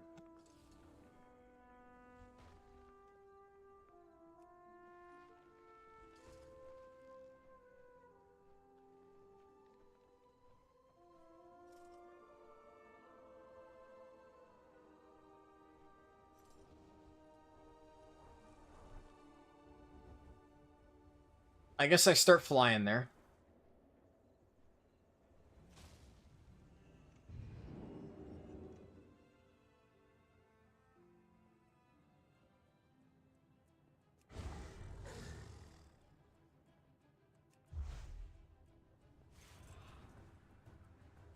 Or running.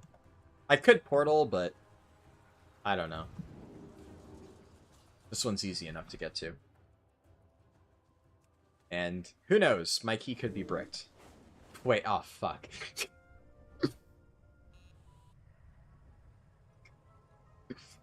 Oh, boy.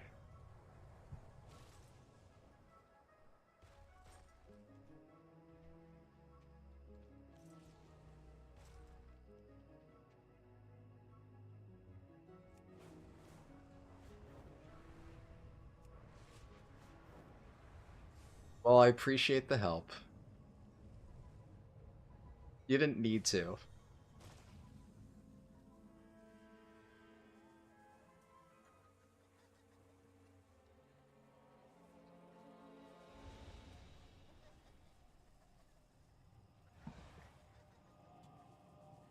I do have the portal, I just... Look, there's a chance. There's always a chance that it gets depleted, and I don't want to waste my portal if it's like a super short flight. I save portal for shit like Priory, where it's like just fucking annoying to get to, because you can't just take the portal in the city.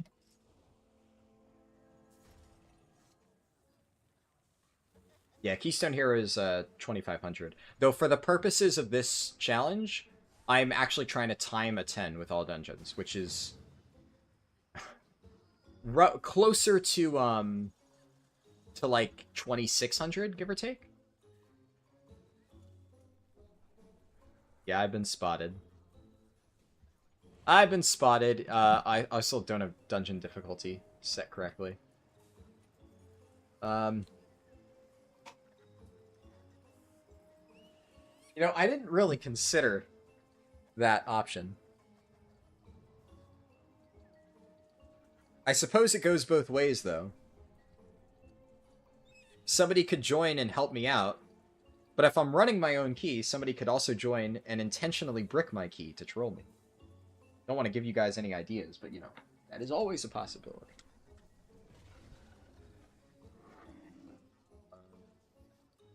Oh, why did I go to Mechagon? It's fucking Motherload. It's my key, too. Why am... Dude, I'm so dumb.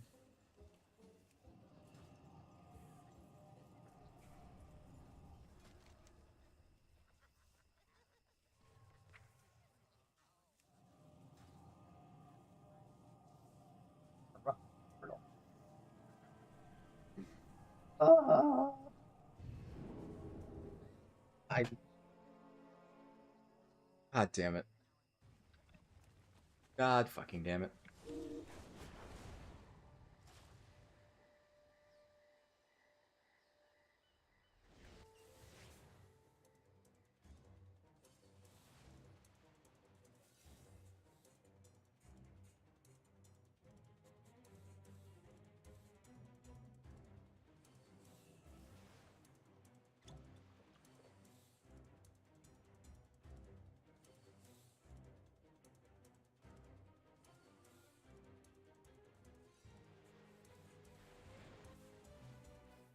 Neo. Can't give you an idea, you were already trying to resist. Oh boy.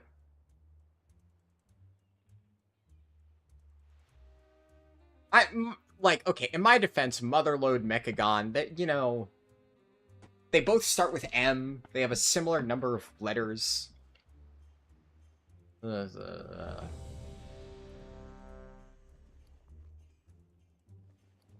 don't. I just so dumb. Just so incredibly dumb. Do I have strong feelings about which Dakota is the best Dakota? Good to see you, Rice.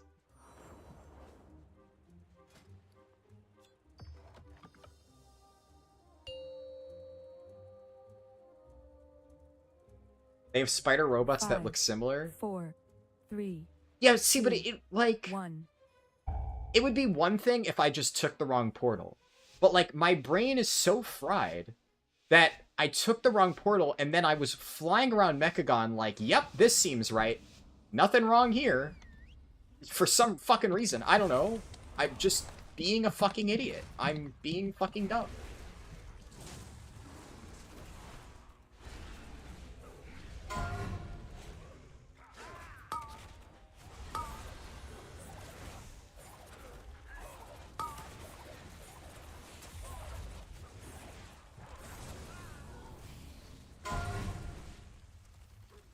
I gotta kill the mech jockey. Oh, I have binding shot. Shit. I need to beast cleave.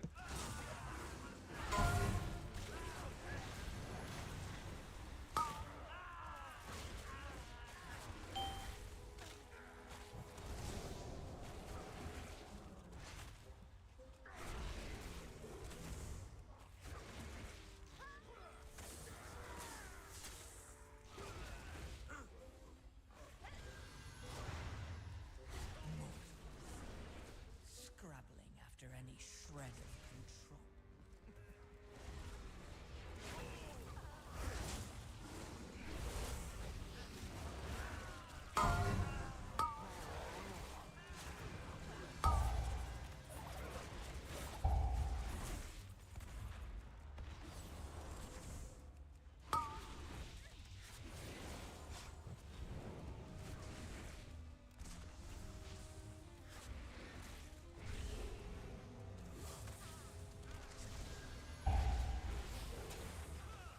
I probably should have bloodlusted that first pull. It doesn't really matter, but like, bloodlust is my responsibility, and I keep forgetting that it is.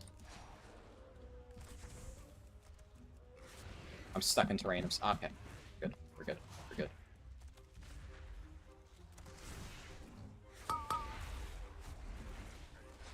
At this point, we save for first boss, but...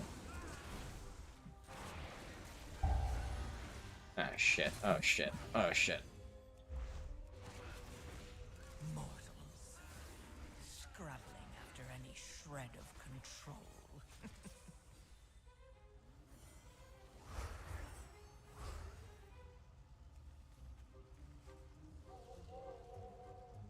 The new in-game weak auras will be so nice for keeping track of stuff like that. Yeah, I mean, I keep track of it with the personal resource display.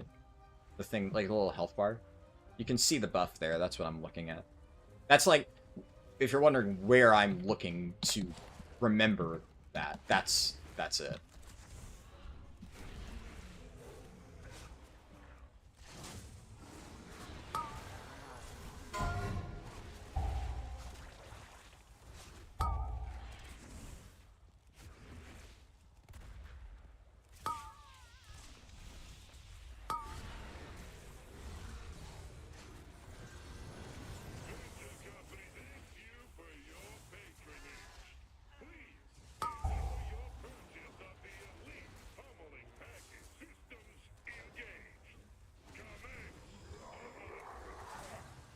I remember.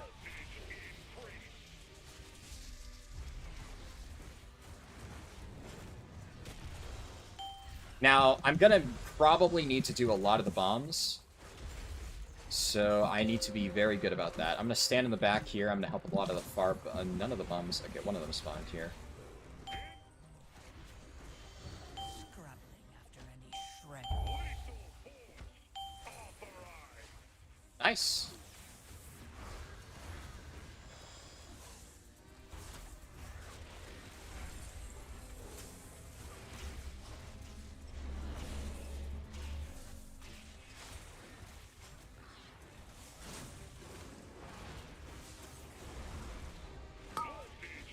I overcapped barb shot.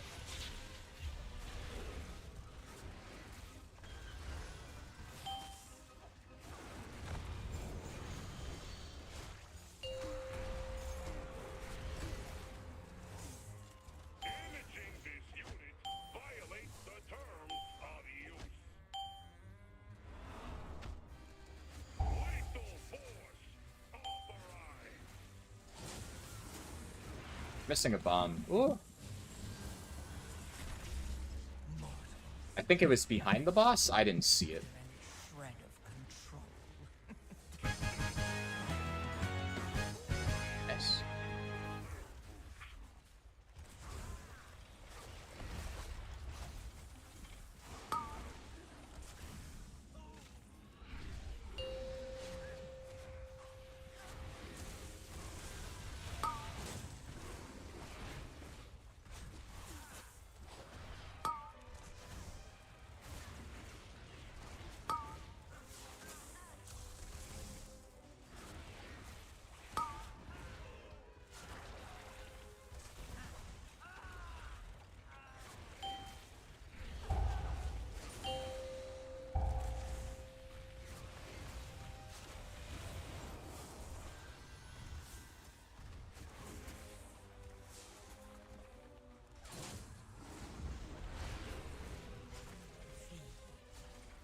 All of you, feed on the void. Let its darkness fill you.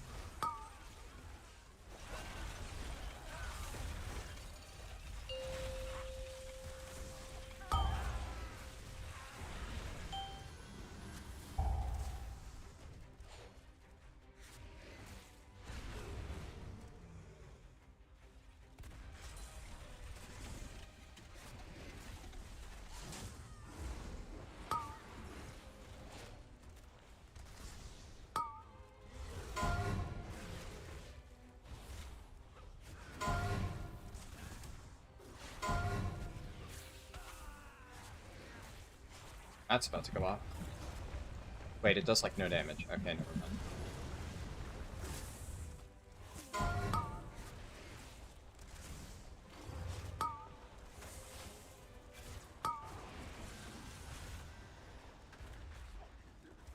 Yes, feed. All of you, feed on the void. Let its darkness fill you. With the bot? Okay. Alright.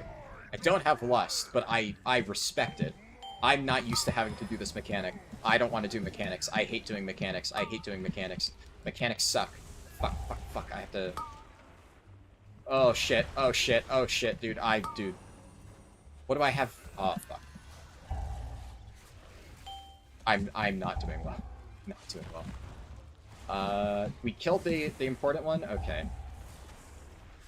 What the fuck? Oh my god, it's the tectonic slam is faster because of the buff from that mob. Oh, fucking Taskmaster Ascari. Oh, I can trank shot that? Do I have trank? I do have trank shot. But it's not talented to do enrage. Okay. Never mind. Never mind. I can't remove it, I don't think.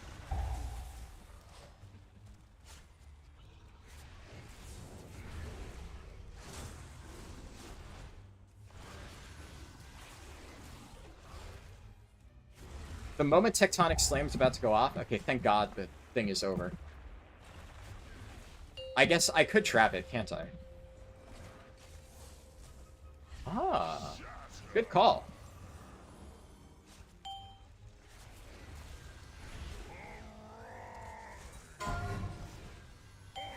I should be hitting Azrock now. This tank's got some balls? Yeah. I'll tell you one thing, I would never do that bull. I respect it. I'm dying, though. Okay. Yeah, I got smoked there. But I was not ready for that. But hey, respect it.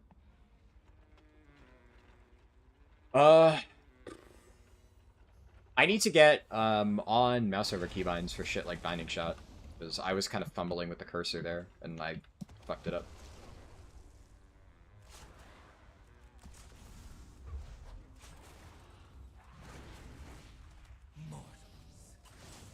Scrabbling after any shred of control.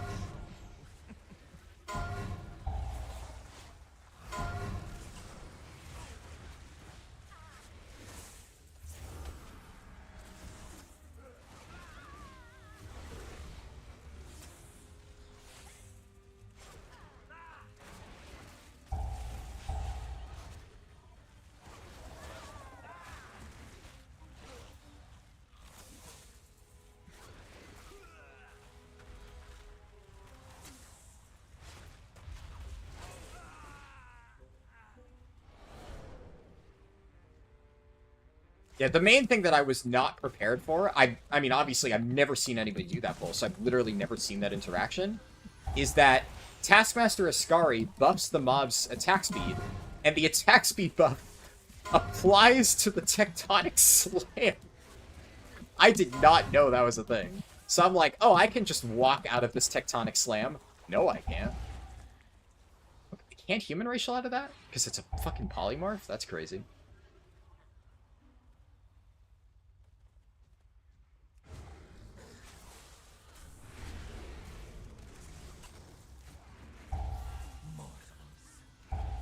Scrabbling after any shred of control.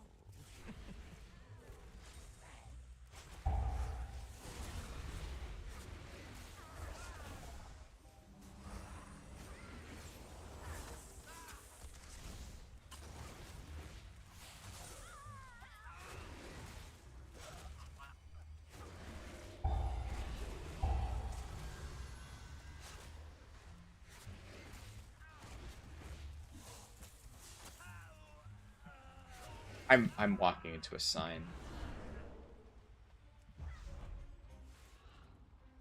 Shot. If you wanna drop the mic, use Mega Explosive!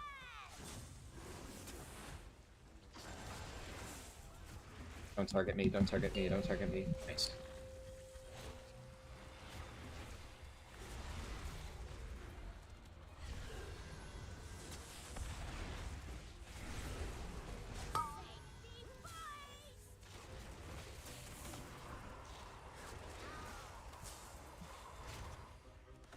I should have held that barb shot. Doesn't matter.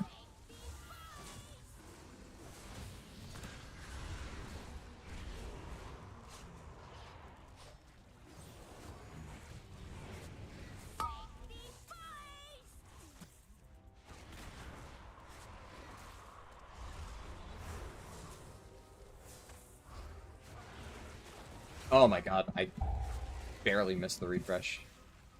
It's also my fault for not,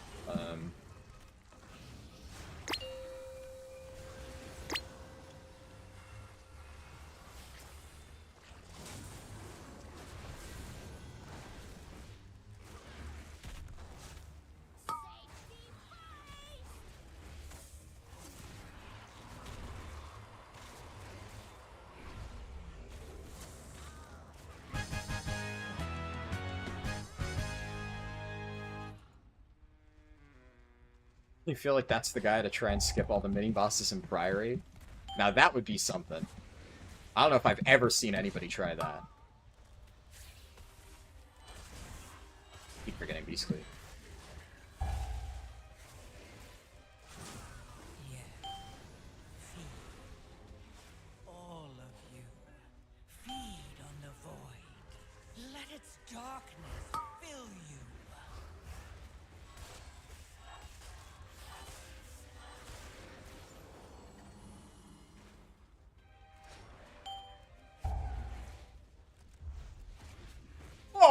Shit! I almost disengaged right into that one, dude.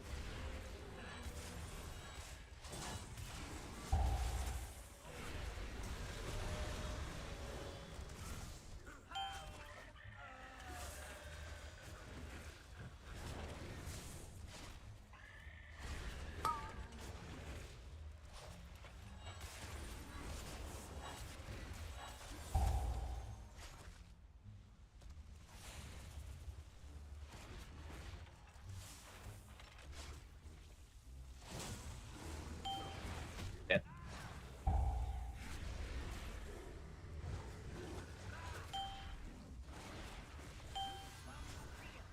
How much property damage you've done?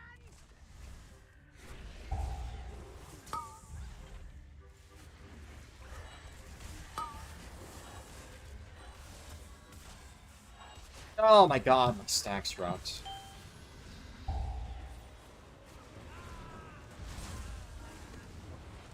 Oh shit, they ate a bomb.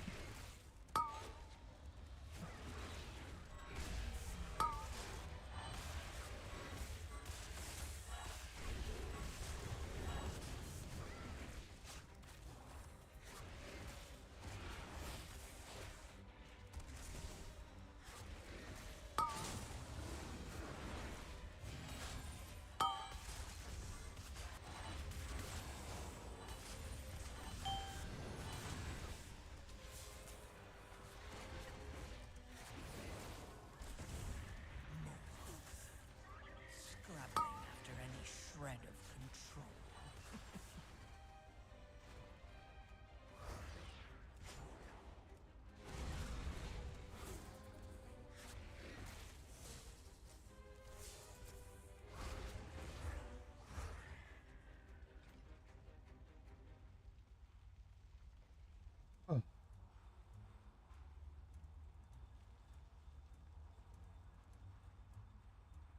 My house of cards.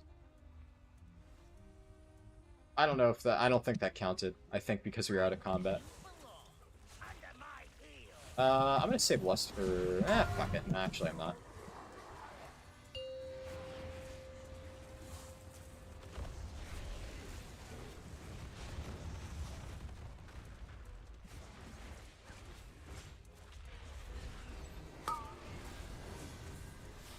Where's it going? Fuck! Fuck! Fuck! Fuck! Fuck! Fuck! Fuck! Fuck! Fuck! Fuck! Fuck! Fuck!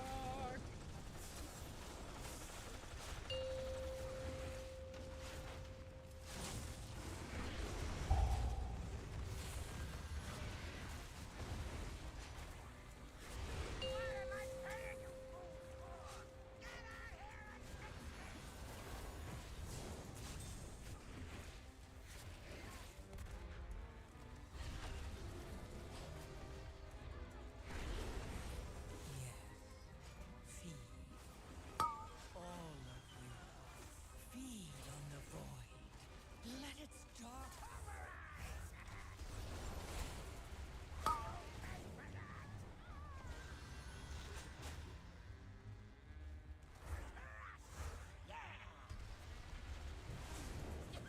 My inherent radiance.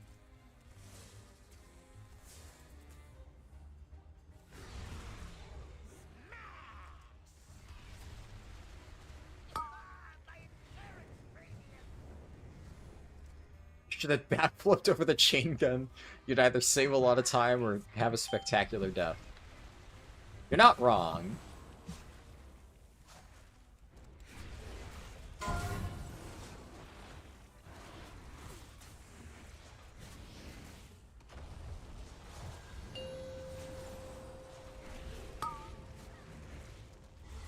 I'm in a good spot no matter what.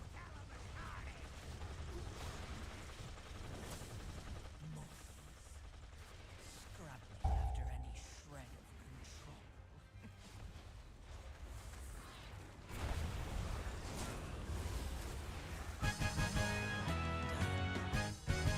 Hey, I wasn't last!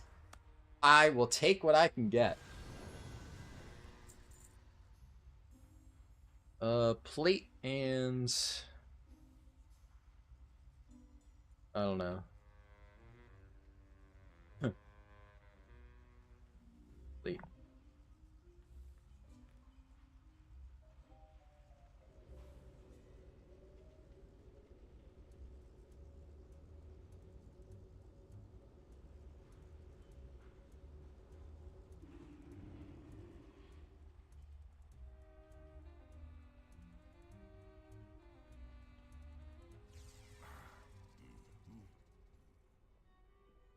Alright.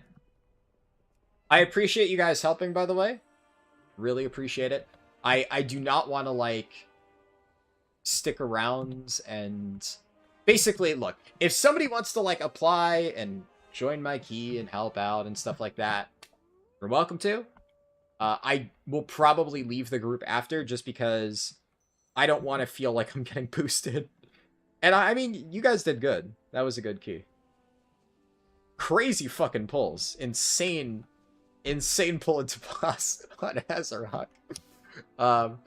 So yeah, good shit. But I would feel bad if I was like, you know, deliberately running with a group when I'm still learning. I gotta get down into the trenches, you know? But either way, I do appreciate you guys helping me with that key. Okay, let me check something real quick, and then I think I'm going to apply for some keys. And we'll see. YOLO. If I need to apply for some rat keys, I'll fucking do it. Watch me. Because the thing is, I could...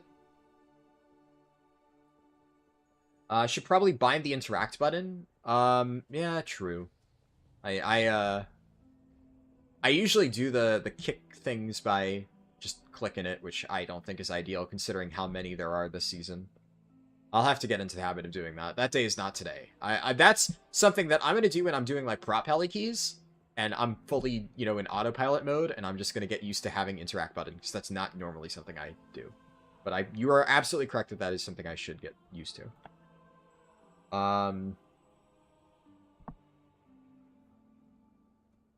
Let's see. You have gone to Michigan many times when you're trying to go to Motherland. Oh, that's good. Have I already done Blood Decay? I have not. Blood Decay is still up later on. I'm not Dark Ranger, I'm Pack Leader. Right now, Dark Ranger, from everything I've read, is completely unviable for Beast Mastery. Can't speak to the other one. What is it? MM? Yeah, it's MM and BM. Not sure about MM. I've done Brew, Windwalker, and Prop Paladin. Prop Paladin I did before starting the challenge. It's my current main. I'm not going to do it again just for the challenge. Because again, the whole point is I'm just trying to do it for my own personal sake. But I'm sure at some point I'll, you know, have some Prop Heli keys. If anything, for Prop Heli, it'll probably be Keystone Legend. Just because I'm already close to it. Maybe I'll stream some of those. We'll see. But yeah. So far, 3 out of 39. This is number 4. And then Vengeance Demon Hunter is next. Oh, I forgot. I completely forgot to post this. I always mean to pin these things. Vote for character number 5.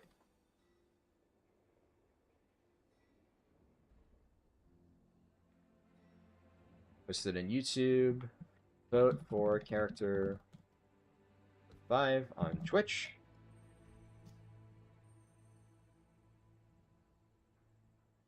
Oops. Should have done that 4 hours ago. Yeah, so that is a YouTube poll. And that is for whatever number 5 is. So, like I said, this is number 4. Wait. Shit, that should be number 6. Whatever. Good enough. Close enough. Yeah. Technically, it's the 5th one I've done on... Whatever. You get the idea.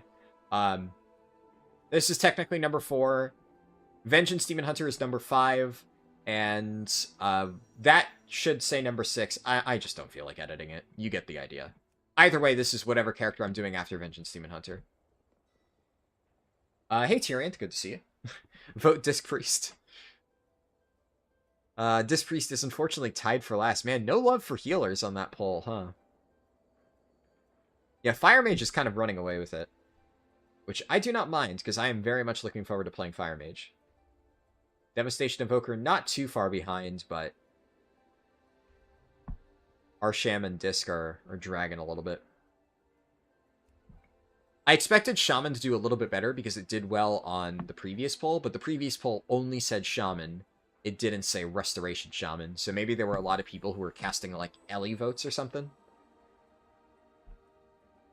I do not know. Why would people vote Fire Mage? I mean, Fire's a popular spec. A lot of people like Fire Mage. What's wrong with Fire Mage?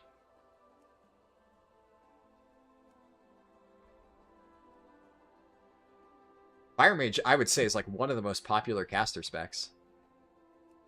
And I'm very much looking forward to playing Fire Mage. It's like one of the specs I'm most looking forward to doing. The +2 friends group sus. Yeah, I was curious. Obviously, it's Motherload, which I don't need. I also, maybe I'm going to feel bad saying this, but I don't recognize that name, so I don't know who it is. If it's somebody who I should know, and I've just said I don't remember you, I'm sorry. I have, I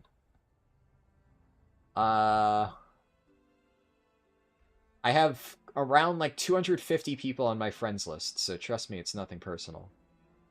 According to my note for them, they are a demon hunter from a +9 Motherload.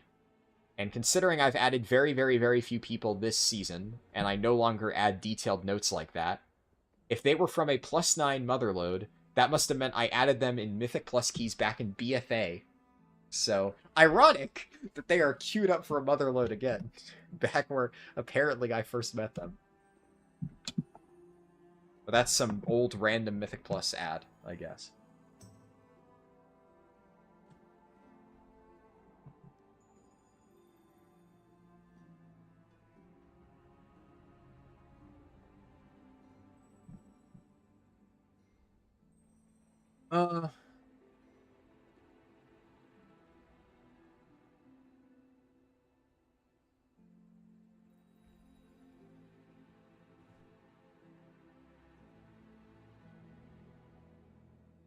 See. I wonder what I should be looking for. Like, ideally, I'd want to get Floodgates, but... Like, I think the most important thing... This is what I did on my Monk, right? Because on my Monk, I mostly pugged. Obviously, I did this before I started the challenge, so it wasn't, like, on the stream. By the time I started streaming Monk, I already had 2,500 on, like, split between Brew and Windwalker. But I just did whatever I could find for, like, any random dungeon. They already have a BM Hunter, so I'm just not going to bother replying, because that would be a scuffed comp anyway. But, like, a Priory. I could apply to that. Sure.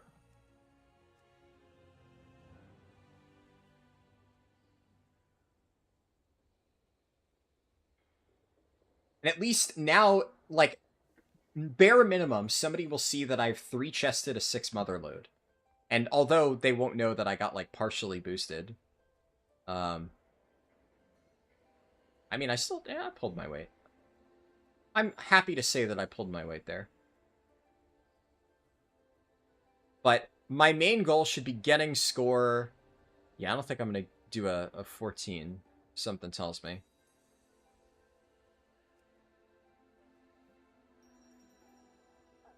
You're looking forward to me doing Outlaw Rogue so you can copy my homework a little. I hate to break it to you, but that's maybe going to be the final spec that I do in this challenge. It might honestly be the final spec. Because Rogue is going to be the final class. Out of all of them, for sure. That's locked in. And I've already decided that I am not starting with Outlaw. I am either going to start with Subtlety or Assassination. One of the two. I don't know which one, but it's not Outlaw. And what I'll probably do is, whenever I get my Rogue ready, I doubt it's going to be by, like, the last one. If I had to, like, guess right now, I'm probably going to be on, like, spec number 20 by the time my Rogue is, like, ready at all. Because I'm doing that last. I'm not going to worry about that anytime soon. And at that point, I'm going to start with either Subtlety or Assassination. And then once Rogue is done, there'll already probably be, like, a poll or two lined up for after that. And then we'll move... let's say I pick Subtlety, then Assassination and Outlaw will be dumped into the pool of potential candidates. But I don't like Outlaw. So Outlaw's probably going to be, like, the bottom of the list. Because here's the thing. I at least get, like, slight control over what you guys pick, because I choose the options. There's only 4 options in the poll. So, even if we have 20 specs left to pick from, you know, only 4 of those 20 are being put in that poll that you get to pick between. So if I hate Outlaw, Outlaw might not show up in that poll until the final 4. Now, there is a chance that if it makes it to the final 4, it could be the 4th to last. But I would reckon there's a very good chance Outlaw, at the absolute earliest, ends up 4th to last. Something tells me I'm not going to be doing that shit until the very end. You've been working on Outlaw for 3 weeks and it's been painful, so you understand? Yeah, I'm not. No me gusta Outlaw Rogue. Not a fan. That is a Motherlode, which does drop a trinket I need, but I figure if I'm gonna do something right now, I should either be getting score, and if I'm not getting score, I should be doing Floodgate, which right now Floodgate would be score and trinket. I mean, I'll app for it. Dark Flame, sure.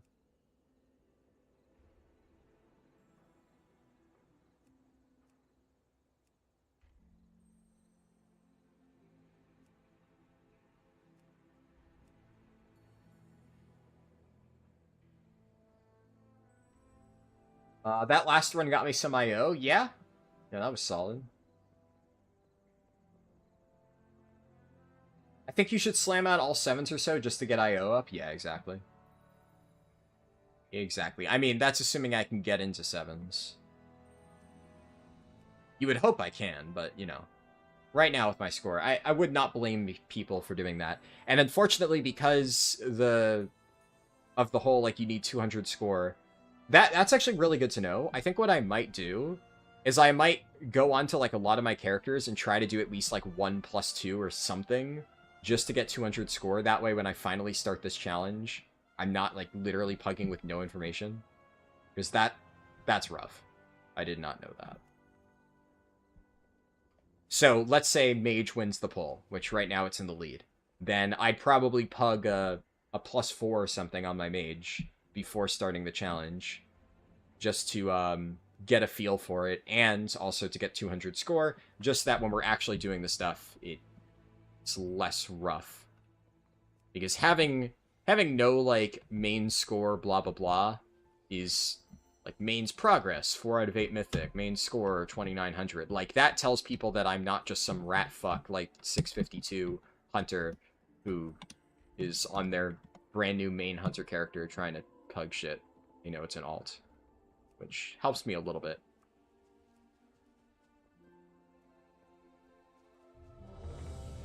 Alright, +5 Mechagon Workshop.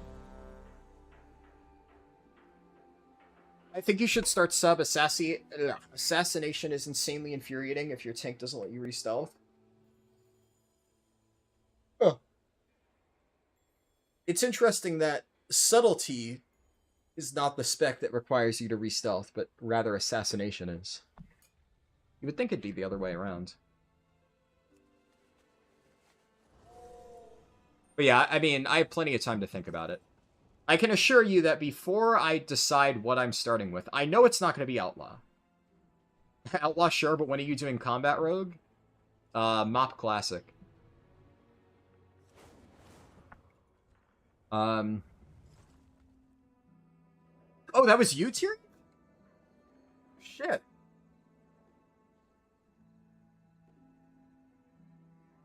Wait, did you pop into the stream, see that I was doing this, and then app? I didn't realize. Or did you see my character recognize that I've played this hunter before and then check to see if I was streaming? Like, which came first, chicken or the egg type thing?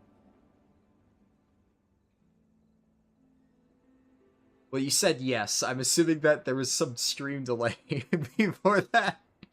But I'm guessing then you were probably saying yes to the first thing I said of, did you watch the stream and then apply? But yeah, that's cool. I appreciate the help then. I was curious who it was.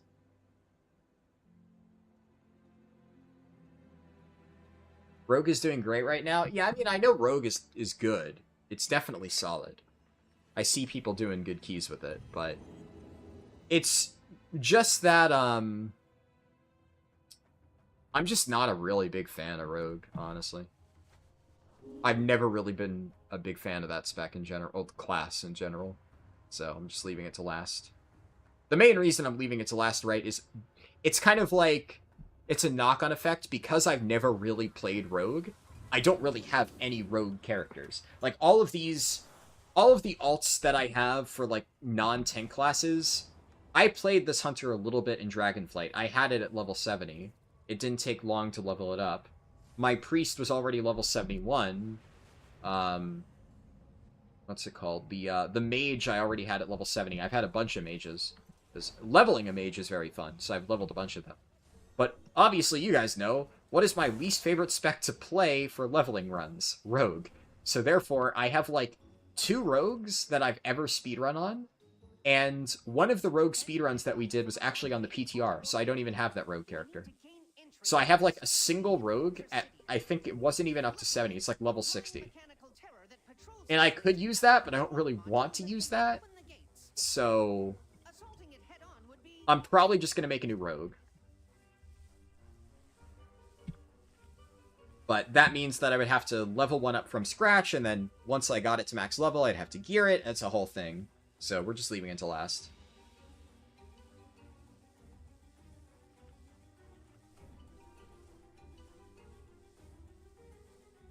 How many specs have I finished so far?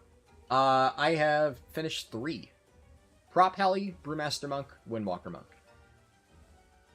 So the way that I'm approaching this, though, I should note, we're alternating easy-hard. Or at least easy for me, hard for me, right? So, Beast Mastery Hunter, this is a hard spec, because this is one that I have not really played much at all. So, I don't really think BM Hunter is hard per se. It's not a difficult spec, but I have, like, no real experience on BM Hunter, so, like, before starting this stream, one of the main reasons that I didn't, like, stream yesterday is I spent a lot of time, like, practicing and researching, like, guides and stuff to make sure I understood the spec. I had to do a lot of reading on it, looking up, like, talent builds, etc., all that fun stuff. So it's required a lot of that stuff. Also, my Hunter, right, it doesn't have that much gear. Like, I've had to run a shit ton of delves and stuff to get this character geared up, because it's up until, like, a week or so ago, it was not even level 80, so I've been scrambling to get it geared up. So it's low gear, I don't even have 4-piece on it, all that stuff. It's a spec I haven't really played much. I don't necessarily know if getting Keystone Hero will be that difficult. I hope it won't take me super long. But for me, it's hard. But then, for the next character after this, I did a Discord poll, and Demon Hunter won that. And I'm going to be playing Vengeance Demon Hunter. Vengeance Demon Hunter, my Demon Hunter is already much more geared. It has 2-piece already that I've gotten from Vault, so I can just catalyze 2 things, and I'll have 4-piece. And I know how to play Vengeance, like, really well. I used to main it for, like, many years. So, I'm honestly, like, the spirit of the challenge is, like, I need to learn how to play every single spec. But, like, I literally already know how to play Vengeance. There are, like, I'm not 100% familiar with Felsguard. I haven't played with Felsguard a ton, which I'm 99% sure is what I will be playing, because it's just the better one. I might do, like, a little bit on Eldrachi Reaver, but from everything I've seen, Felsguard's just better. So, I might just do the challenge with Felsguard, and then on my own time play Eldrachi Reaver, because, like, Vengeance is something that I probably will play around with a little bit. 3, Even after ending the 2, challenge, it is 1. a tank, and I mostly play tanks, and Vengeance is something I have played a lot. So, like, point is, I am extremely confident that I'm going to go in and, like, one-bang that shit in, like, a day or so. And then we're going to pick another one. So, like, whatever I do after Vengeance, that's what the pinned poll is currently for. And if that picks Fire Mage, well, I have, like, barely any experience with Fire Mage. I really am looking forward to playing it, because I really want to learn how to play Fire Mage. I'm very excited for that. But I would have to learn it. That's the point. I'm excited for that, but I will have no fucking clue what I'm doing, and that's why it'll be fun. But that's probably going to take me a while, because not only will I have to further gear up that character and work my way up, but I'm also going to need to figure out what the fuck I'm doing, because I will have no idea. But then after that, we have, obviously the poll isn't up. The poll will not be up until this challenge is over. When this challenge ends, I will I will put up the poll for whatever is after Demon Hunter. Oh shit, I don't have Beast Cleave up. And that will be one of the tank specs. So, like I said, we're alternating easy, hard, easy, hard. And it's going to be, we're alternating tank and then something that isn't a tank, because tank is literally the thing that I'm very, very good at.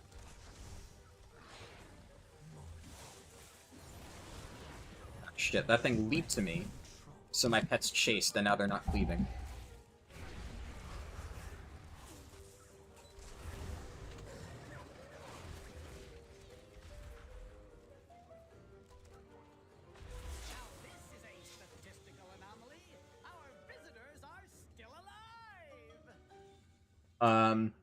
But yeah, so like, let's say, honestly, it doesn't matter what it is.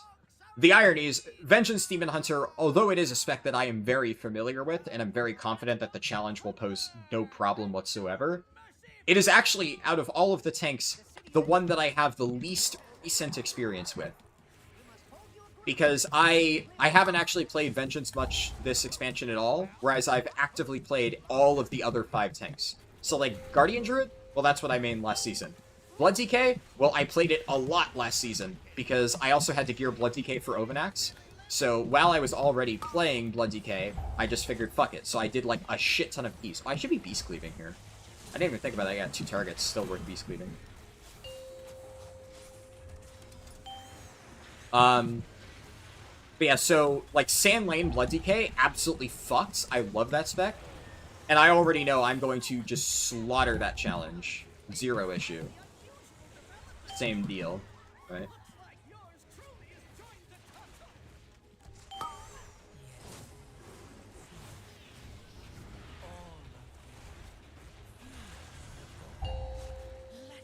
And then, like, my Prot Warrior, I've already been playing my Prot Warrior a little bit in my free time. I love Prot Warrior, so whenever Prot Warrior gets officially picked for the challenge, we're gonna knock that out in, like, an afternoon, basically.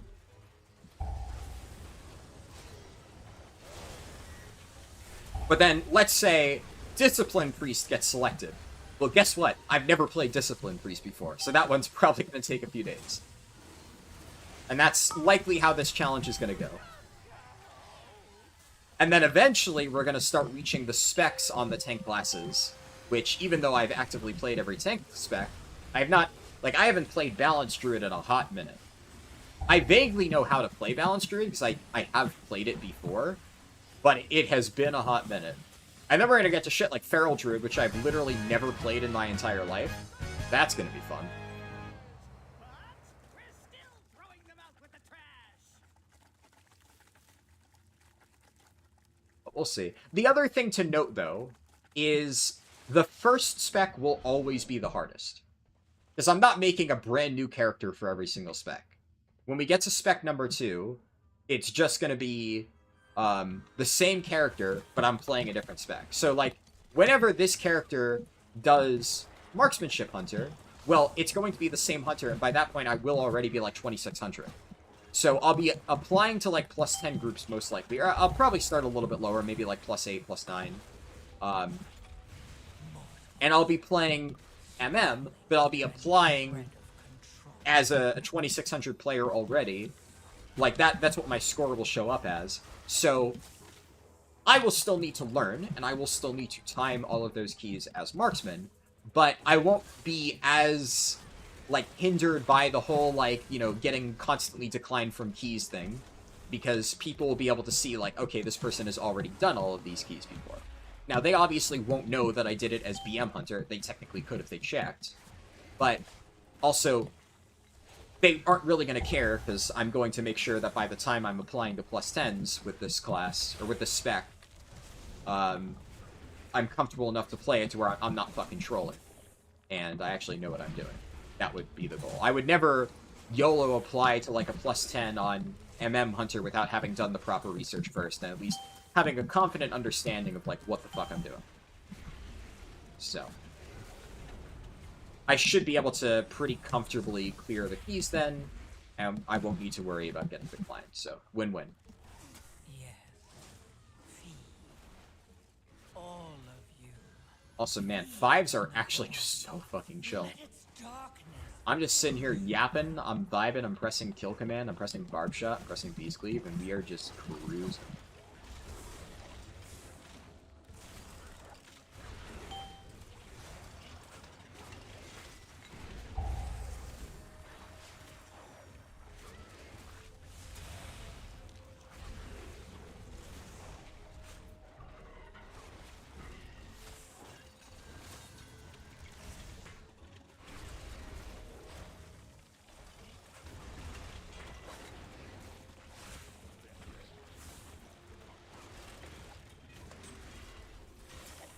Seems like the jump from 6 to 7 is high. You can 3 chest 6s all day, but 7 seem to be a close call each time. What's the breakpoint at 7 again? You get like a new affix or something.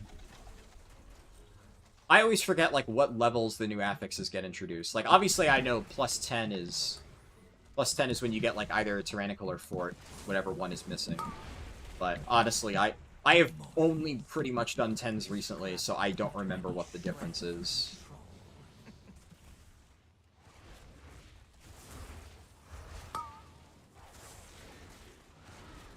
Beast Cleave.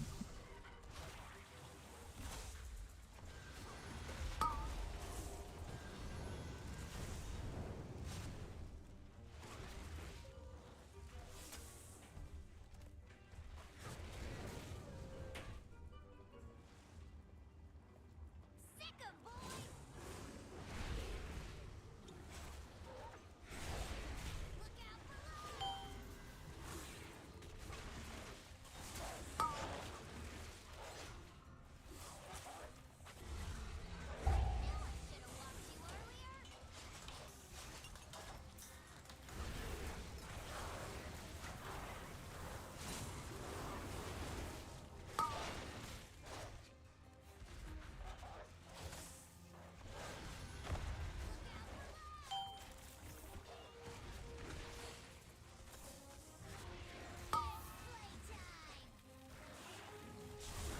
Ah, shit.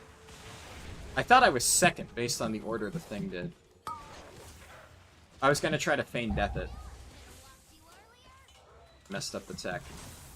Is this safe? Oh, I'm safe! Look at this! What a cheeky little safe spot.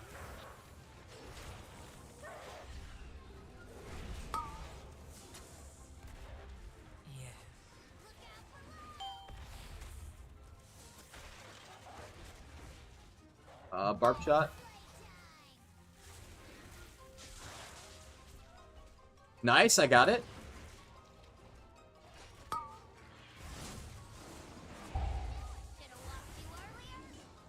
Oh my god, where's this fucker going?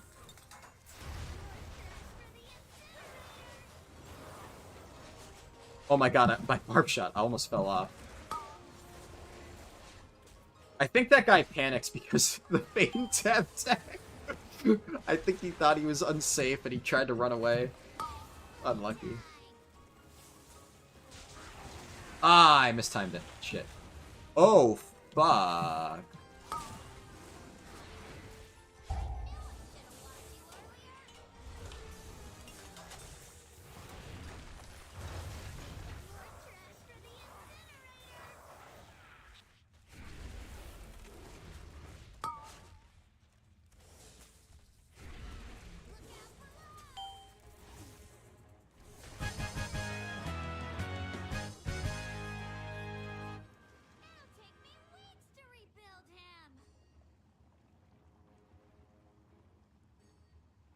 Nice. Oh. You get Tyrannical Fort in 7s? Oh, right, yeah. So that's the first one. Eh? Couldn't have done that on your warrior? Warrior? Kraut warrior? Kraut warrior can't fucking die. Kraut warrior is like fucking giga survivability. Okay, can I do this? Ah, so close. I think that's doable. I'm pretty sure that's doable.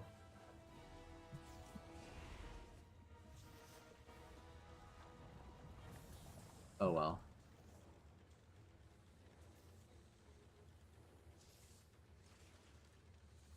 Oh shit, that guy's dead.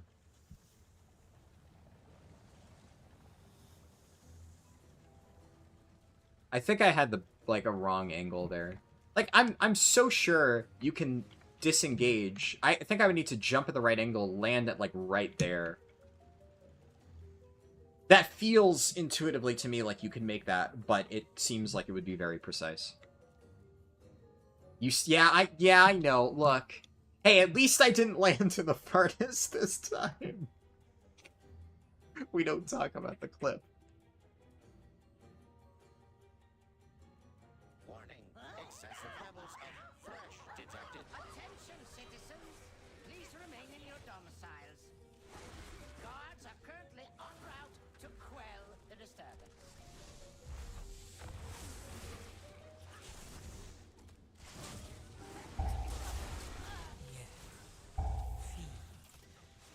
All of you, feed on the void. Let its darkness fill you.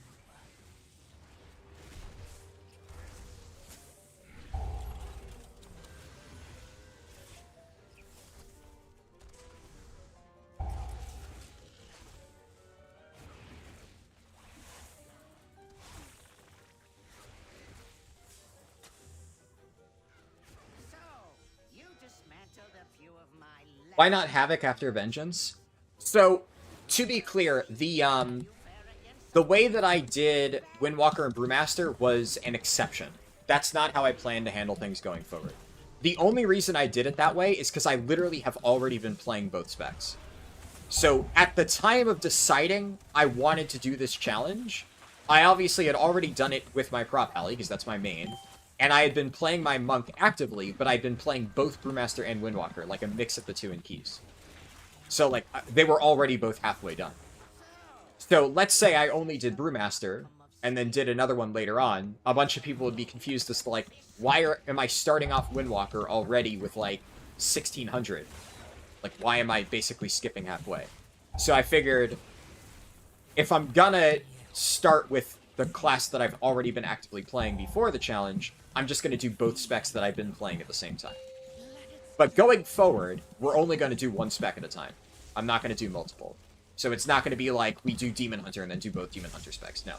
It's gonna be one spec at a time.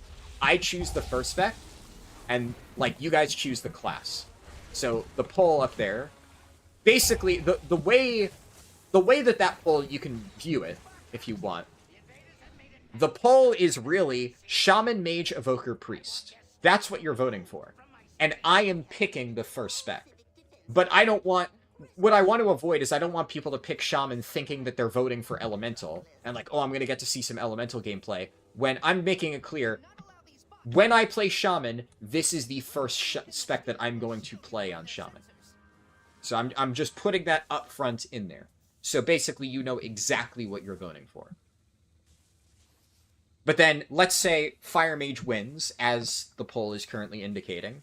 Which, keep in mind, the results will not be closed until we're done with the Hunter Challenge. So when I get... The second that I finish my final plus 10 on BM Hunter, that is when the poll results will close. Until then, they will remain open.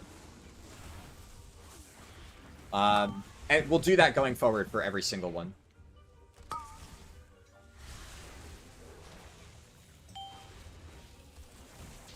The scroll just sitting here, but it's not going on. There we go. Oh shit, Beast Cleave. But yeah, so then after, let's say Fire Mage wins, we play Fire Mage, and then obviously, like I said, we move on to Vengeance Demon Hunter. Then we play Vengeance Demon Hunter, and then we would return to, actually, never mind. We play Hunter, then we play Vengeance Demon Hunter, then we play Fire Mage. That's what the order is going to be. Right? And then, yeah, this is... I gotta focus.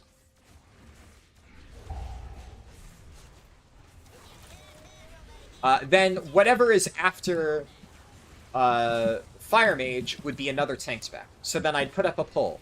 The poll would be Guardian Druid, Blood DK, Protection Warrior. And you'd pick one of those. And then it would probably be Restoration Shaman, Devastation Evoker, Discipline Priest, etc., etc. You get the idea.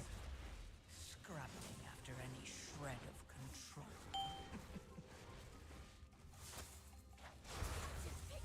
And then you'd vote for whatever the second to last tank spec is. And then obviously the final tank spec would be decided.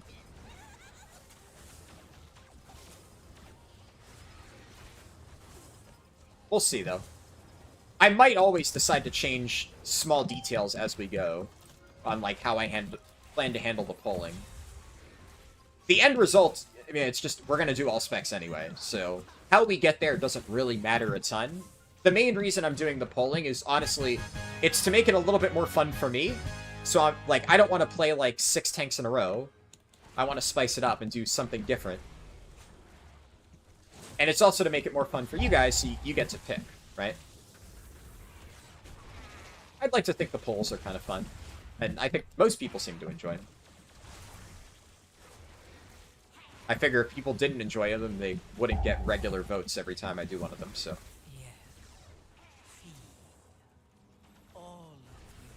That's the main reason I'm doing it this way. If I wanted to, like I said, I could just sit here and knock out all the tank specs in, like, a day. But I want to space them out that way. We're not just... I don't want it to be like, we're blasting through a bunch of specs, and then we hit a brick wall, and I end up playing, like, fucking Discipline Priest and taking 3 days to figure it out or something. So, if I take a little bit to learn Discipline Priest, well, then we, boom, knock out a tank spec in a day or something like that. You are no longer my father. Just a malfunctioning machine that must be shut down. Poor child. If only you could accept the truth. You popped in and yelled at 4 friends to get on? Nice. And I will replace it with mechanical purity. Oh shit, I don't have Beast Cleave up.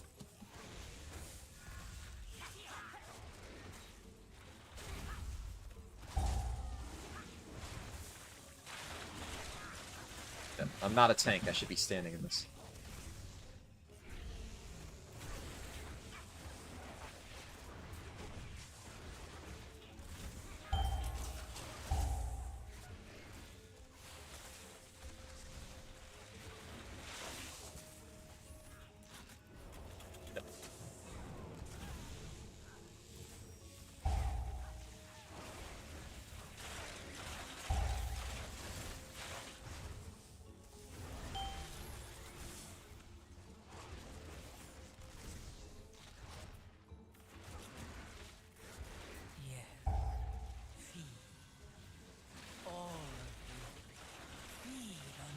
Sub-Rogue isn't terrible for leveling 70 to 80 if you do it as Trickster.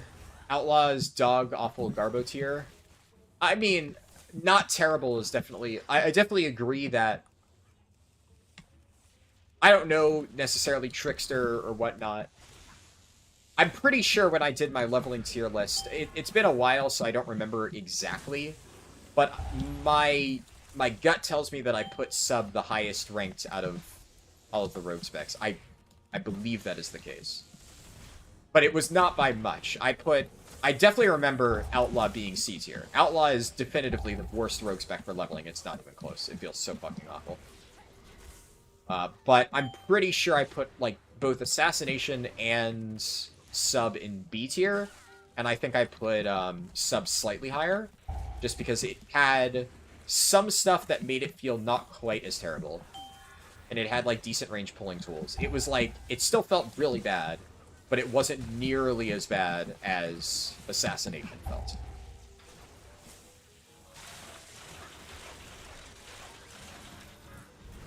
Mortals. Scrabbling after any shred of control.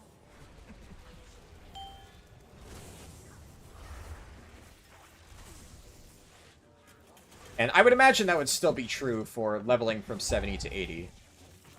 Honestly, Outlaw feels decent at the lower levels, but the problem with Outlaw is that it starts to feel really clunky for leveling at the higher levels. This guy doesn't know how the shields work.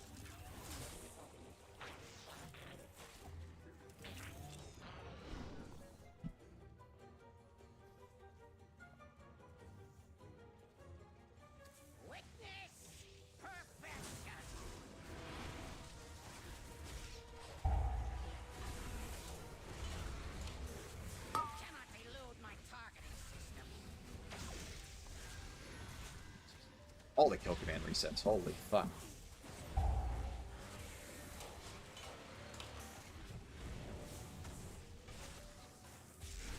Cannot elude my targeting system. Activating thruster. Yeah. Feed. All of you. Hi, me. Feed on the void. Let its darkness fill you. You cannot elude my targeting system. Oh, I almost disengaged straight into that.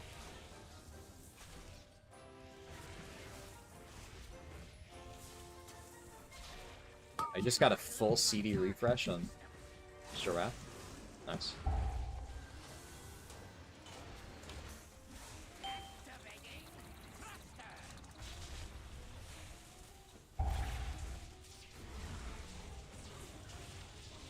That's not good. You cannot elude my targeting system. You think you have defeated me. I hate how human racial doesn't work for that. Come on, barb shot, barb shot, barb shot. Barb shot, barb shot, barb shot. Nice! Oh, look at the refresh! My true ordinance. Happily obliged. Oh, no. Cannon fully charged. Oh, fuck me.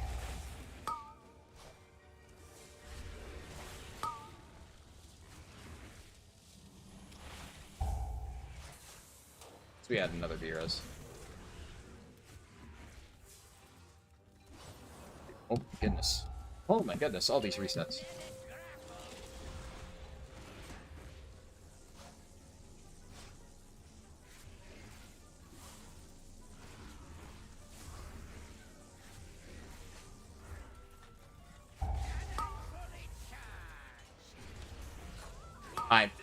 I hit the wrong fucking key. I don't know if we have a B-res. That's rough.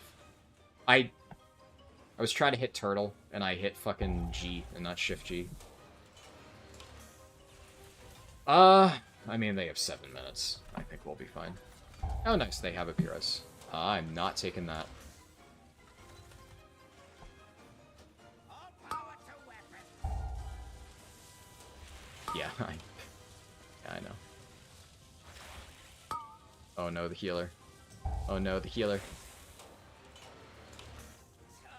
Total Oh, fuck. sonic reversal. Magnetic grapple engaged.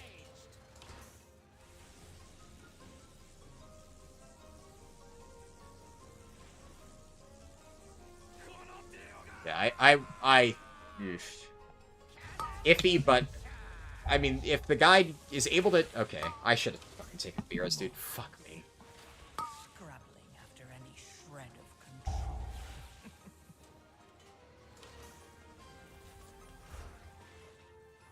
Complete particle deletion. I mean, he might be able to solo it.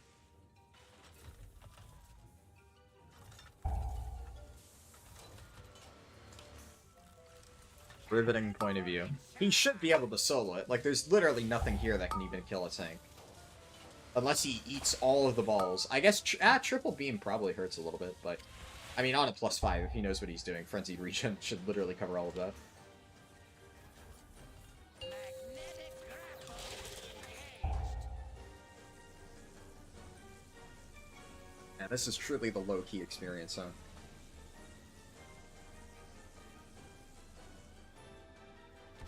All power to weapon.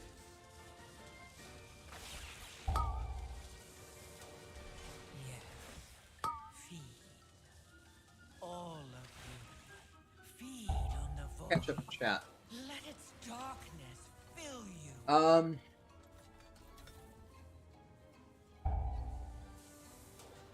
Speaking of combat rogue, that's what you wanted for time walking. You want to have an event where it's retail, but you can time walk into any expansion spec/talents. Cannon fully charged. That would be very strange from a coding standpoint. I like the idea. That would be a very cool concept. I have no idea if it's even possible for them to pull it off. The past you thought, yo, Rogue must be the easiest class to level. It has stealth, can easily stun stuff. Man, how wrong you were. See, what's funny is, like, in Classic, it is. It actually is one of the easiest classes. Hunter is still the easiest, right? But Rogue is definitely up there. There's a reason why a lot of people say that it's very good for hardcore leveling. You get to pick your engagements. The thing is, I mean, the game has changed, right? It's just, Rogue's kit is still inherently designed for that type of playstyle, and it lacks any real self-healing, except it had it back in MoP. Like, it had that playstyle. It had leeching poison. And then they just gutted leeching poison to basically just not exist for some reason. So.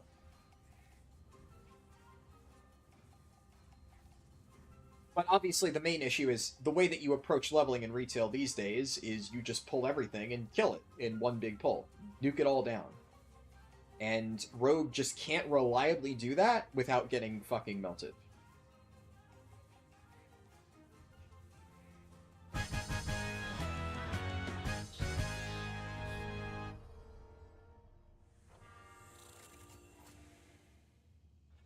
mech originator has been destroyed. And so has my father. You have my gratitude, heroes. Know that King Mechagon's vision of the world is not one my people share. We must now focus. Stupid question, but once you get Keystone Hero, do you change your talent spec or swap to a new character? I think you probably typed that a while ago, so I think I kind of answered that a little bit with what I was saying earlier. But yeah, just to reiterate, when I finish the spec, we swap to a new character. So the current plan is Keystone Hero in every class first, and I pick the first spec. Warlock and Rogue will be left until later, just because I haven't gotten those characters ready yet. And then, once I've gotten Keystone Hero on 11 out of 13 of the classes, with Warlock and Rogue being the exceptions, then we will start to do the other specs. And the current plan is to do it by role. So I'll pull the melee DPS. So you'll pick between, like, Rep Paladin, Survival Hunter, Arms Warrior, Frost DK. Just as an example off the top of my head. And then we'll do healers or something. And then we'll do range DPS. I'll mix casters and marksmanship. So it'll be like marksmanship, mage, shadow priest, etc. And then whatever one of those wins, that's the spec we do next. And then we move on to whatever healer wins. So let's say preservation wins. We do preservation. Then we go to Fury Warrior. So you get the deal. Right, so we'll do the specs after each class has already gotten done. What do the floating orbs do? Like, on that boss fight? The floating orbs in that fight, he has a bunch of, like, little lightning orbs that he moves around the room. They target players. So he'll redirect them, and then they'll fly to them. In that particular case, they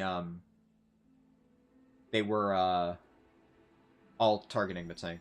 Unless, oh, do you mean the Xalatath mechanic? Those are also floating orbs. If you meant the purple balls, those floating orbs... those are the, there's like a Xalatath affix every week. So it depends on what the week is. The purple, okay, that is what you meant. Cool, cool. Yeah, sorry, I forgot. Thinking of a different floating orb. So every single week there's one of 4 Xalatath affixes. Basically, it's like a kiss curse effect. So it's a thing that you need to deal with, but then if you deal with it properly, you get a buff, and if you fail to deal with it, the enemies get a buff.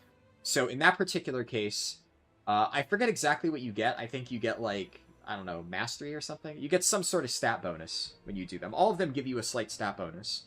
You have to run into your allies' purple orbs. They'll, like, rotate around the people. Obviously, at the end of that pull there, everybody was dead. So they were just hovering over the people's dead bodies.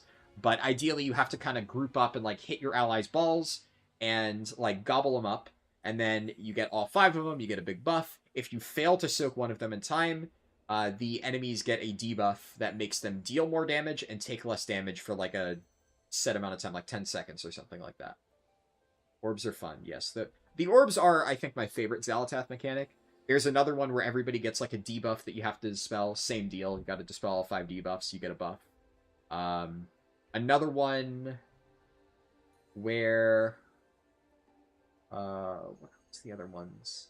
Oh yeah, there's one where a bunch of tiny little orbs will start to appear. There'll be like 10 of them, and they'll start casting something, and you have to break them using a crowd control effect. So let's say, like, there's a bunch of tiny little orbs where these, like, little birds are. I would need to use a stun effect, so I could use, like, Bursting Shot and stun all of them. Accidentally shot a butterfly to death. Oops. But you'd stun all of them, it would break the orbs, and then gives you a buff, and if you miss any of them, they buff the mobs. There's another one where a big, like, Void Emissary, it's like a little ghostly version of Xal'atath will pop up, and you gotta kill it.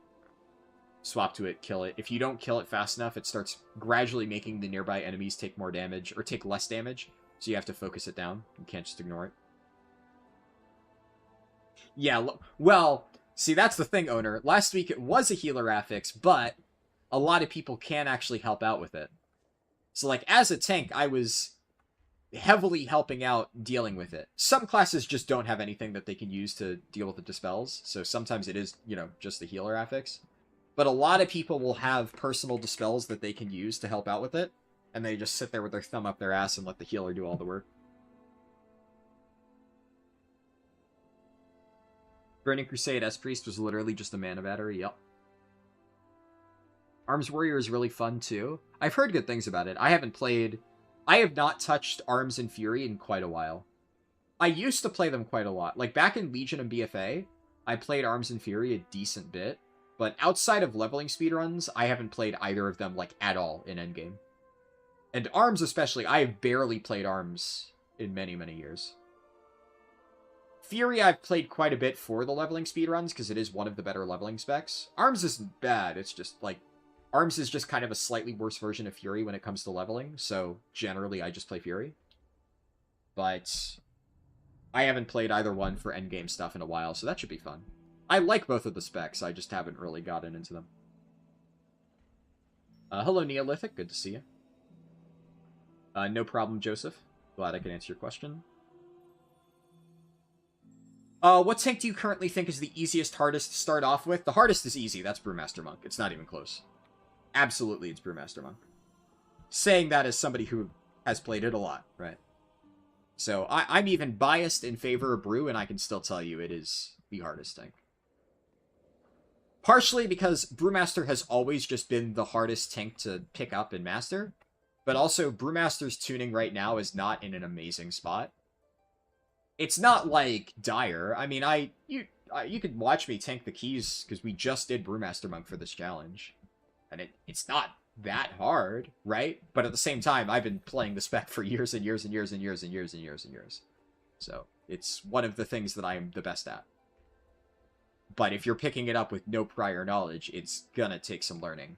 And it's not in its, like, super strongest state at the moment. So, it would not be a super easy thing to pick up and learn. It is a mastery buff environment? That's good to know. Yeah, I always forget what the exact buffs are each week.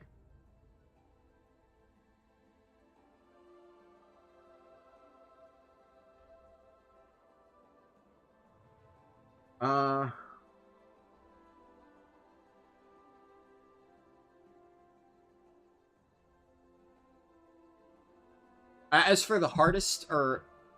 Yeah, so that Brewmaster's the hardest. As for the easiest... that one depends a little bit. I think right now, I would say Vengeance Demon Hunter. Because I would say the absolute easiest playstyle, probably Guardian Druid. Guardian Druid is, like, extremely simplistic and straightforward. But I would say Vengeance Demon Hunter is, if you want to play it, especially in Mythic Plus, single target, it's a little bit more involved. Mythic Plus is pretty just blatantly... Yeah, even single target's not that hard, honestly. Vengeance is pretty straightforward these days. It's not that much more complicated than Bear. You have a little bit more management. You have a lot more utility that you gotta get right. Bear has a lot of random utility stuff, but it's, like, niche and you almost never use it. Vengeance has very important utility that dictates, like, the flow of a Mythic Plus dungeon. But at the same time... if you figure out how to use that utility, you just completely fucking trivialize M+. So, there's a reason why most people are playing it right now for top keys. And it is just tuned well at the moment. So, I would say it's kind of a toss-up between Guardian and Vengeance. I think Guardian is technically easier if we, like, really are pulling hairs, it's like technically easier to get into, but I would say Vengeance is probably, in my opinion, the true easiest. Because although it might take a little tiny bit more effort to really figure out, once you figure out Vengeance, it's like significantly more powerful than Guardian for pushing keys. So it kind of, like, the strength of Vengeance would kind of outweigh any slight errors in play, which would, I would say, by association, make it easier to play. If that makes sense. What M+ is my favorite this season and why?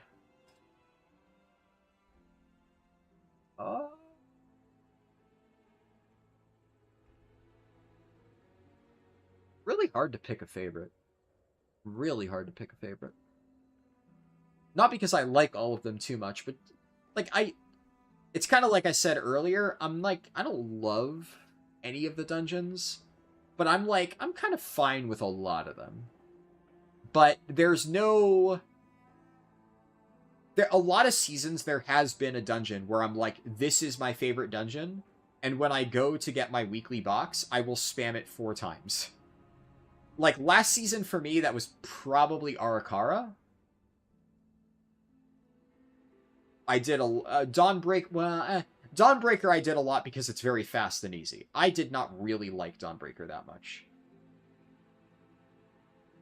Arakara was probably my clear winner of last season, which one I liked. So that one I could pretty easily say. But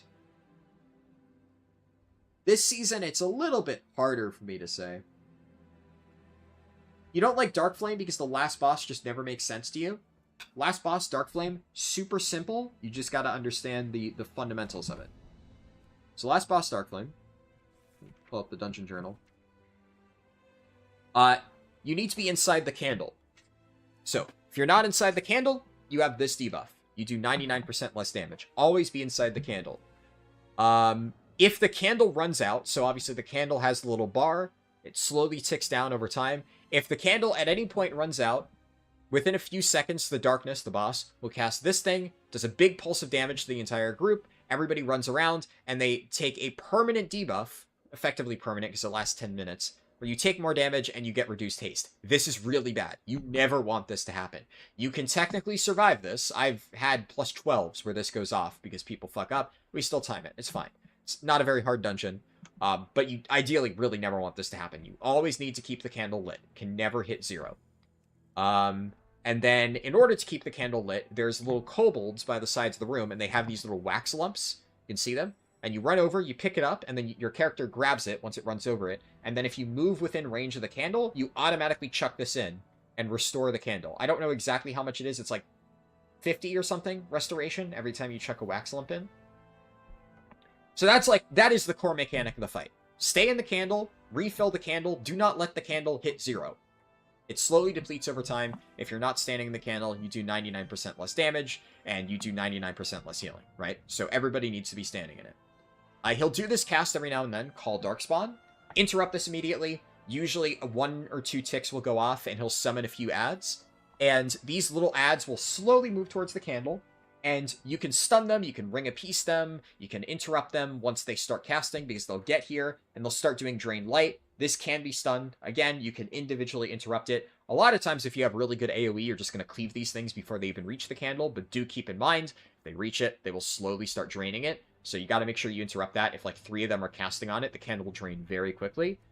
This thing, yeah, so he has 2 other main abilities. Like that is most of it. But then he will do, what's it called? Umbral Slash. So this is, he'll do a big, like, rectangle attack aimed at the candle. And you just got to walk over to the candle. There's an extra action button that shows up. I don't know where the default position is. On my UI, it shows up right here. Generally speaking, it's the tank's job to pick up the candle, but, you know, figure that out, right? I would say if you're tanking and nobody says anything, assume that it is your job to pick up the candle. I'm usually tanking, right? So let's say the candle is, like, right here. I walk up to the candle, I use my extra action button, which is Shift-Z. I grab it, and I move it out of the rectangle. I'm standing kind of on a ledge, so it's, you know, hard to demonstrate, right? But let's say it's right here. I grab it, I move it to a safe location. Now, one thing to keep in mind is when you start the fight, the candle will be like right there. The boss will be right here. The kobolds that you need to get the wax from will be like in that corner and in that corner.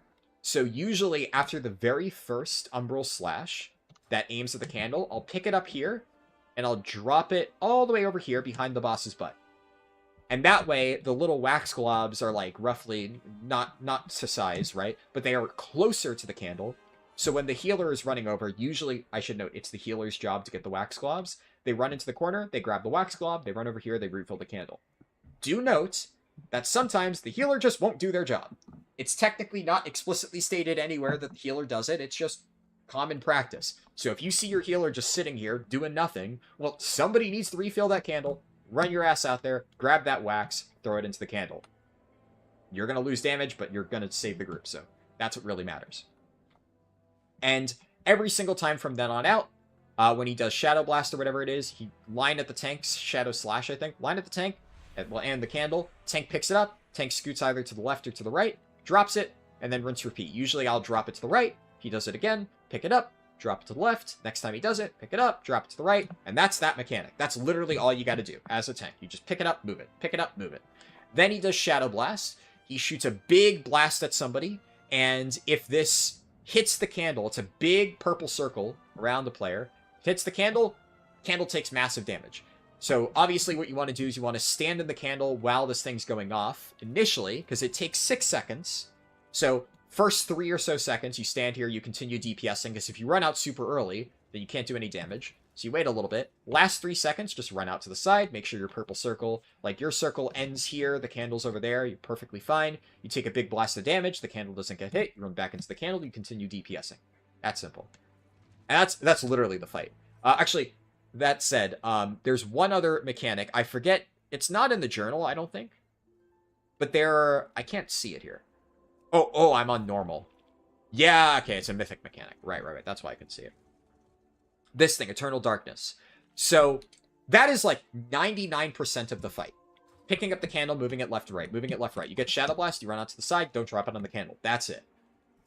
The other thing he'll do is Eternal Darkness, where every now and then he'll do this big pulse. And he just pulses damage onto the entire group, and it does big chunks for the candle's heat.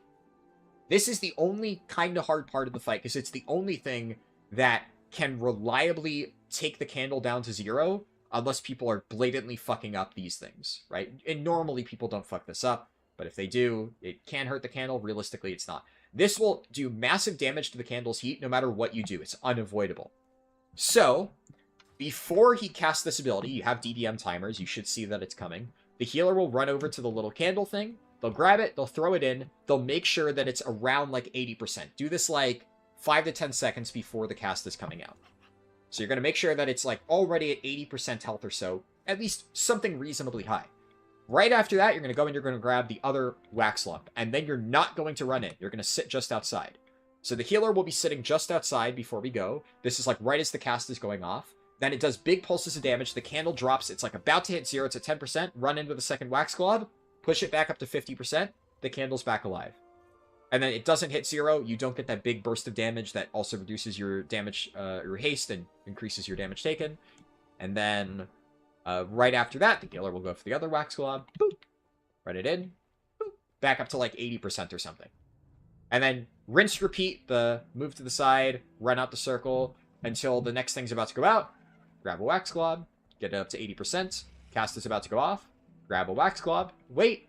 Thing goes down to like 20%. Boop, 50. And then, healer heals people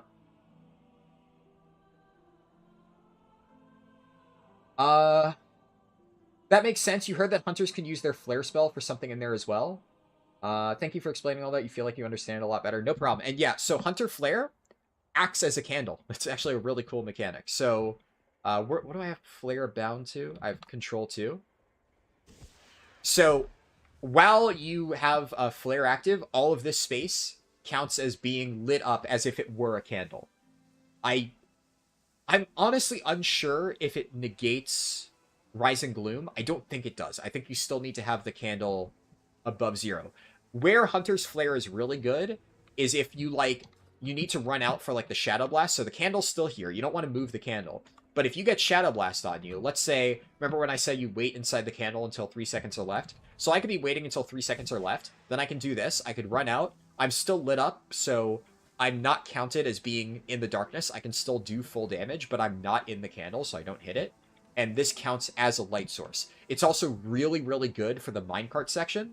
So after Candle King, where you have to like escort the minecart to the end, Hunter Flare is amazing for that, because the minecart is like really finicky sometimes. So you can use this flare to like, if there's a bunch of mobs ahead and you want the tank to be able to like reliably get threat without having to like run into the darkness. Because the thing is, if the tank has to run ahead into the darkness to get mobs, well, he's doing 99% less damage, which also means 99% less threat.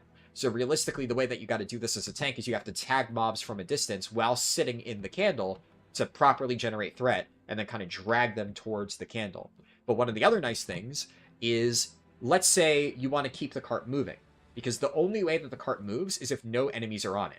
Now, you can do this even without Hunter Flare. A lot of times what I'll do if I want to keep the cart moving as a tank is I'll round up all the mobs, I'll get threat on all of them, and as long as there's not like 2 corridor creepers just eating my ass and I'm going to die if I try to do something fancy, if there's just a bunch of little guys and we just want to keep moving to the next pack, I'll make sure I get threat on all of them, and then I'll run into the darkness and have them chase me. And then once all of them have been off the cart for a few seconds, it starts moving again. Now, that can be a little bit sketchy without a hunter, because you're sitting there, you're doing 99% less damage and healing, so if you are taking a lot of damage, you could get really screwed over. But if you have a hunter, well, they can just, like, let's say the minecart's, like, rolling from the delve area down to the staircase, and there's this area over here. The hunter can drop a flare over here, the tank can sit in the cart, run with it, get threatened all the mobs, and then run over into the hunter's flare. Tank still counts as being lit up, so they're not doing 99% reduced damage. They drag the mobs over here, the cart continues moving, and then the tank starts chasing after the minecart and kiting the mobs behind it. So yeah, the Hunter Flare for that section of Dark Flame, really, really useful. There's a lot of stuff you can do for it. And most likely, when I do that dungeon for the first time on my Hunter, I am going to forget everything that I just explained because I will be panicking, and then I will remember halfway through that I should be using Flare, and I'm calling it now. That's how that's going to go. There's also, there's a talent. Where is it? There's a talent that buffs Flare. I forget where it is. Kindling Flare. Yeah, here we go. Flare's radius is increased by 50%.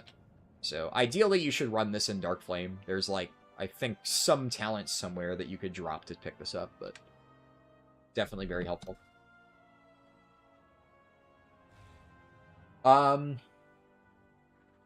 As a healer, last boss feels often like it's being carried by you. Oh, absolutely. If the healer doesn't know what they're doing on that last boss, it's fucking rough. I've been in groups where the healer doesn't know that it's their job to do the candles, and I have to do both the movement of the candles and the refilling of the candle as a tank, and the healer is just, like, sitting out in Africa doing 99% reduced healing for, like, multiple seconds until they realize. It's definitely a very, very, very heavy fight carried by the healer. And definitely DPS can help out. It should always be a ranged DPS, though. Like, I will probably help out with that as a hunter, because I can, especially with Flare. Other casters can probably help out if needed, but melee DPS should honestly kind of just zug the boss in that fight. That's just really not their job. For us, it's usually the guy who has the Shadow Blast. I just say it before the boss. That's fair, yeah. That's definitely one way to do it. And the way that I said it is, like, obviously, if you have a plan, that totally works. But most groups won't say anything, and I think it is fair to say, maybe I've misinterpreted the etiquette, but in all of the groups that I've run, if nobody says anything, it's just kind of assumed that that's the healer's job. Just like it's assumed that I'm supposed to move the candle as a tank. And that has generally been what most groups seem to do. Consistent. The ultimate is a pain. Big damage coming in and a wipe without healing. Candle goes off guaranteed if not refilled in between. Yep. If you don't do this perfect, someone's going to die. Such a stupid mechanic. I get that. I think the only thing that's annoying is, like, it's one of those that's definitely hard if you're not familiar with it. But let's be real here. Of all the types of pass-fail mechanics, it's a relatively simple one to execute. It's only annoying, like you said, in, like, you know, no-comm groups where people just aren't really helping at all, and you're left to do the entire thing as a healer. But I agree, but the thing is, once you get it, it's not that hard. And even as a tank, like I said, I've been in groups where healers just don't do the mechanic, and I have to do both. And it's still not really that hard. Just at the last second, I jump out, like I roll, grab the candle, roll back in, or horse out as a paladin, run back in, and I can usually manage it. So, as long as one person knows what to do, you just kind of beat the boss. So it's just a knowledge check on like one or two people doing the jobs. And it's annoying if you're the only one doing it, nobody else is. But on one hand, like, I would rather a mechanic that is annoying, but I know for a fact that I can do it 100% of the time consistently and make sure that the group kills the boss, instead of a mechanic where, like, I absolutely need all 5 people to be doing it correctly. And there's a lot of bosses like that. Or a lot of bosses where if somebody individually fucks up, they will die. Like, another good example, the fucking... It's not a hard boss, but, like, the Lich Lady. If somebody doesn't stack up with their add on Lich Lady, then I have to go through hoops to try and run over and single target down their add, or, you know, if I'm a paladin, I'll have to stun it, a monk touch of death it, rop it, all that stuff. You always panicked in there, now you feel like you have a better chance of doing it correctly? Yeah, I would say the best thing that you can do to counteract panic, obviously, is practice, right? But most importantly, knowing what you're doing going in. Even if it's just a very cursory understanding, you're still going to freak out the first time you see, like, any boss mechanic in anything. But if you understand the basic gist of it, and you, like, have read up either the journal or a guide or something like that, then you're going to at least... You'll panic initially, but then you'll be like, oh yeah, it's that thing. And then you'll vaguely, hopefully, start to remember the stuff that you read about how to deal with it. And it makes you panic less, and obviously if you're panicking less, you're playing better. It's like, a lot of times, you know, I remember I used to, back in, like, fucking middle school, while I still cared about my grades and stuff, I studied way too much for tests and shit. I used to be, like, before, like, my sophomore year of high school, which is kind of when I stopped caring and just started playing a lot of World of Warcraft, and I was just like, whatever. And, you know, I'm gonna get into a good college anyway. I don't need to get, like, super duper AP classes. But I was like one of those kids that was, like, in all the fancy AP classes, partially because my parents were, like, always up my ass about that stuff. And I would study for, like, ridiculous amounts of hours for tests where, like, I already knew everything. And I would get, like, 100s in the tests and stuff. And, like, technically speaking, I already knew all this stuff, but the reason that I would keep reading the textbook over and over and keep studying and doing more, like, math practice problems and stuff like that is because it's, like, the comfort, right? Because I don't want to be in the test and see a question that, like, I don't immediately recognize and be like, oh shit, oh shit, oh shit, and then start panicking. And then when I'm panicking, I'm not thinking straight. Because then it just makes it, like, exponentially easier. Because then the more that I study, the more that I research, I go into that test and I am, like, I'm calm. Nothing can faze me. I look at every question and I'm just like, I know for a fact that I studied that, so I'm just going to sit here until I remember it. Oh yeah, boom. And then on to the next question. And at no point am I panicking, and I'm thinking clearly, and it just makes everything feel better. And it's nice to not feel stressed. And then eventually, well, years later, I stopped studying as much, and I can tell you that I walked into every single test a nervous wreck, because I'm like, I studied for like 30 minutes before class in the hallway, and I'm pretty sure I remember some of the stuff, but then a question would pop up that I don't know, and I'd just be like, ah, fuck, I skipped this and come back to it later. And, well, I started doing way worse in school, but, you know, I guess it worked out in the end, but, I definitely felt a lot better when I was studying. So I did have a lot less time to play World of Warcraft, but, you know, in this case, you're studying for World of Warcraft, so it's a win-win, right? If everything goes perfect, it's easy, then UF times DPS are suddenly overmotivated and doing 3 candles at a time. Yeah, true. Hello, HRP Bam Bang. Good to see you. Probably to mention, this is a Mistweaver take. You need to get to the boss back with the candle to actually do good healing. Yeah, that's fair. Because you have to fist weave. That makes sense. And then I think I skimmed over a question earlier just because I wanted to finish answering this thing before I moved on. But Cap said, can I ask how you're getting your fresh characters a decent item level to step into the grind for Keystone Hero? Basically, entirely delves. Almost entirely delves. So if I look through my gear, delve, delve, delve, delve. This is still delve. I catalyzed this. Crafted item. Delve vaults. I got this. This is my vault reward from doing tier 8 delves. Delves, delves, This I got from pugging normal raids earlier this stream. This is, I believe, from the world boss. So obviously do your world boss every week, but this is a Warbound item, so you get 1 Warbound piece per week on Champion Track. I got this, like, I don't know, a few weeks ago, and I just had it sitting in my Warband bank, so this one I did actually pull out of there. Then Delves, Cersei Circlet, obviously go get your Cersei Circlet if you haven't. I've seen some people saying, like, I can skip my Cersei Circlet, it's not good for my spec. Here's the thing, Cersei Circlet is still a 658 ring, and if you get this, delete it, and get a new one, you get credit for a 658 ring in both slots. That is free, zero-cost crest upgrades all the way to 658 on both ring slots.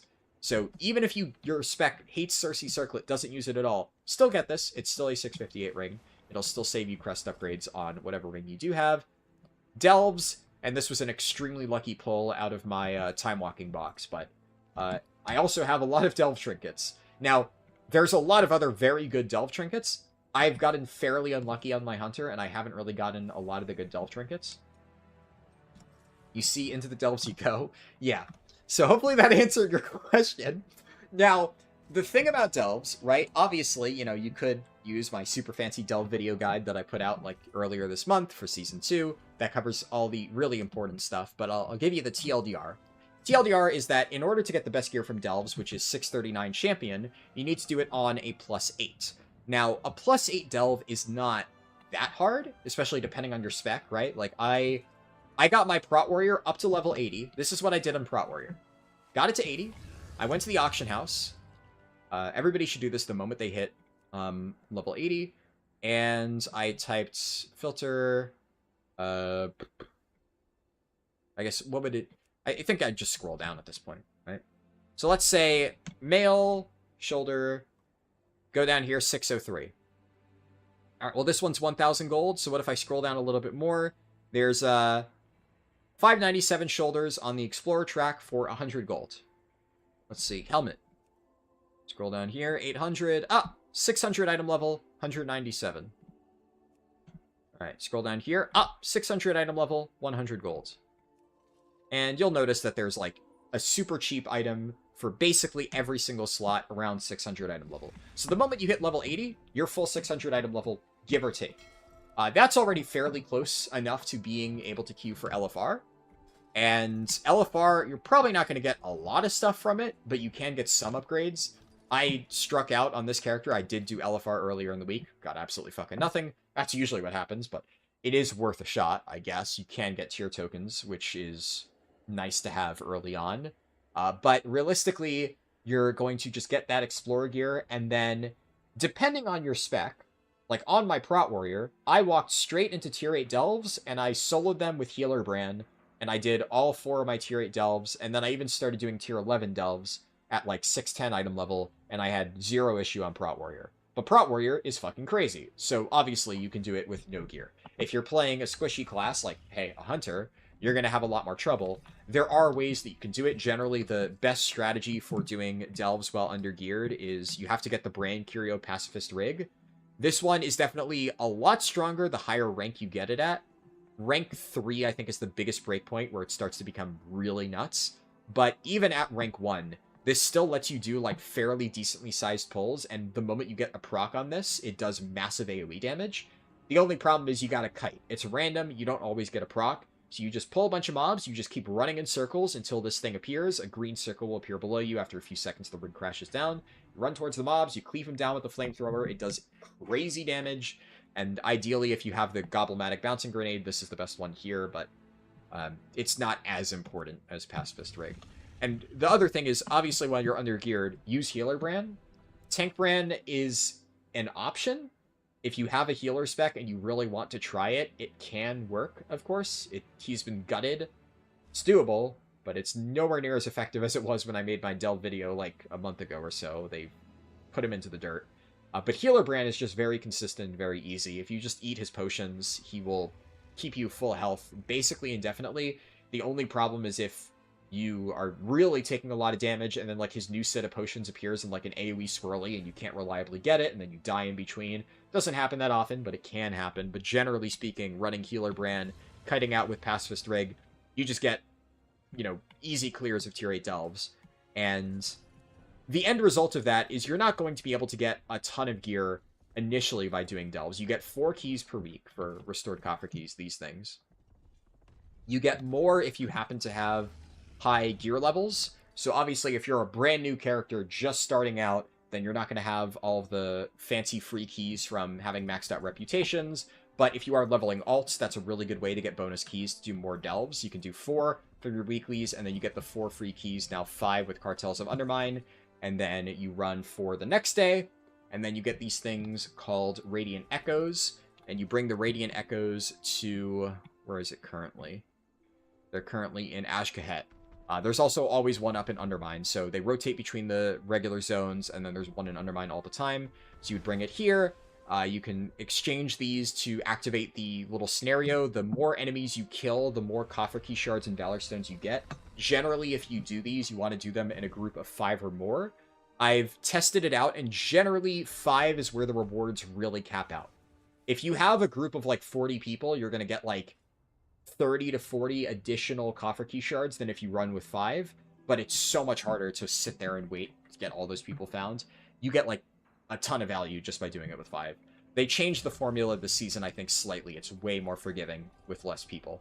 Probably because people were doing 40-man Zergs constantly last season, so I don't think they really like that. But this gives you a lot of keys. Generally speaking, if you exchange 5 at a time, you're going to get back ballpark like 150 to 180, depending on how many people you have, how many you managed to kill during the scenario. So that is a key and a half. I don't know exactly what the return rate on that would be, but you get a decent amount if you do these enough. And there's like other ways to get keys. You get a free Radiant Echo every single time you open a Paragon box, but obviously if you haven't gotten the reputation up, you're not going to be getting Paragon boxes. There are Coffer Key Shard quests up all the time. So I think I've done all of them on this character already. But actually, here you go. There's one that just popped up today that I haven't done yet. So if you are trying to get gear on your undergeared alts, anytime you see one of these world quests that rewards Coffer Key Shards, go and do it, because they will add up. The world quest will always give you 25. So if 4 of these world quests pop up, bam, that's another key. That's another piece of 639 champion gear that you're going to get.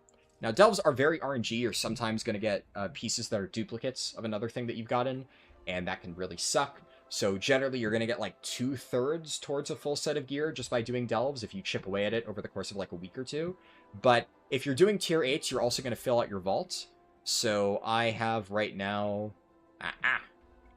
Oh my god, okay, I did click on it correctly. So I have a full set of 3 tier 8 vaults. That means you can see here the reward is 649. The vault rewards cap out at tier 8. So you can see here it says tier 11, but the reward is exactly the same. It's 649. It doesn't actually go higher. It just says that, hey, you did a bunch of tier 11 delves. Congratulations.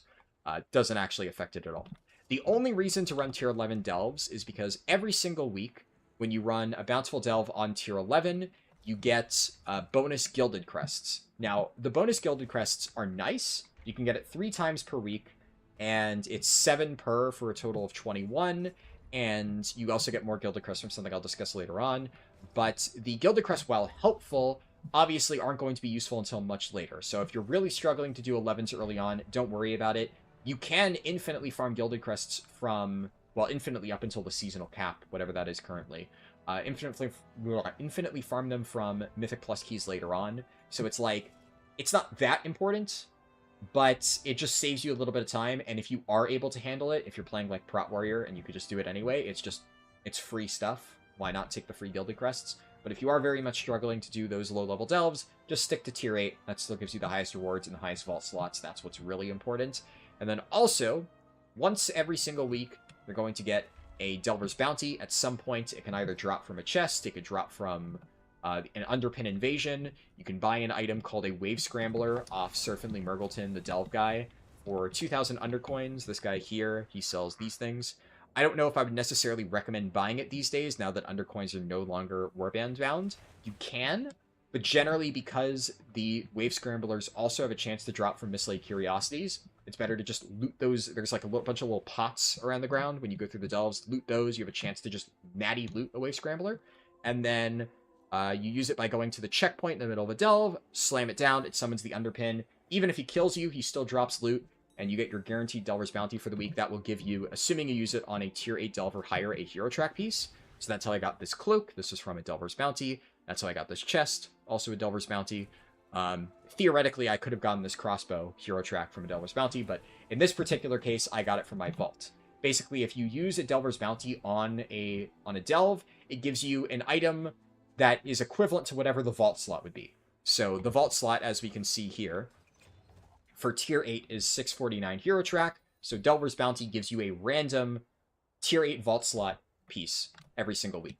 So effectively, every week, if you do all that stuff, you're getting guaranteed 2 649 hero track pieces and 4 639 champion track pieces just from your weekly keys, your vault, and your Delver's Bounty.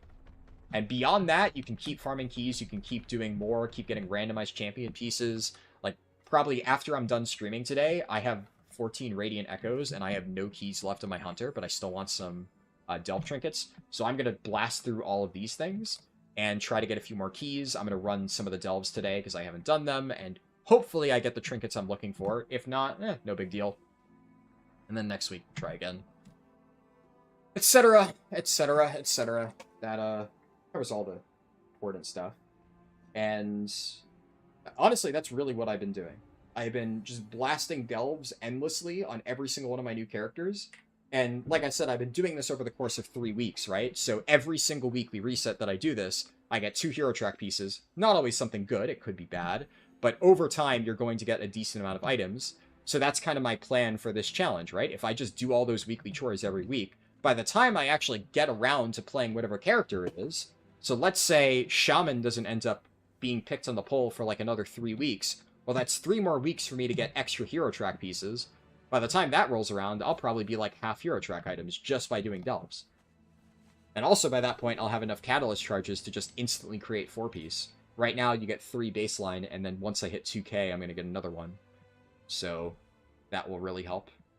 And honestly, the hardest time I'm going to have gearing is characters like this, my Hunter, which admittedly had kind of crazy luck because I got a hero track weapon out of vault, I ripped a House of Cards out of the time walking box, and then the only thing that I was really unlucky with, tier, at the very start of the stream, I fucking bought a tier pants token off some dude for 10k in a normal pug, which is like a steal. So, yeah, RNG has been fairly good to this Hunter. And hopefully the same is true for the Mage, which most likely is up next. And my Mage is still a little bit behind on gear, so we'll see how that goes. Let's see.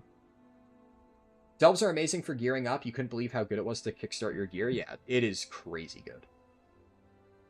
You wish there would be anything to determine when and how the rig goes off? Yeah, it is extremely inconsistent.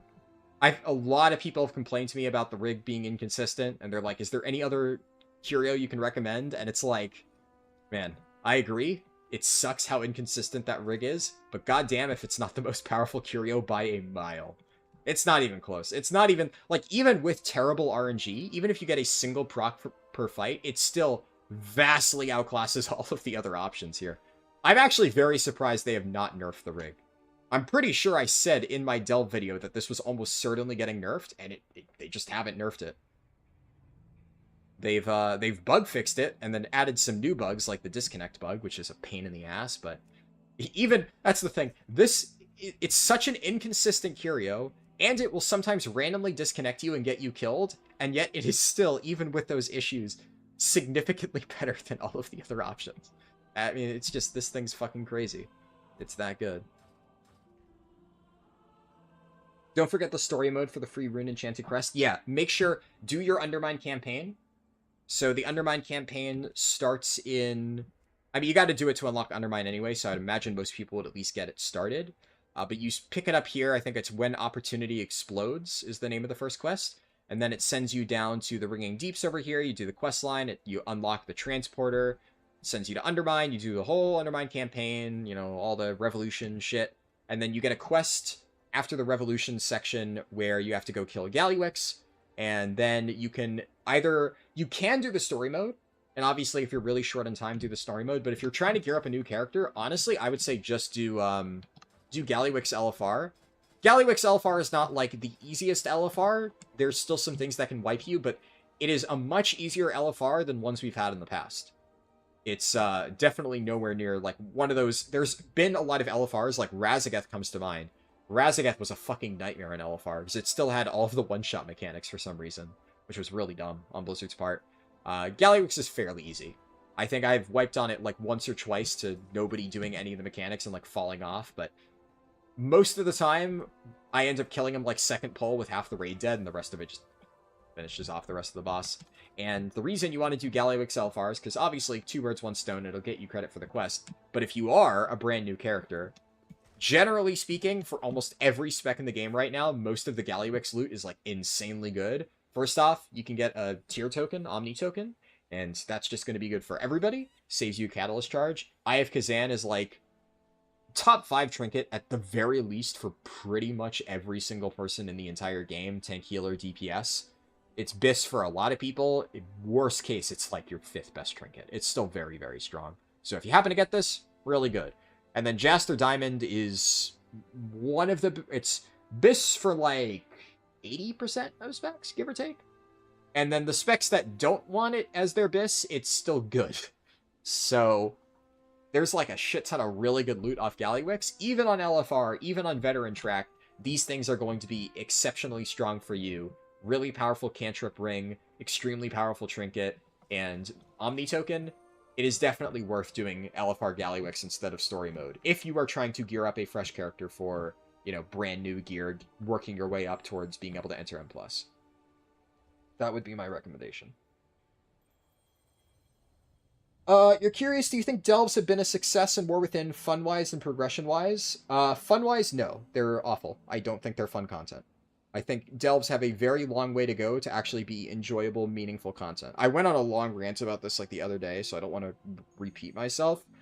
I think the Delves themselves are like fine if we're comparing them to like other expansion content that Blizzard has advertised in the past. Like, Delves are better than Torghast. They're better than Island Expeditions. They're fine. They're inoffensive. Are Delves fun? No. They're pretty whatever. There's like a few Delves that are kind of fun, but also one of the reasons why I have fun with some Delves is because I just don't do them the correct way, and I try to speedrun them in like the dumbest way possible. And like, that's fun for me, but it's also very clearly not the design goal there. So if you do it correctly, it's just kind of whatever. You're just playing like a very generic like minigame, and then the mobs are just very generic and don't really have any engaging mechanics to them whatsoever. And, I mean, they're designed to be able to be killed by literally every single spec in the game, including healer specs. So, like, obviously they gotta tune it that way. But then it's just, like, what's the point? Where's the fun in this content? I think the little, like, bosses that they have, like, so far, Zekvir and the Underpin, are... I want to say that they're the best parts of Delves. They're the only parts that I have slightly, like, actually had fun with. The problem that they have so far is, for whatever reason... Whoever is designing Delves seems to think that these bosses are, like, way cooler than they actually are, so they are doing this crazy thing where 2 times in a row, they haven't made them testable on the PTR, and guess what's happened on both Zekvir and the Underpin? They've released as a completely broken, bug-filled mess. And then for the first, like, few weeks of the tier, both of the Delve bosses are, like, just extremely fucking bugged, and just really annoying.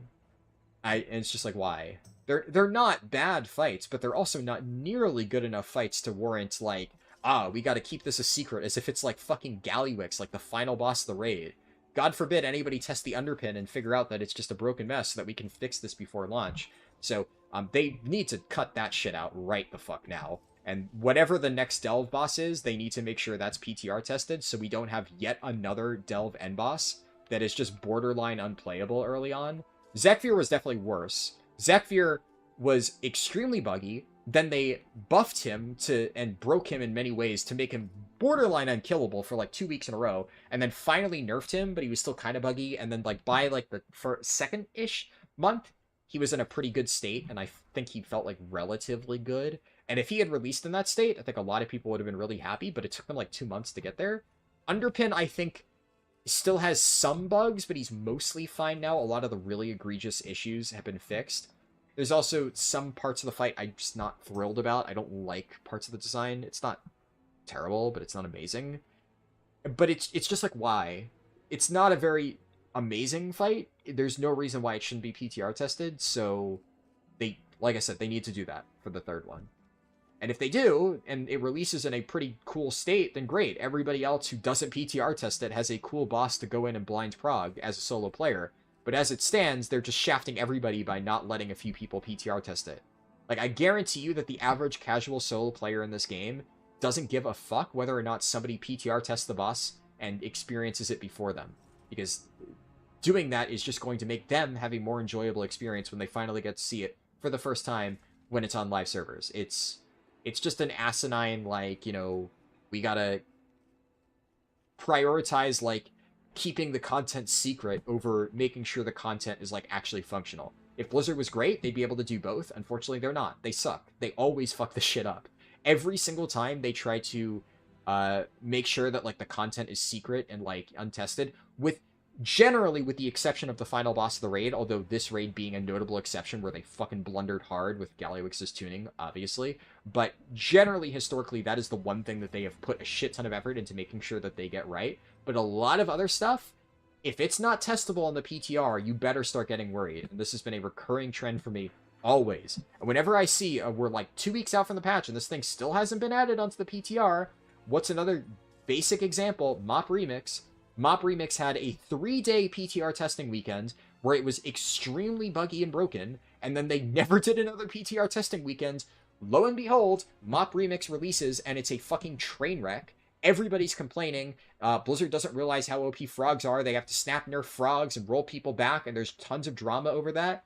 And after they get Mop Remix into a functional state, people actually kind of like it. It was fine. It was a relatively fun event.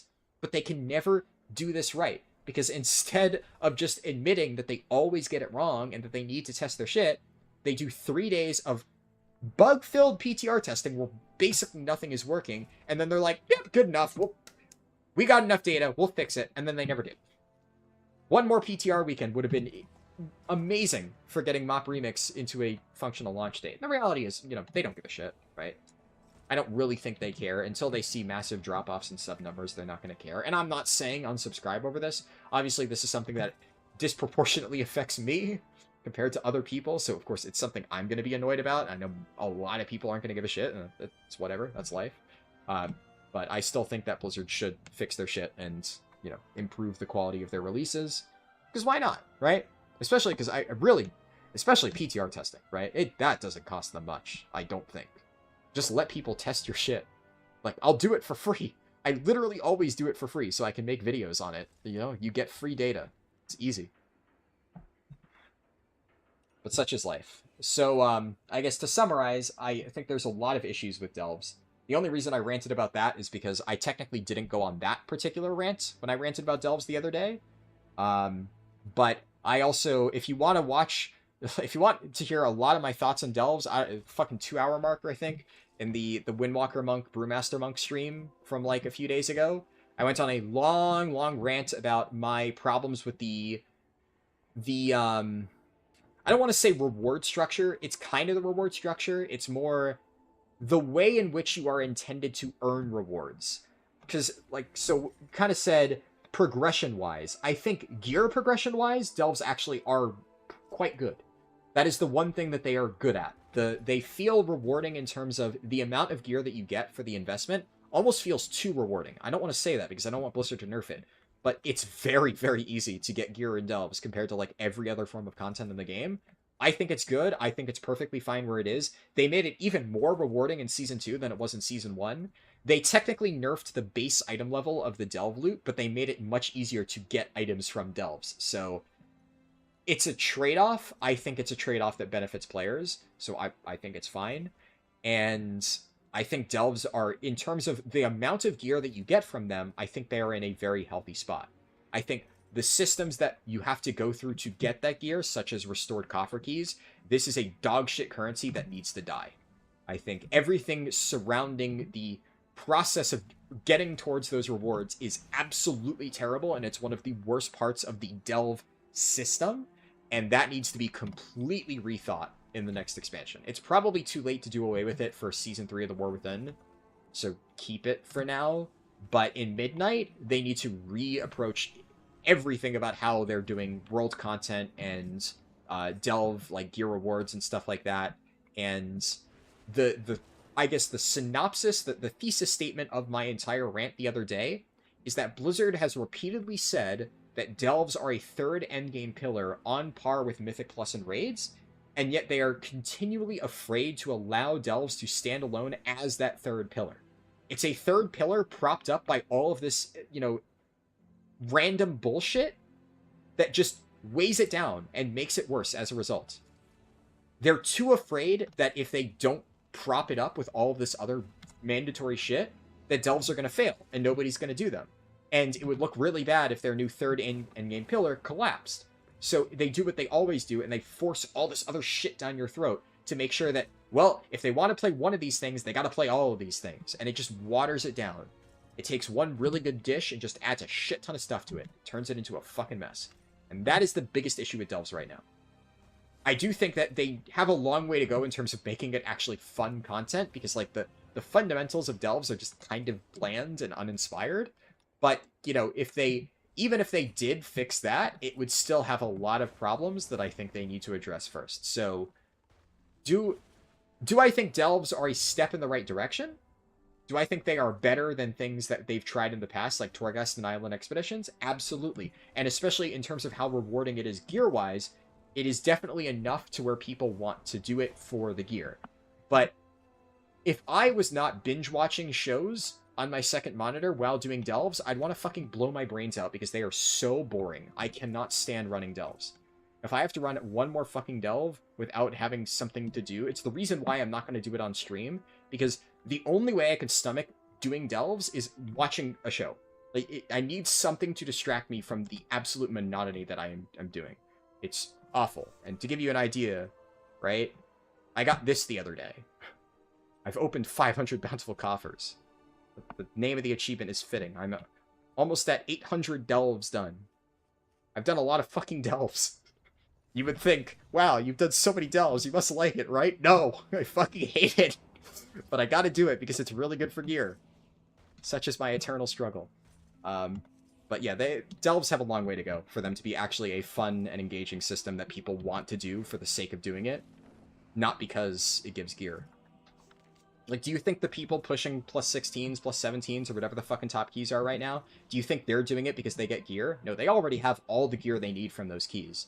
They're running Mythic Plus dungeons because they like doing Mythic Plus dungeons. Why do you think people like me will re-clear a Mythic Raid for weeks on end, despite having all of the gear that I need for it? I Mythic Raid because I fucking love Mythic Raiding. And I will re-kill a Mythic boss 10 times, because every single time I do that boss, I like to try and improve my performance. I'll also usually bring different characters. When are we going to do some gameplay here? When I feel like it. Don't ask me. Don't rush me. I'm going to yap for as long as I fucking feel like it. But yeah, I Mythic Raid because I like just mastering a boss. I like doing it better and better and better, and every single time I'm re-clear, I think that's fun. I genuinely enjoy that. But nobody, absolutely nobody, is out there running a delve on their geared character to optimize their delve clear time, or just to have fun, God forbid, because, yeah, it's not that. It's just not that. Anyways. You hate that you love this game, but Blizzard doesn't deserve shit? Completely agree.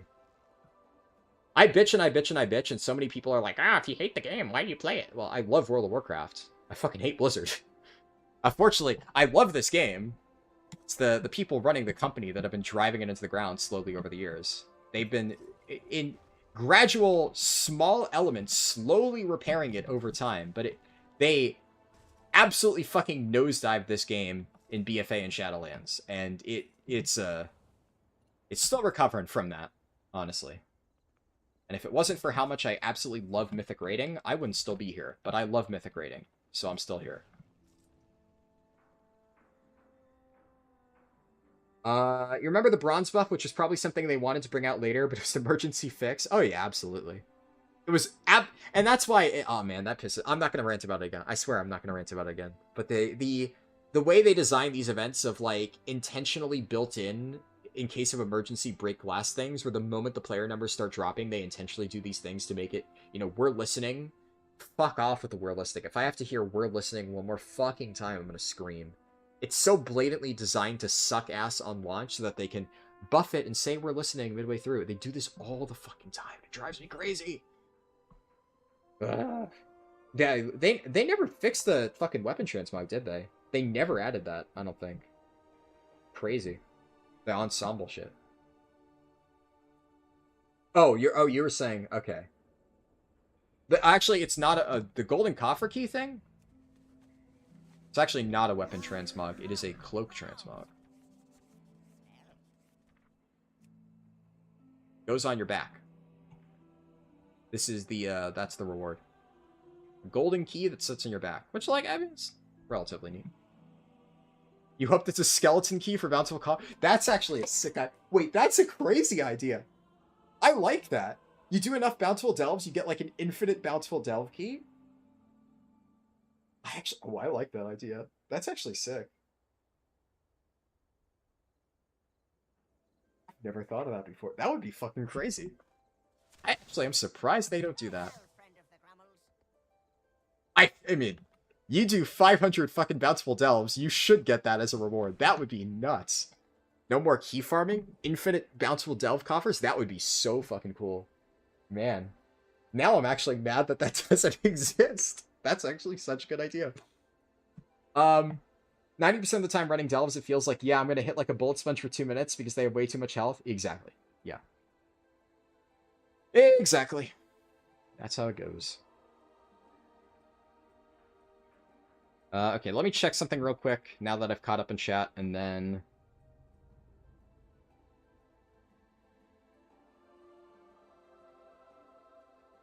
And then we're gonna do another key.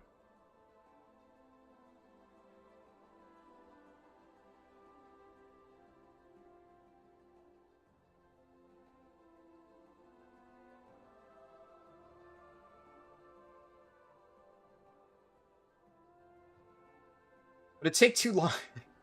Oh boy. I'll tell you what. I will explain to you how Tome of Light's Devotion works right after I apply for a bunch of keys. It will take a while, but I love that trinket, so I will explain. The short answer is that trinket fucks hard. Long answer is it's a little bit complicated, but once you figure it out, it's very simple on how to use it. It's the type of trinket that's like a little bit confusing to understand, but once you know what to do, you're literally just pressing one thing and it does what it's supposed to. So it's not that bad.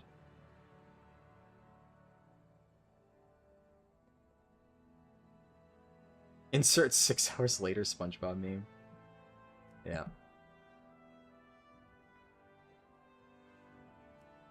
Queue up for Dark Flame. Cap asked the Tome of Light's Devotion trinket. How that works. The tank trinket from Priory.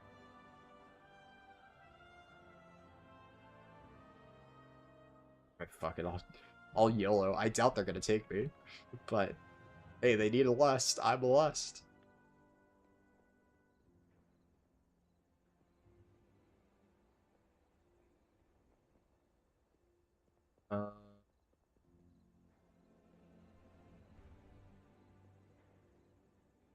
No, it's all tank stuff. Alright, so since I'm mindlessly scrolling through here and looking for keys to do, Tome of Light's Devotion, it has 2 states. The default state is the defensive state, and the other state is the offensive state. So, Tome has 50 stacks that it'll build towards.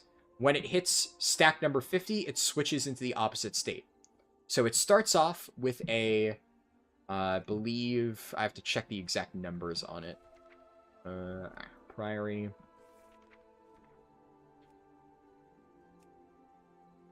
It increases your armor and grants you a chance to absorb magic damage. So it gives you passive armor, and like whenever it procs, it'll give you like magic absorb and shit.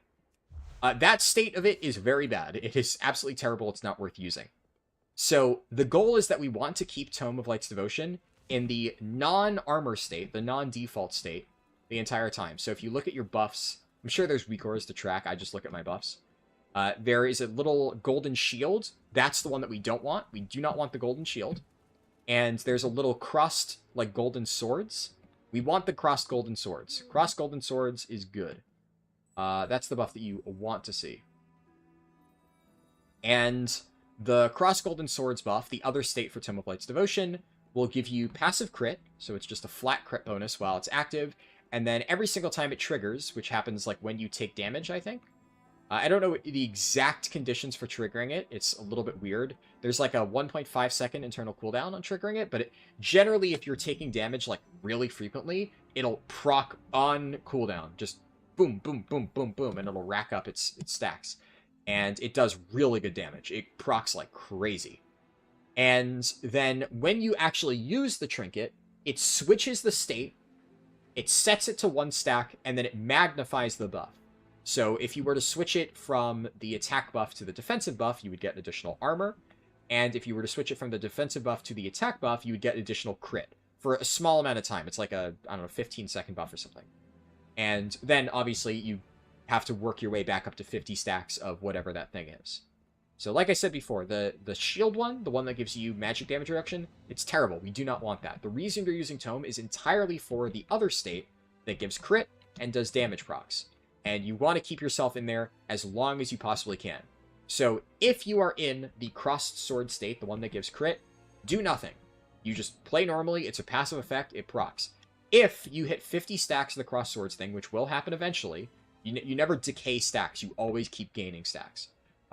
It never resets. It just keeps going, going, going. Hits 50, swaps over. The moment it swaps over, the moment it hits 1 stack of the shield thing, you use the trinket. That swaps it immediately back from 1 stack of the shield thing to 1 stack of the sword thing. Boom. You get crit again, it gets magnified for a little bit, and then you start doing damage again. Now, on certain boss fights, you're going to be proccing that tome so often that it's going to hit 50 stacks and revert back to the defensive buff before your trinket is actually off cooldown.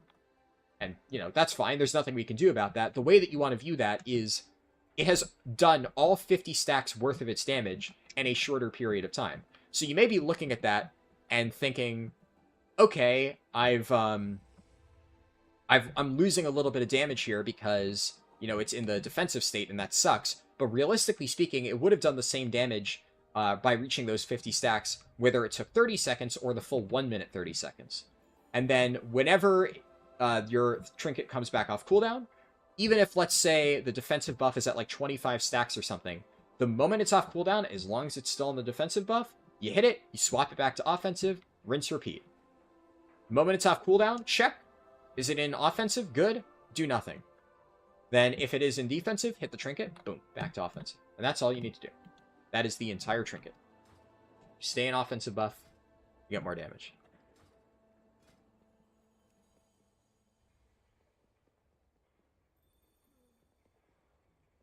The Priory already has a hunter.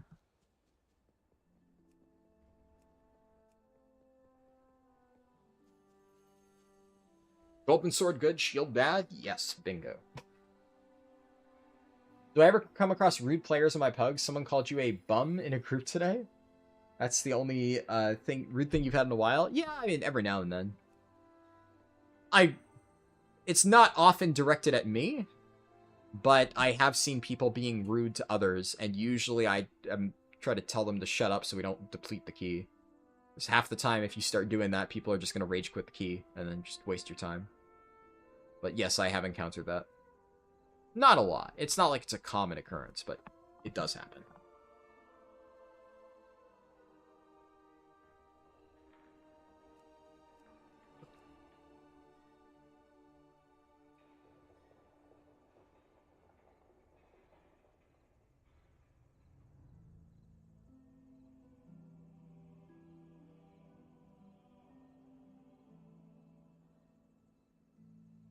One second, I got a message on Discord.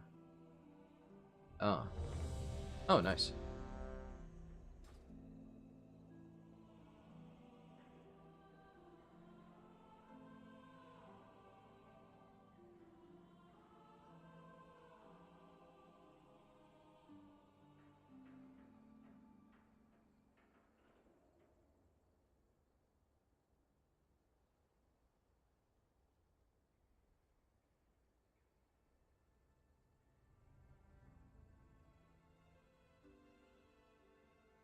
This was... I think this was a Dark Flame? Yeah, Dark Flame, okay. Oh. Easy.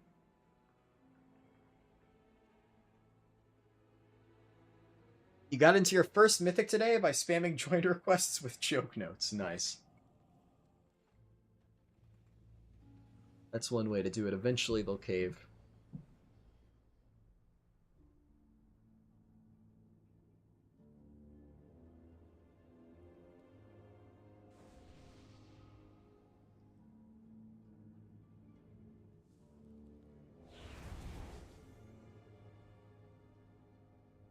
2 days ago, you got in a rookery key. Well, can't talk.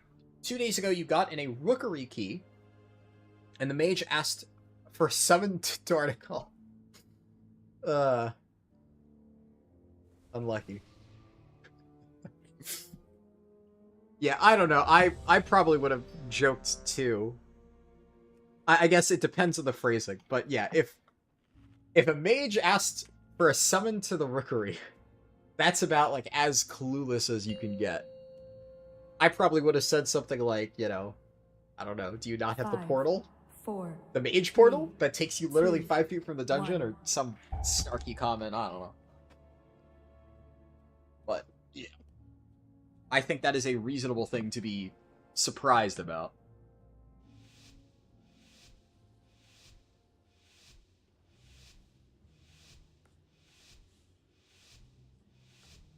I always forget I have to resummon my pets.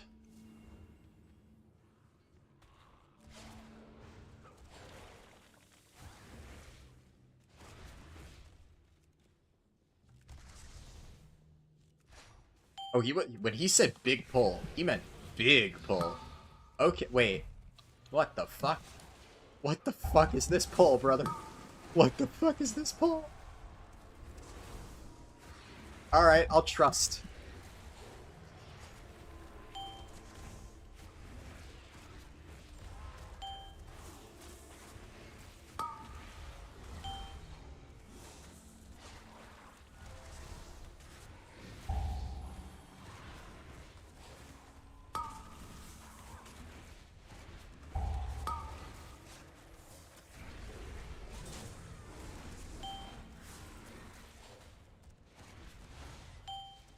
Christ. I can try to LOS the overpowering roar, I think. The problem is there's just so fucking many of them.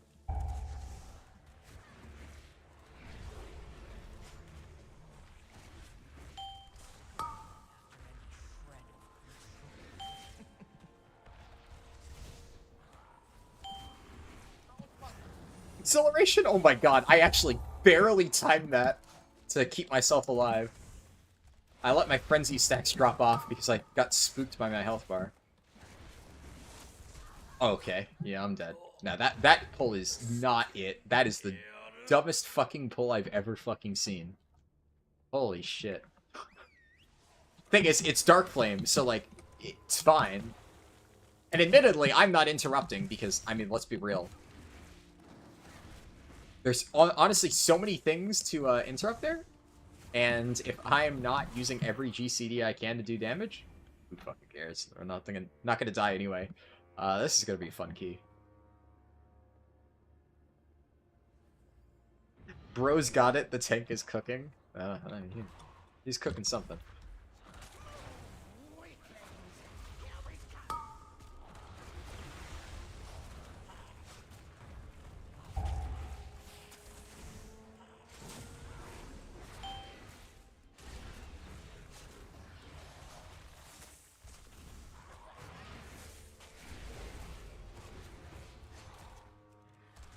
He burned when he was cooking. Through that. All of you, feed on the void. Let its darkness fill you.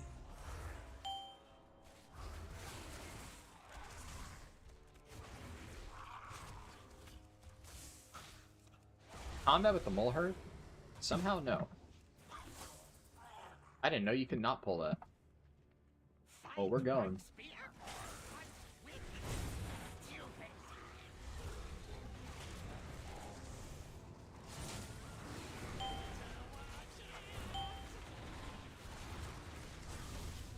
I guess I just cleave all these ads, because, like, why not?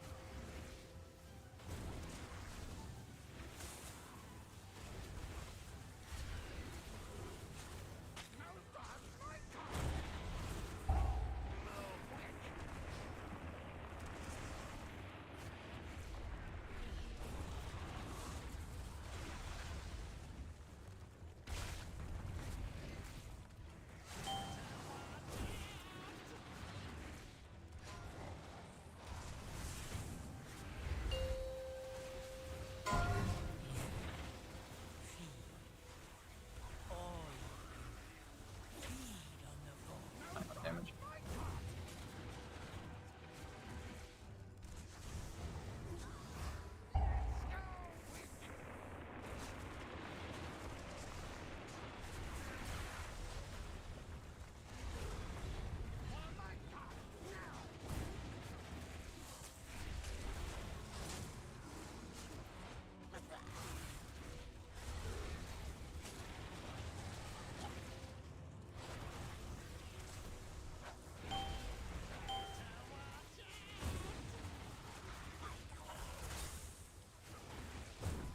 I think I'd focus boss here. Yeah. It's the shaman. Oh my god. Shaman did still respectable single target. Holy shit, that's crazy cleave. After explaining Dark Flame, now we get to see a live demo. Yeah, something tells me that I'm probably going to be the one doing the candle mechanic. So that should be fun.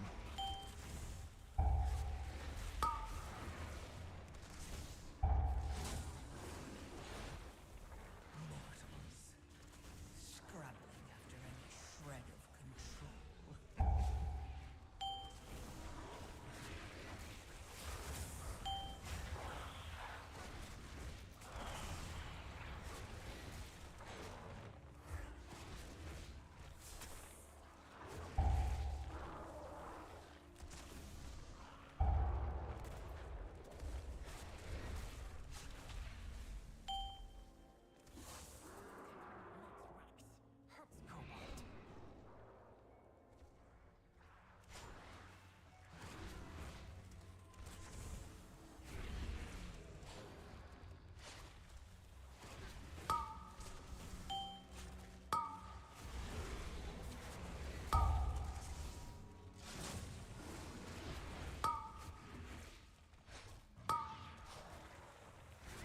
Shit, he's cleave.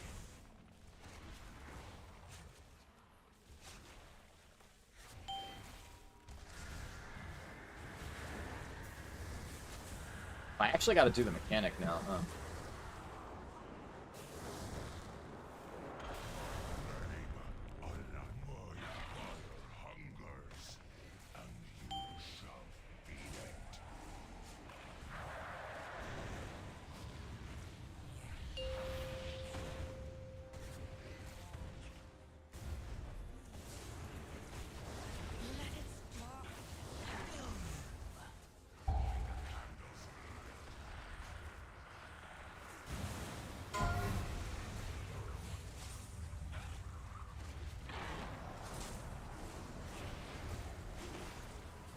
Nobody really? The Druid made zero effort to fucking move his ass.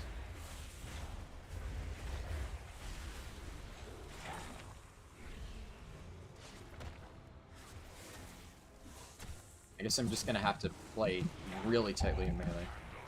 We do have all casters, to be fair, so there isn't a melee to help the tank.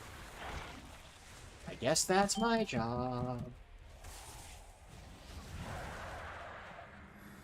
Jesus, hunters are squishy.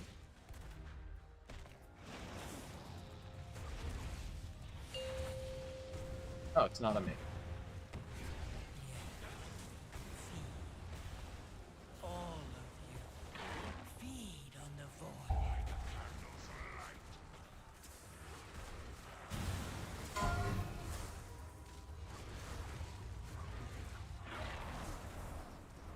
Think I hit that correctly? Okay, literally. I literally stacked with them in melee and nobody made any effort to fucking soak my ball. Sure.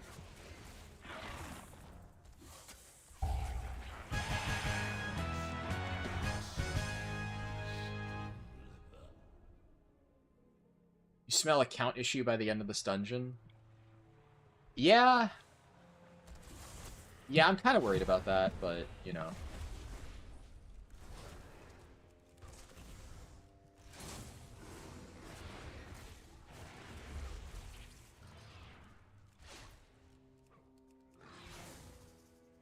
Okay, LOSing, I guess. Sure. Like, they have no health.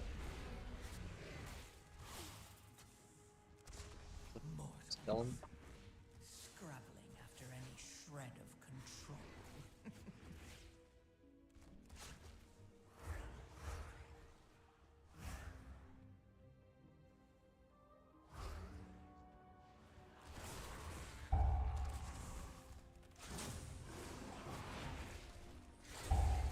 This is it. Court of Candor King. Teach him a lesson.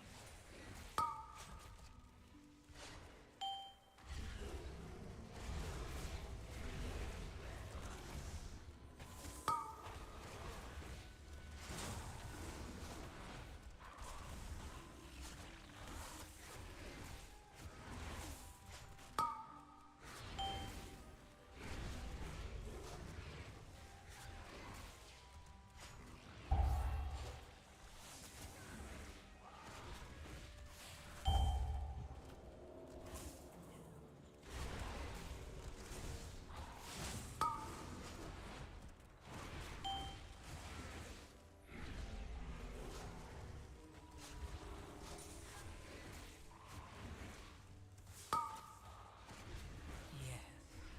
Feed. All of you. Feed on the void. Let its darkness fill you.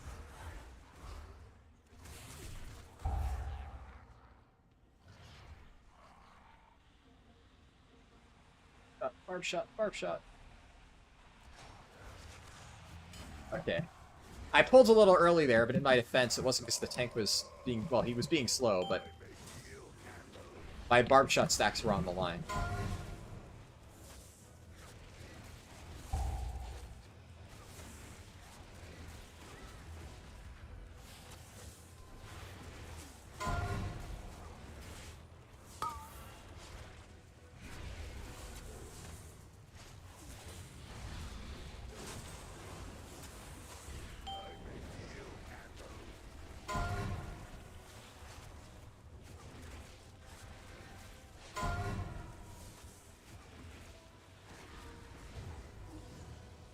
Yes.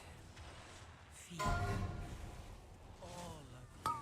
Probably the best one, because with that, the best one theoretically would be this one that I'm on, but there's no angle from the boss where I could have reached that, so that was the next best option. It's unlucky positioning.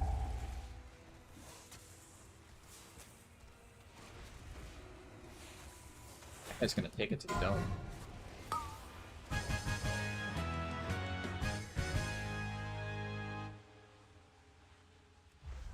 No more Candor King. We can be free. But first, the darkness. Darkness can time to flee. Flee to freedom. We can use the Candor King to escape.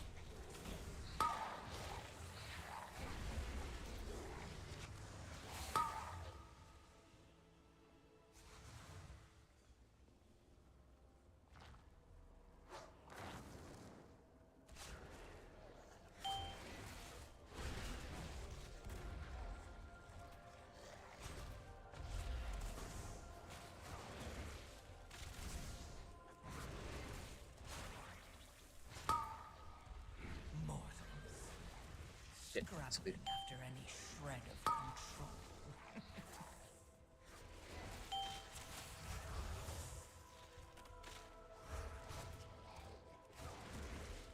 Really?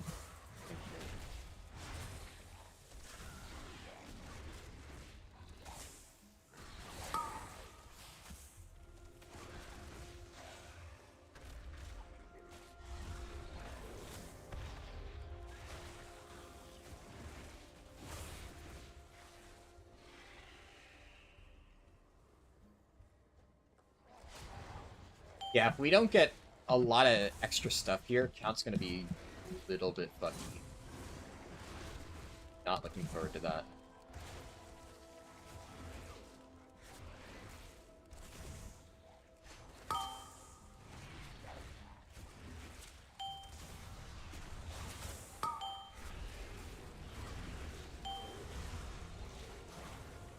Yeah, remember that whole thing I said about flare?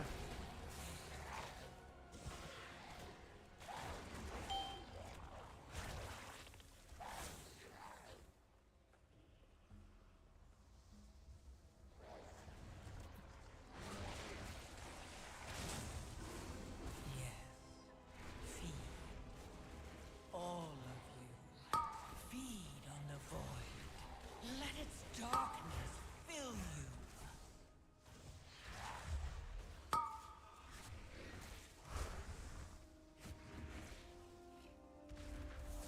Hey, check that out, though. Good flare use case. Alright. Didn't completely forget. I let my frenzy stacks drop somehow, though. I don't know how the fuck I did that. That's not ideal.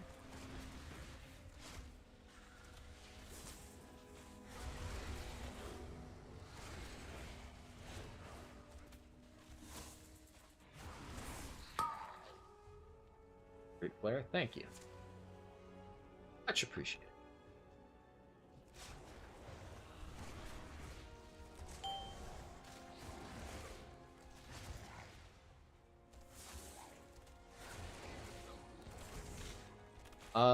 I mean, I could use House of Cards here, but it's not going to do anything.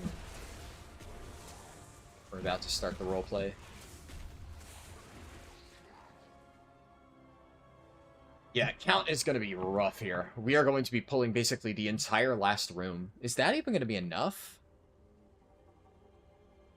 He missed a lot. Which is crazy, because he did, like, one of the biggest first pulls I've ever seen, and still somehow missed, like, shit tons of count. Some dynamite. What's for me? I guess we'll see. Oh my god, my cursor. No! My cursor locked up right as the fucking boss was coming. I can still win this.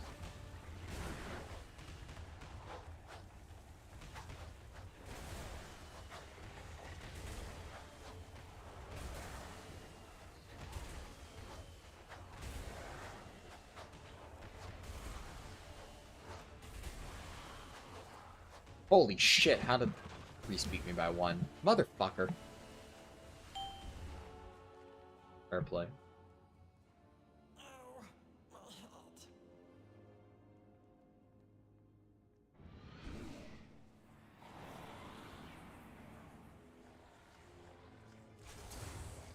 Hey, we are doing a big pull here. Yes. Feed. All of you. Feed on the void. Let its darkness fill you.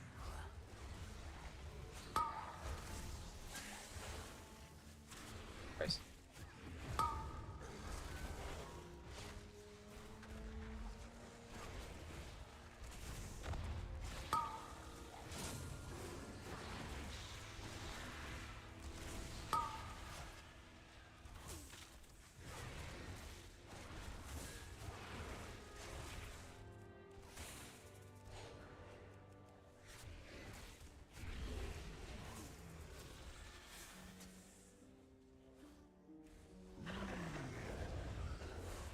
I was gonna try to use it to refresh my barb shot. Whatever. Alright. Moment of truth. I gotta have to do all the mechanics here or not?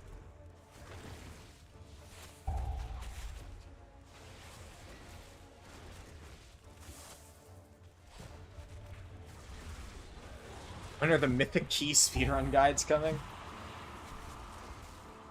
Nah, I don't know about that. The moment they're required for leveling, how about that?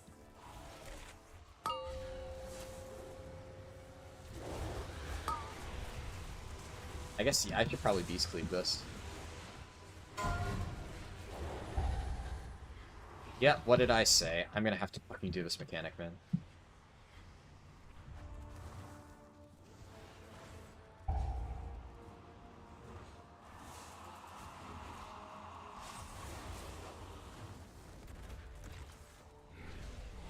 I wanted to at least give him a chance.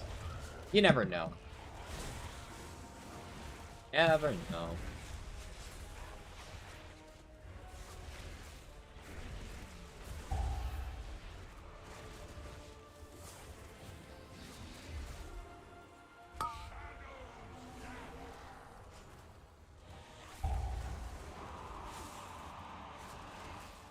Oh, come on.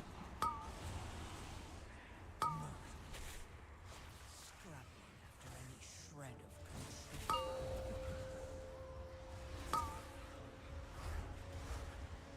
I fucked that disengage. Oh, I made it back in time, though.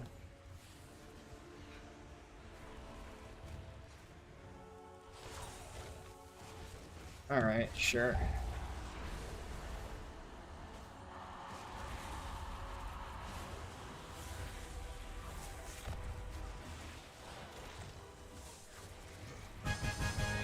Hey!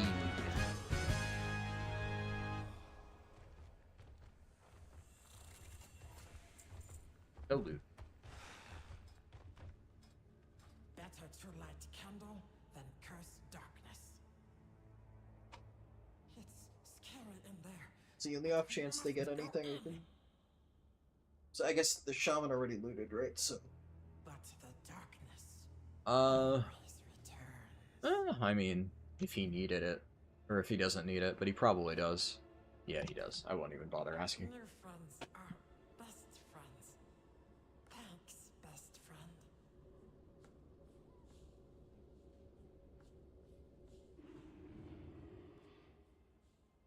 I feel like outside of letting Beast Cleave drop a little bit, I'm getting more comfortable with, like, the general playstyle.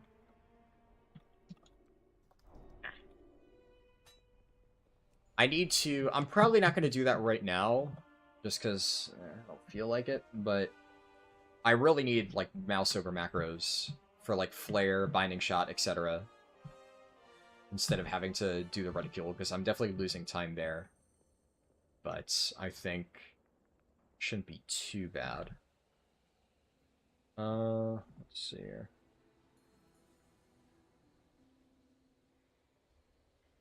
Let's check something real quick.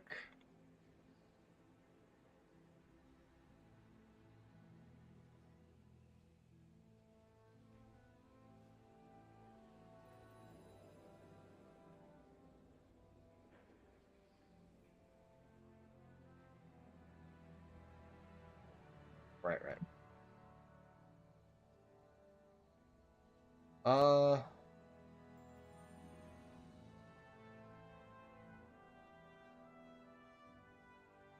Okay, so what do I need now?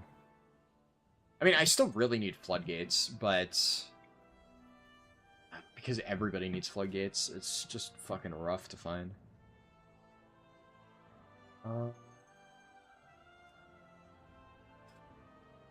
But it is good, even just like a +6, right?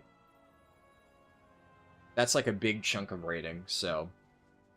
if I get one key done for every single one and get myself up to... I mean, the goal really here would be bare minimum 2k rating. Because if I get 2k, I get the extra catalyst charge, so then I could just spend it and be a little bit more flexible with it. And, like, I'm already doing all this without 4-piece. 4-piece should help a little. Especially, it'll give me higher uptime in Bestial Wrath, which should be nice. It's already crazy high uptime. But that would be pretty good. Let's see. I need theater.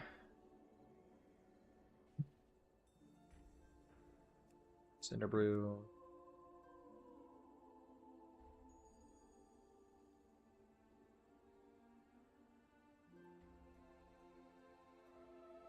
Else. Just did Dark Flame.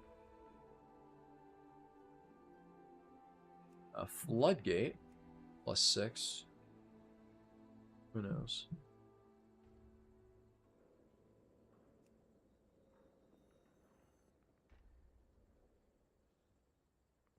I should also note, by the way, for, I will probably stream at some point tomorrow. Obviously, I mean, it's, right now it's 4 AM my time, and I'll probably still stream for like another hour or two, minimum. So I will be going to sleep fairly late, right? but I'm not sure exactly when I'm gonna stream, because there's so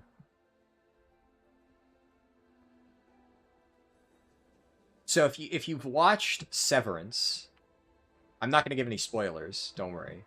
If you've seen Severance, the place where they shoot Severance, Bell Works, well, Bell Labs, now it's like Bell Works. It's relatively close to where I grew up. It's still like a decent drive at this point, but I mean, I still live in New Jersey. I think I mentioned that before, so like whatever. I don't really like to give tons of personal details, but still live in New Jersey, which is where it is. And you have a 7 floodgate on your tank? Yeah, sure. Why not? Do you have it listed? Or are you just sending an invite?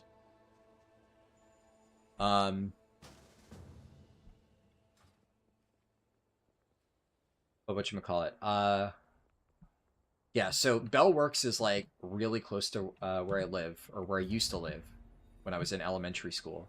In fact, when I was going to like 1st through 3rd grade, my school bus drove past Bell Labs every single day. Which is like, you know, back then it was this old rundown building. And now it's kind of cool because it used to be nobody went there. It was abandoned. And now it's like the place where they shoot Severance and it's all famous and stuff. So it's kind of neat. And also my mom actually used to work there back when, well, before it was abandoned, when it was run by, I almost said Lumen, but I think it was AT&T, I think. Used to own it. And she had an office there. So, but my mom has not seen Severance, which is crazy. So I've been telling her, like, you know, you literally worked in the Lumen building. How the fuck can you not watch Severance? Like, you worked there. Which do you choose? Yeah, it depends. Honestly, I might say just grab the Rogue, because the Rogue has good score, and... You know... They've already actually cleared a floodgate, so they probably know what they're doing. Maybe even say, fuck it, grab the demon. No, you're a demon hunter. So we don't need DH buff.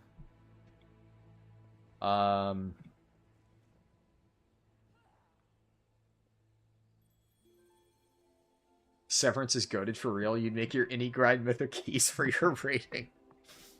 Yeah. But all that to say, there's, yeah, no worries.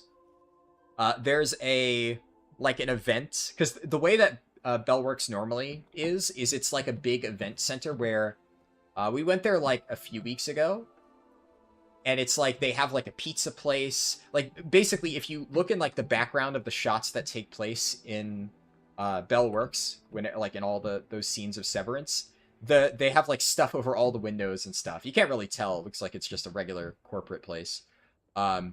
But behind all of that, like it's like a little, basically it's like a little mall, which is really cool because it's like, it's an office building, but they've turned like all of the offices and stuff into like little stores. There's like a cafe, a pizza place.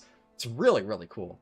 That it definitely like, it doesn't fit the vibe of Severance at all, because Severance, you know, it's all like, you know, dark and dreary and blah, blah, blah, blah, blah.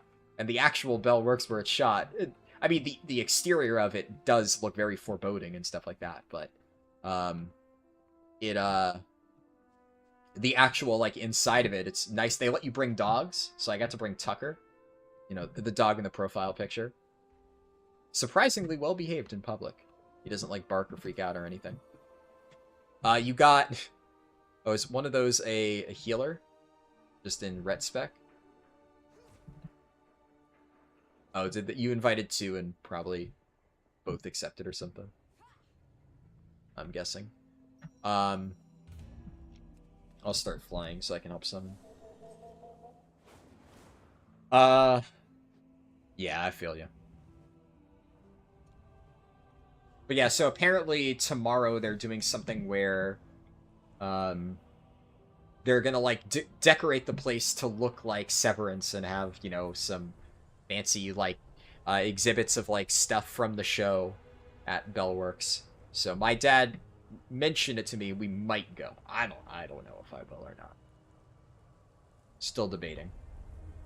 But If I do, which is still up in the air, then I probably wouldn't stream until later. I might just not, because also I am just kind of tired, but we'll see. Mostly I just wanted to talk about the Lumen building, because it's cool.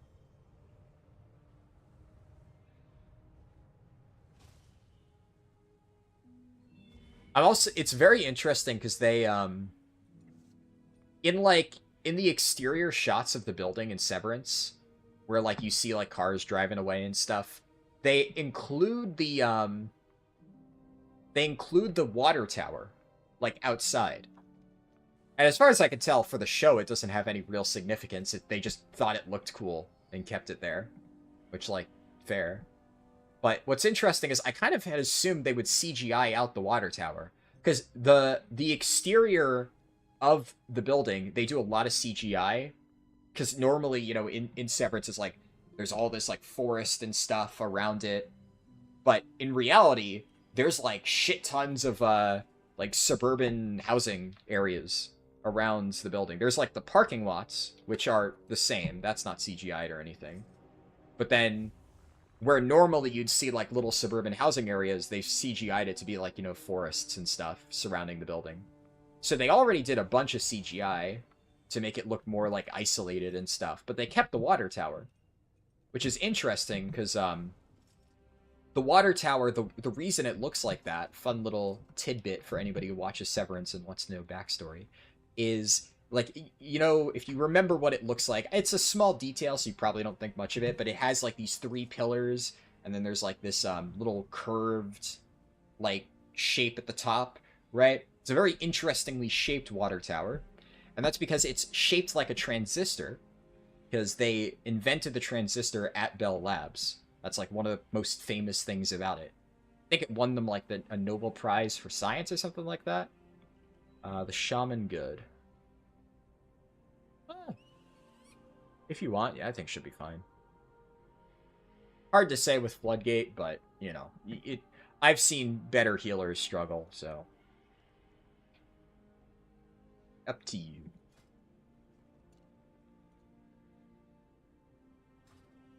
Ironically, I think a really good Arsham applied right as you accepted him, but such is life. But yeah, so that's the reason it's shaped like that, because it is shaped, the water tower is shaped like a transistor, which is like the big, fancy, like, namesake thing of Bell Labs. So it's a very iconic water tower, and, like, the shape of it has a very clear meaning, which has absolutely nothing to do with, like, the show, but they kept it in anyway. But it is also, like, if you don't know that little fun fact about it being in the shape of a transistor, and you don't know, like, what Bell Labs is, and, you know, the fact that it's shot there, it just looks like a really weird, fancy, you know, water tower, and kind of the rest of the vibe of Lumen and Severance in general is, like, you know, creepy futuristic technology stuff. So it does kind of fit. It's just, it's funny because, like, I know the backstory, right? So I drove past that water tower every single day on my way to elementary school when I was little. So I recognize it very distinctly as a transistor. So I can't, like, unsee that watching Severance. But it is very cool to see that in all the shows. Or in all the episodes and stuff. And if anybody has not watched Severance, go watch it. It's an amazing show.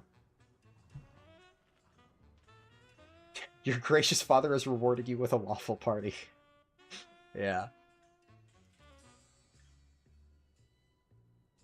Yeah, my dad jokingly uses, like, all that stuff. Like, he was venting to me about his work the other day.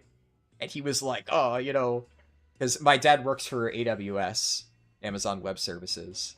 So he like teaches courses to people on, like, how to use AWS and stuff like that.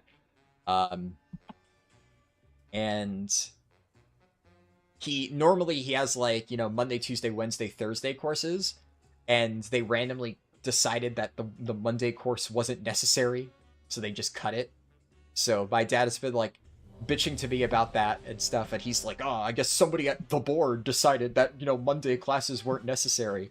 And apparently some of his coworkers watch Severance, so in their, like, work group texts, he's been jokingly calling, like, his superiors the board when messaging his 5, coworker 4, friends. 3, So now that's just 2, kind of dictated 1. the way he talks now, which I think is kind of cute.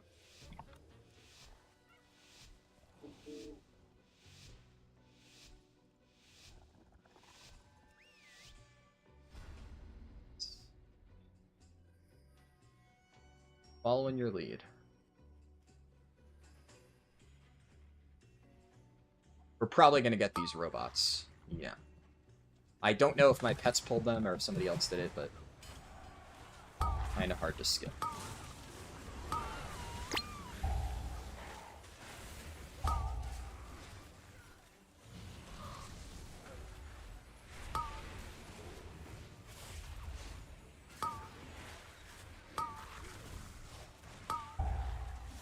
I think that's shredderation. Yeah.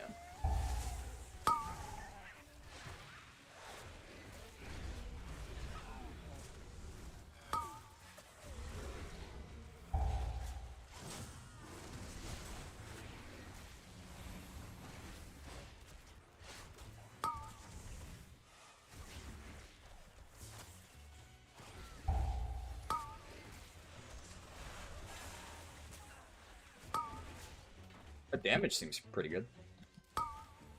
I dropped my barb shot like a fucking idiot, but... First time you play BM Hunter, you got one question. Where is Ferocity Pets with Primal Rage? I got my Primal Rage right here. I didn't need to use it, though.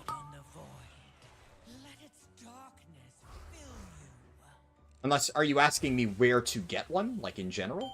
Or are you asking me where mine is? I assumed you asked where mine is. If you're wondering about how to get a Ferocity pet, the current pet system, you can change your pet's thing. If you go into the stables, which there's a stable master in every major city, and if you want to find it, you just you talk to a guard and just say, like, I'm looking for the stables or whatever.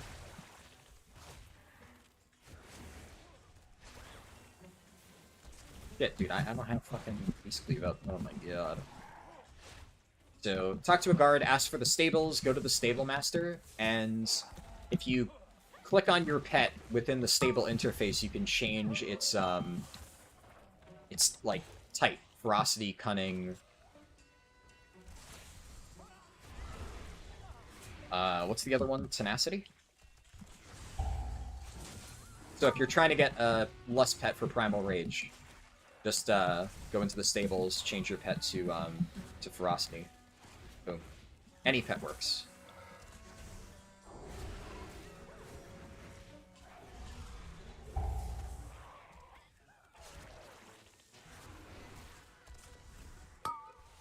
I once heard somebody call that ability Wind Up, and now I can't unhear it.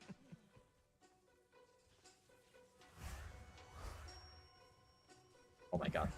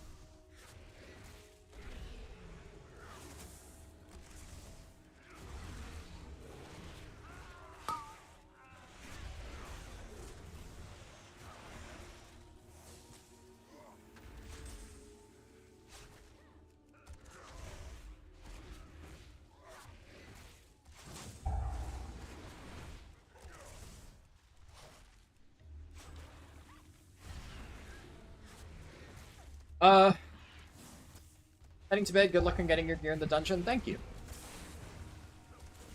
I assume you're probably off already, because I think I read that late.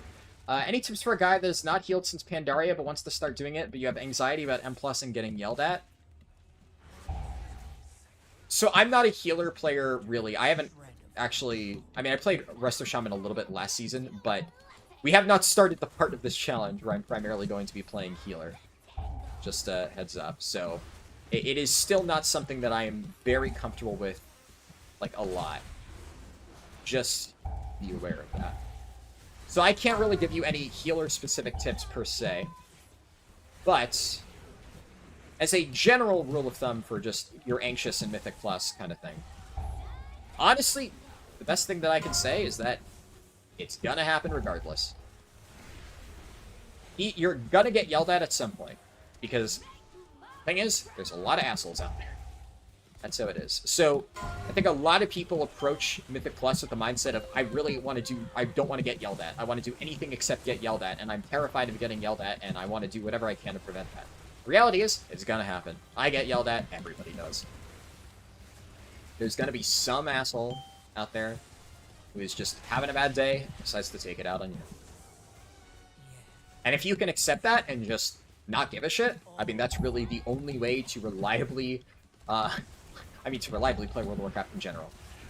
Or, realistically, any online game. But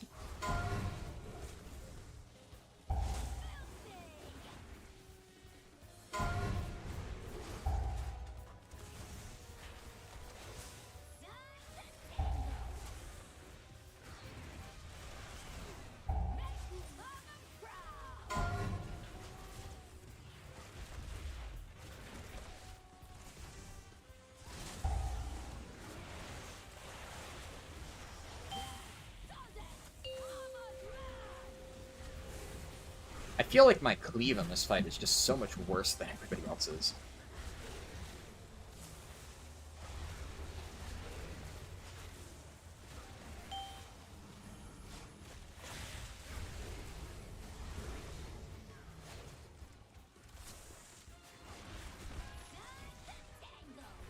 Thank you so much, I saved your Mythic. No problem. Glad that was helpful. I think did I just accidentally pull that guy in the back? No, thank God. I think I just focused boss here.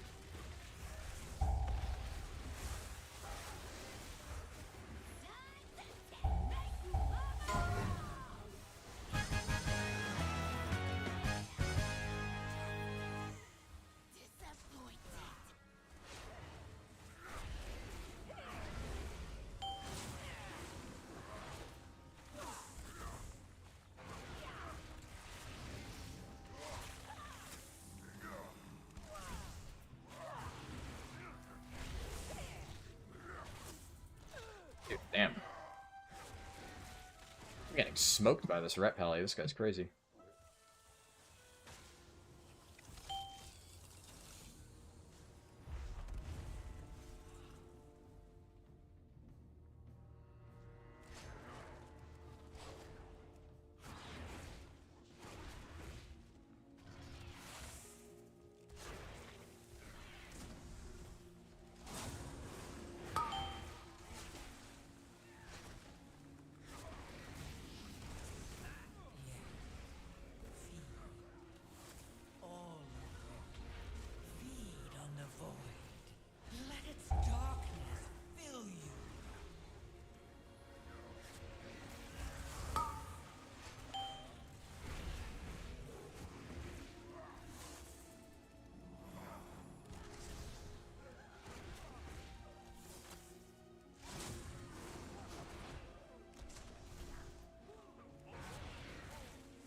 I probably should have saved Bistro Wrath there.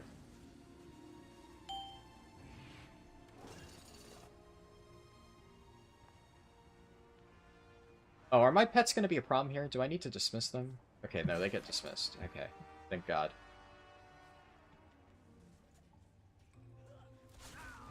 I've seen hunter pets just fuck so much stuff up, so I'm very worried.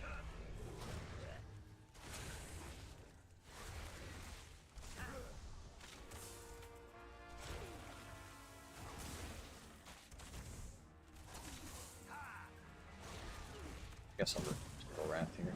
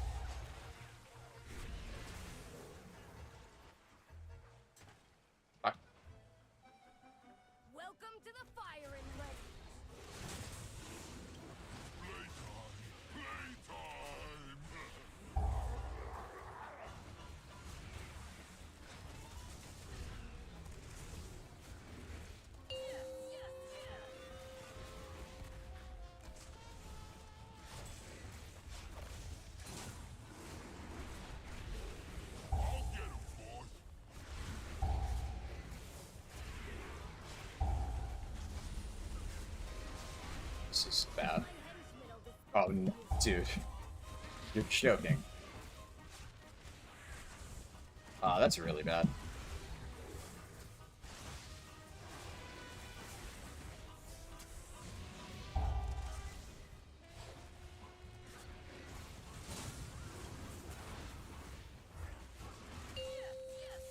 Do we have a B-res? I guess no, we don't. B-res was the Paladin who just didn't res and then died. I have nothing here. We just die and go again. I really don't know why the Paladin didn't res.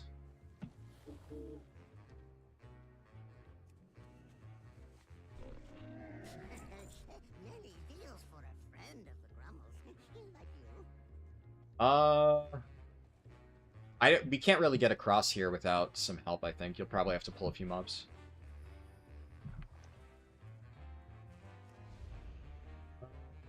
That lined up well.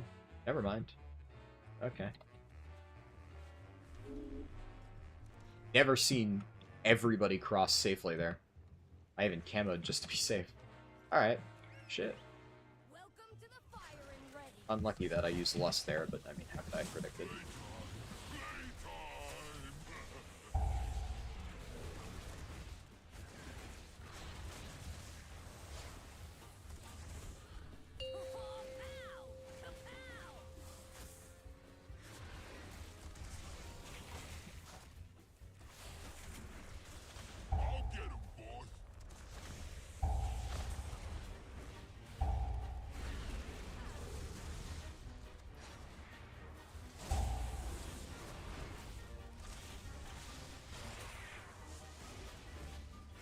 Are you kidding me? Okay, well, he's got to dispel one with that, or we're actually just dead. We're still really fucked. After any shred of control. Dude.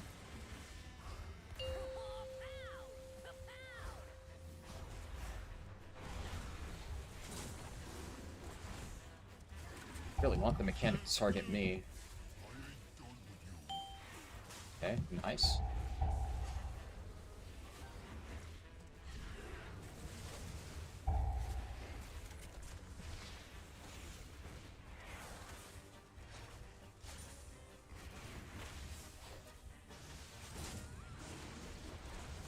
Hey, we're alive. A good skull marker. I was actually about to spam ping him to gesture to the same idea. Fingers crossed. I'm intentionally gonna stop beast cleaving. Oh, and you're holding him away. Good shit. Yeah, that's a good call. Oh my god, you're kidding me? Insane.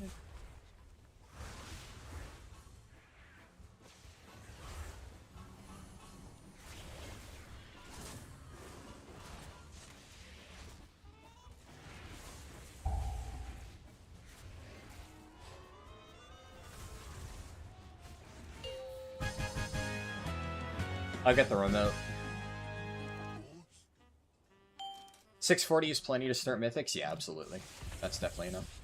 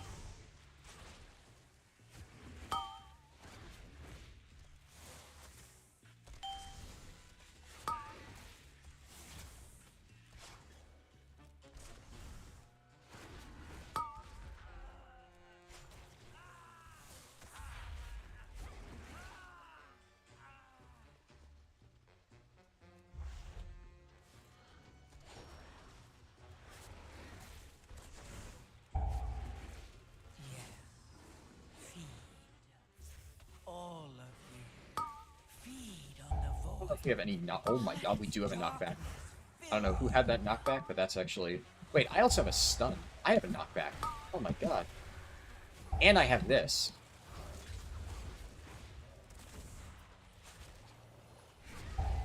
Slowly but surely, I'm learning how to use my fucking toolkit on this character.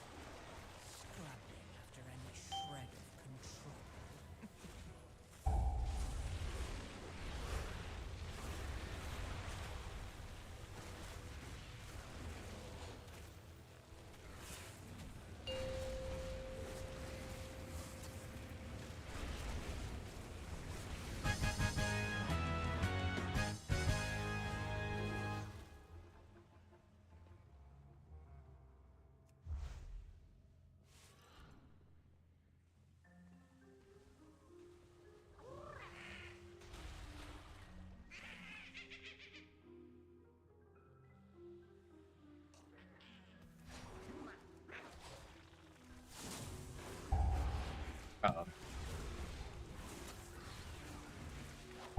We should be fine. We just use this corner and then that's it. Should all work out.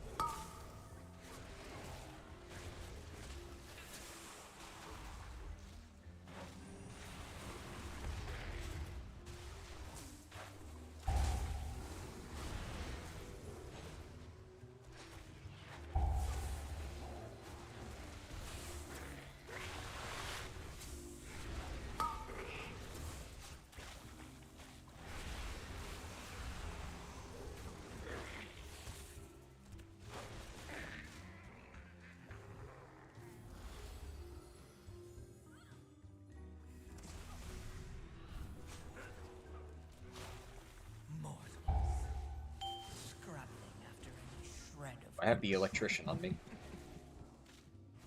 I don't know how I have the electrician on me, but I do.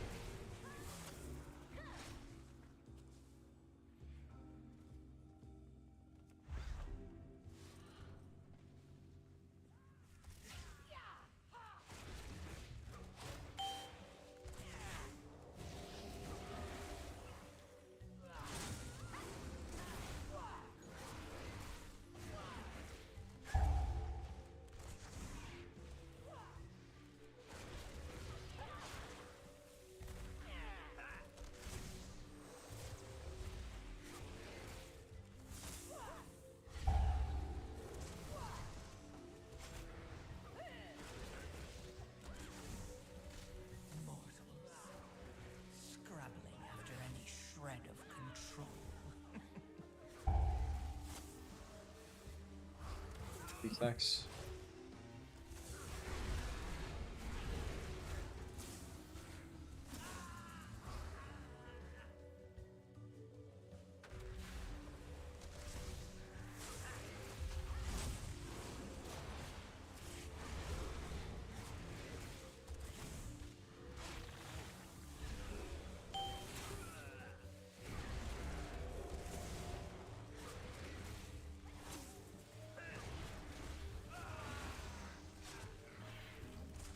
Oh, perfect. I don't need to keep these cleave up.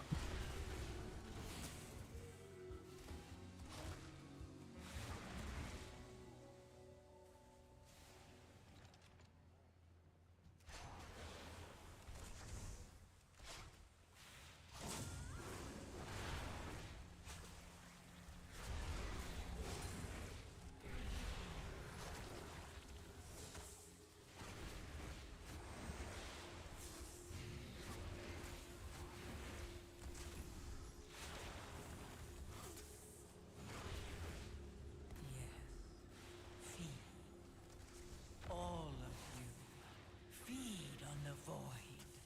Let its darkness fill you.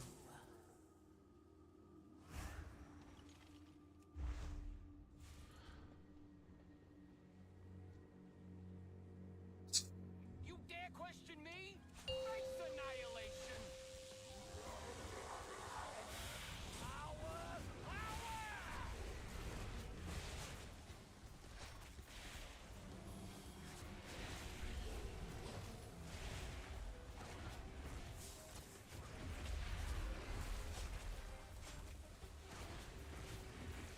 Try and die! Snap. Oh, that's an electrified waterfall. You dare hit your wits against Alright, where's my spark?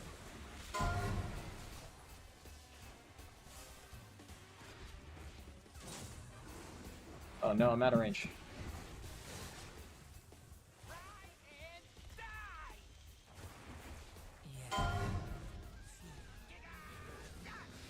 Probably turtle that. Maybe if you feign death it, but. Two. It's working! Perfect.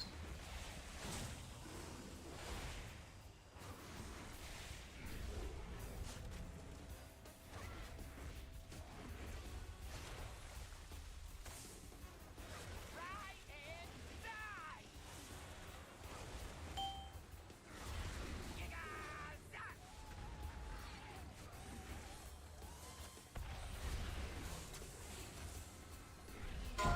Hit your wits against mine!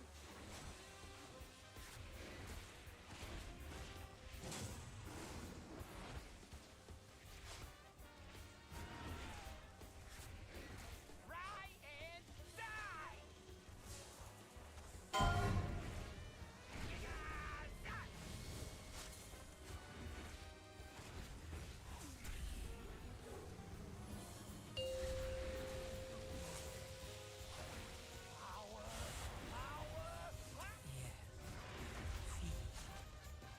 All of you, feed on the void. Nice. Yeah, two chested too. Damn, I was the lowest damage. Holy shit, that guy got pacemaker. Oh my god, he probably needs it. I assume you need that. Ah, that's not pacemaker. Ugh.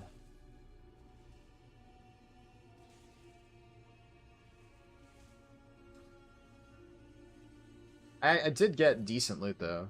That's hero track, so that's an upgrade. And the stats in my existing one were pretty dog, so this isn't like too much better, but also that's another hero track potentially catalyst item. Now that would be the worst slot to catalyze, so like I don't know.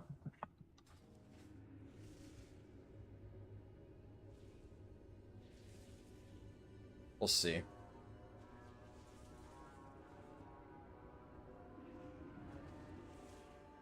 I feel like I didn't do too bad, though. The DPS in that key were just kind of fucking insane. That's like about the same that I did in all the other keys.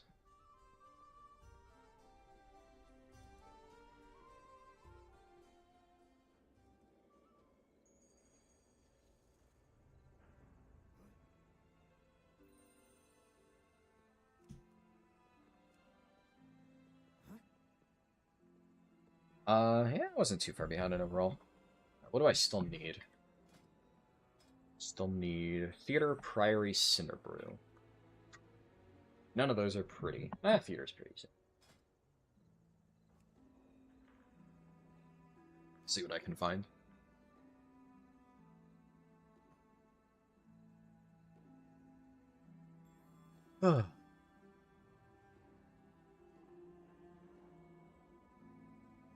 Seconds.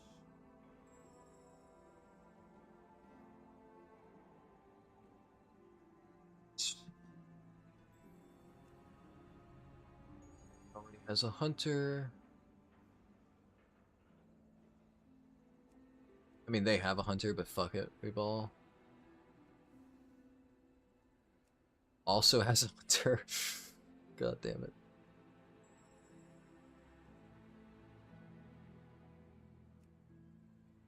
YOLO. I do have a lust.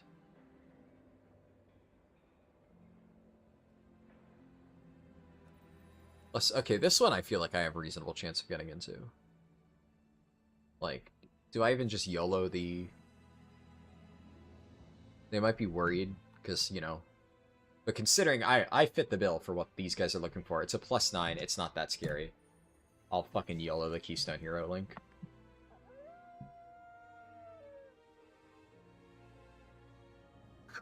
Unlucky.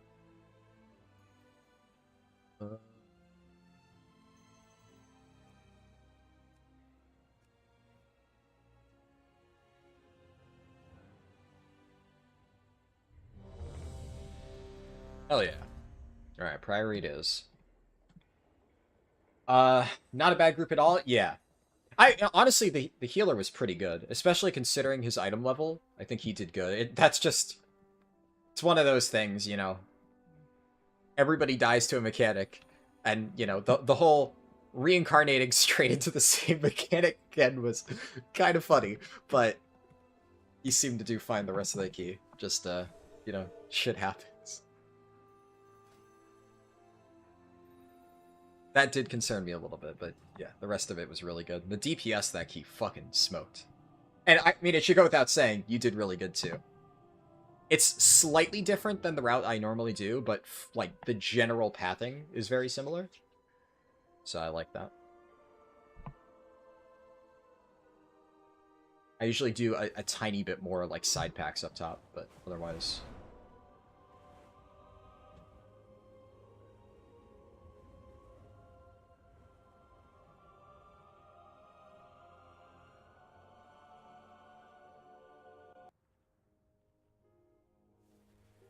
Someone yells at you, you just gotta say F them and move on. Exactly.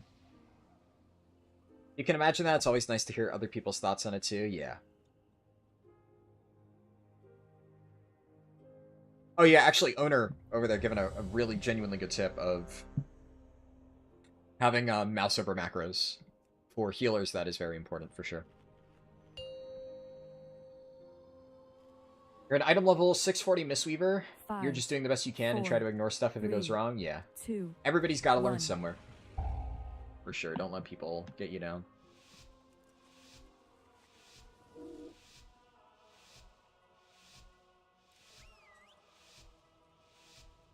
The expedition built the Priory as a place to contemplate. You can Paladin clear bubbles. Oh, is that what happens? I actually didn't know that. Shit, I main Paladin and I didn't know that. The devotees have become We're going in. We are going in here. Alright, sure. God sought to kill you. I'm gonna need to use my utility here properly.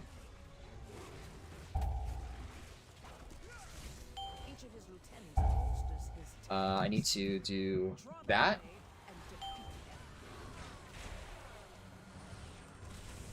Dude, my damage is beans. My damage is so beans.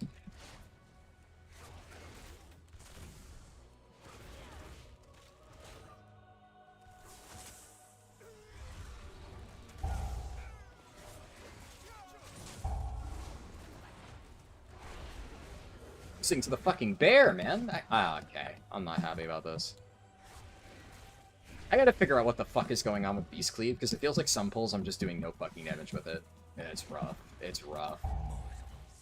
Like, obviously I know sometimes I've let my shit drop off, but that pull, I think I fell off slightly in the middle, but it was not that bad. It was not like I should be losing to a fucking Guardian Druid bad.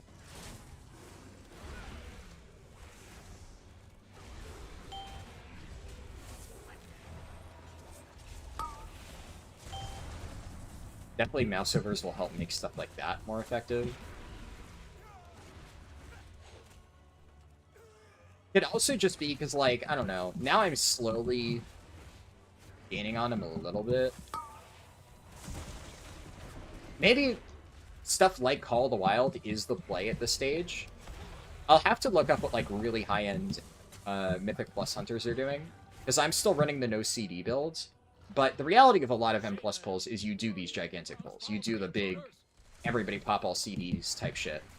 So maybe it is the play that I should be running a CD-focused build, like Call of the Wilds.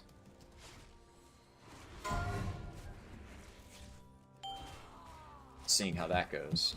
Maybe I'd try that tomorrow.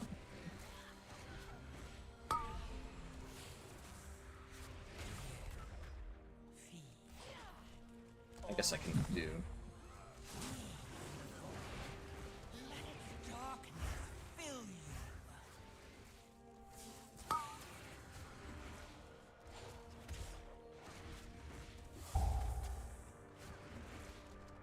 You love this first pull in Priory? I do a very similar pull, but I do not double pull the shouts. The knights, those patrols, that's a recipe for disaster. It's only a +8, but it still almost killed me. But yeah, you double pull those knights without like an extremely coordinated group, you're gonna fucking die. That's just how it goes.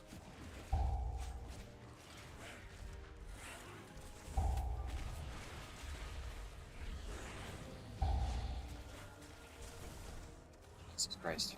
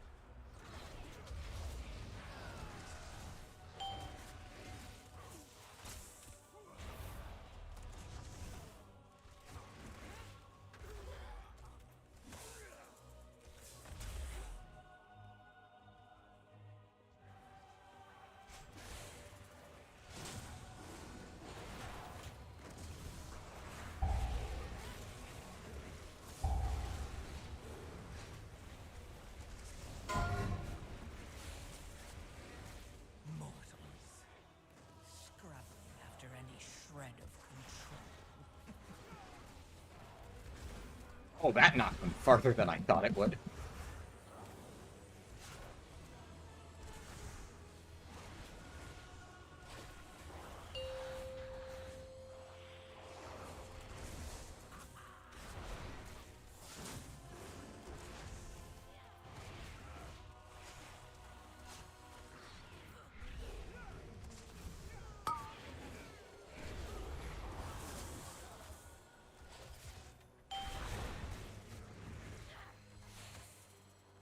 I did a lot that time. What was most of my damage? Beast Cleave? Yeah, okay. Sometimes Beast Cleave just absolutely fucking shreds, sometimes it doesn't. I'm guessing that there's some weird stuff with, like, the hitboxes, where if the mobs... Like, if the mobs are loosely spread around this area, the vast majority of melee DPS could probably easily cleave it. But, like, if my pets are in, like, a weird area, they could probably only hit half of them. I'm guessing that's what's happening. Without knowing, like, the exact details, but... I think he's too close. Feed. All of you. Feed on the void. Let its dark Trying to... Yeah, he's too close. Gotta move mob. Hand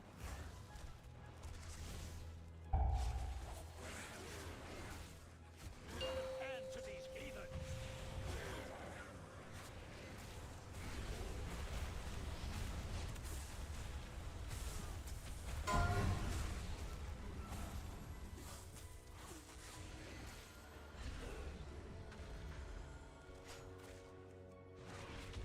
What? What?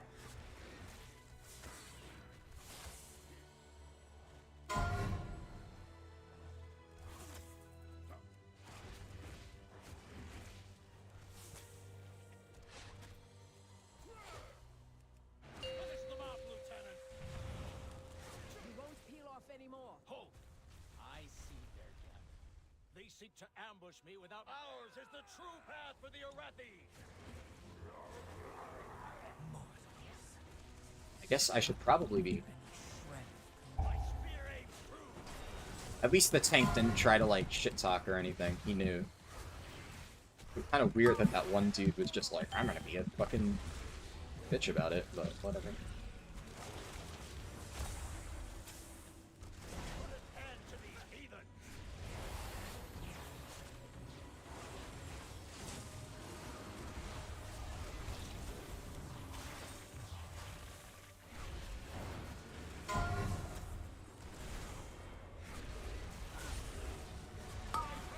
My spear aims true.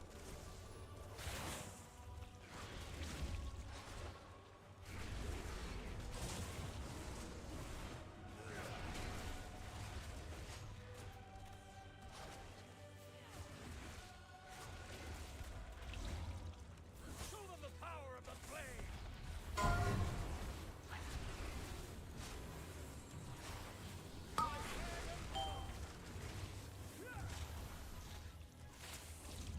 I wonder if it's worth beast cleaving here.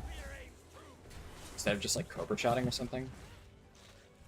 Because I feel like, obviously, the damage splashing onto the mob will do more to the boss, but it feels like my damage feels terrible. I don't know. It's so hard for me to tell if these guys are just fucking crazy and, you know, I'm still under-geared and whatnot, or if I'm just doing something wrong. Instinctively, I feel like I'm doing something wrong, but I don't really know what it is. It's like, I don't know, man.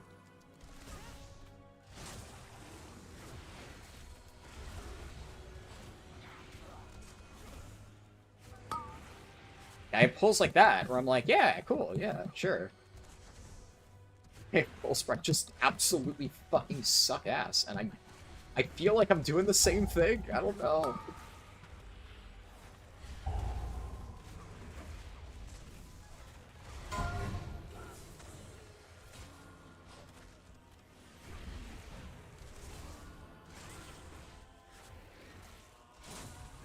Mortals.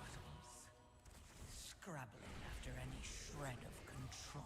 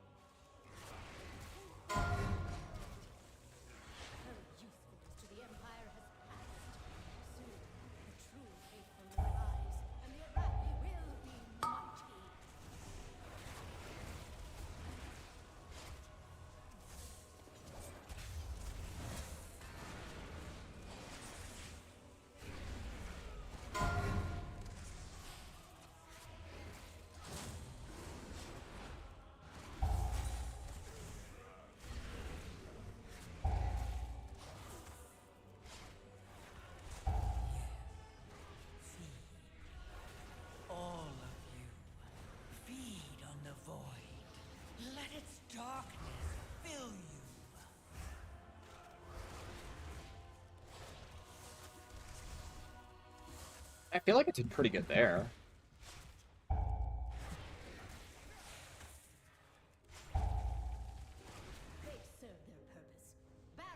I don't know. That felt good. Those who oppose the Emperor will fall at our feet. By the Emperor's will!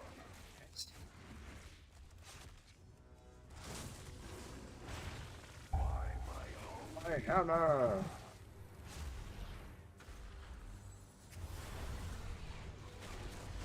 flame cleanse you!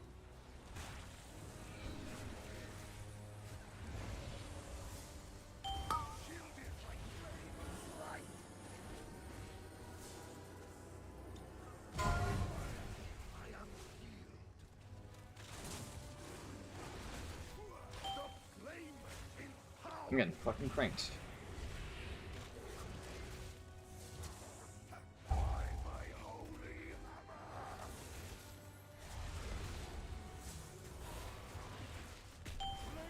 Almost dropped barb shot there.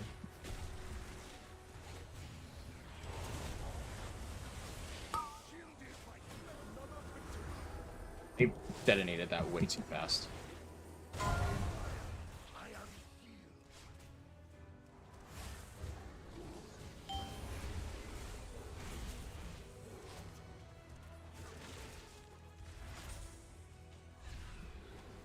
By my holy hammer! Flame cleanse you!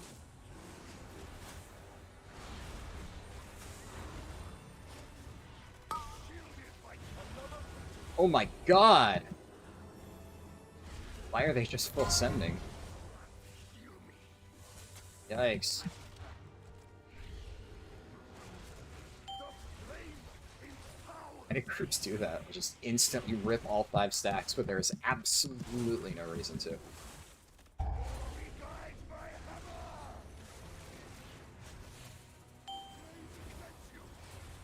Ignore this one. I swear to god, any of them detonate this, I'm gonna scream.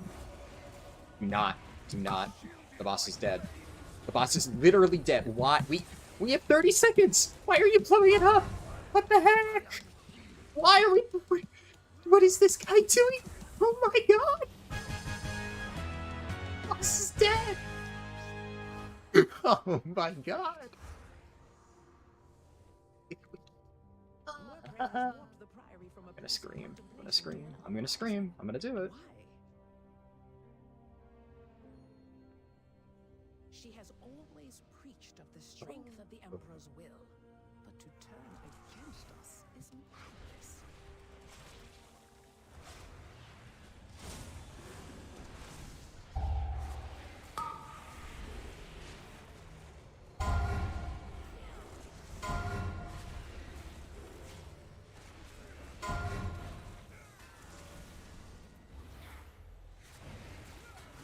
Oh my.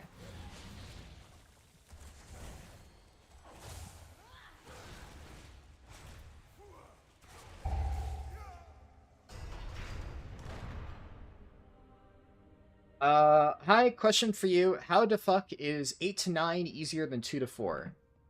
Because on average, by the time you've reached 8 to 9 keys, you've proven to be at least semi-competent at the game.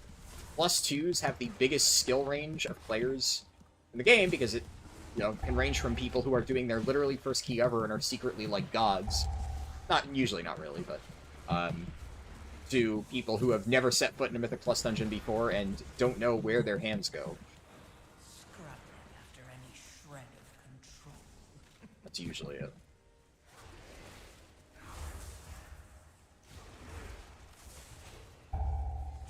You could have the worst healer in a world in an 8 or 9, and if they can stay alive, they're probably better than the average healer in a +2. And I don't care how low damage stuff in a +2 is, most of the time... Oh, we're not LOSing this. Okay. Okay. Okay, I'm very scared. Oh, please don't pull that. Okay, we didn't... Oh.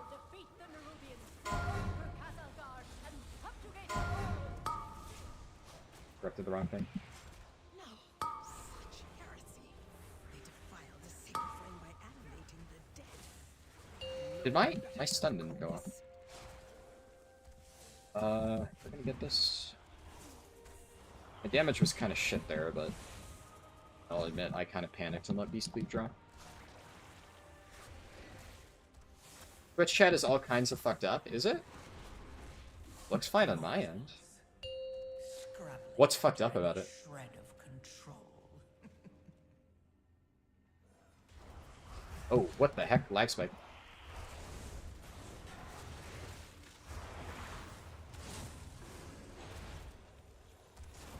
I think, is this an Oceanic group? It probably is. Yeah, it's an Oceanic group.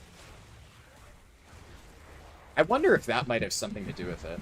Maybe there's, like, built-in delay with my pets sometimes, and that's causing, like, the stuff. Because I feel like the earlier keys, it did not feel like this.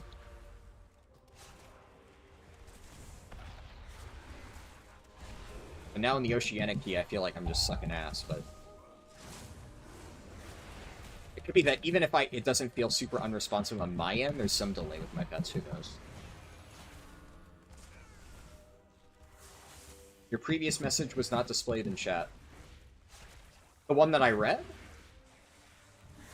The one about 8 or 9 keys being harder? Because, I mean, I can see it in chat. It should be displayed in chat. Yeah, I see it. Scrabbling after any shred of control.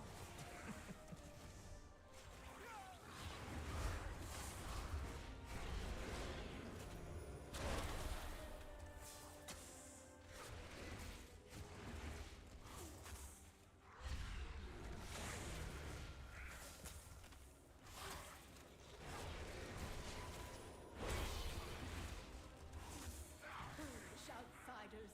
Beledar's sacred flame will simply raise him back to duty.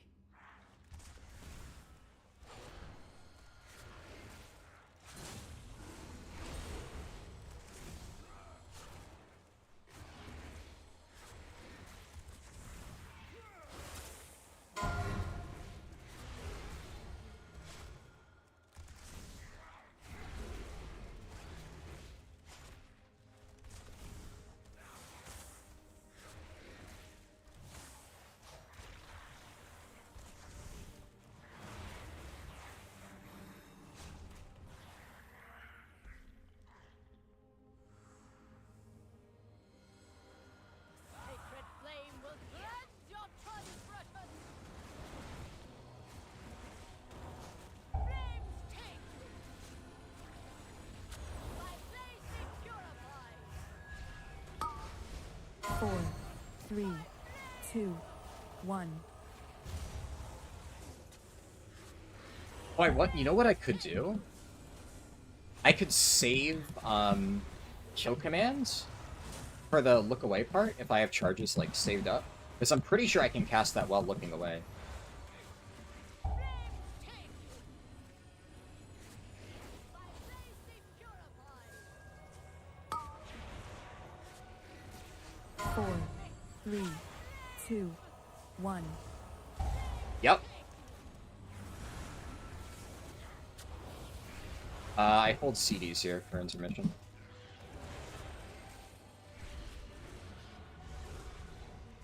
Yeah, be the correct play. Sacred flame. Dude, I have so much focus, I can't dump it fast enough. My place is purified.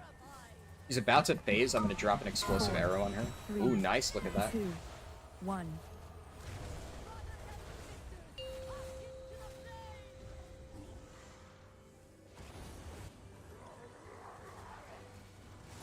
Also, I want to make it clear, I'm intentionally clicking Lust, just because I do not want to fat finger Lust. Long term, obviously, you want to have a keybound. But here's the thing, I'm not used to my Hunter keybinds. If I have that shit keybound, the chance of me accidentally fucking up is insanely high. I'm, like, totally gonna fat finger it, so I want to make that clear. Just in case anybody's like, why is he clicking it? There's a reason. Absolute worst thing I could ever conceive of doing is fat fingering Lust and costing a key 2, 1.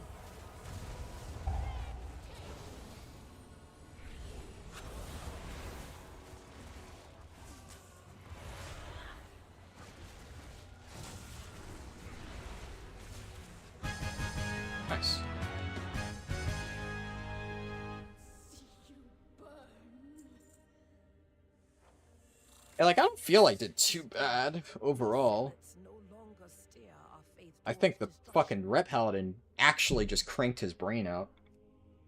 Okay, but this guy... Comfort in the light of Yeah, the okay, you know, never mind. Thank you. Yeah, this guy's, like, geared to the fucking teeth, dude. Alright. That guy has to be, like, 660-something, so... If he's, like, ultra super duper geared, I feel less bad about losing them. Yeah, he's doing 12s, he's just farming this for Signet. Because I'm wondering, like, am I shit? Why am I getting destroyed in the +8? But that Rep Paladin's not a +8 player, so we're fine. I think I did okay. I do wonder why sometimes my Beast Cleave just feels way off. But...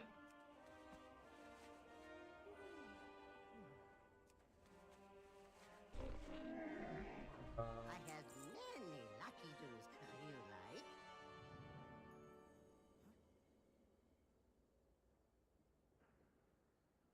Let me see if I feel like doing another one.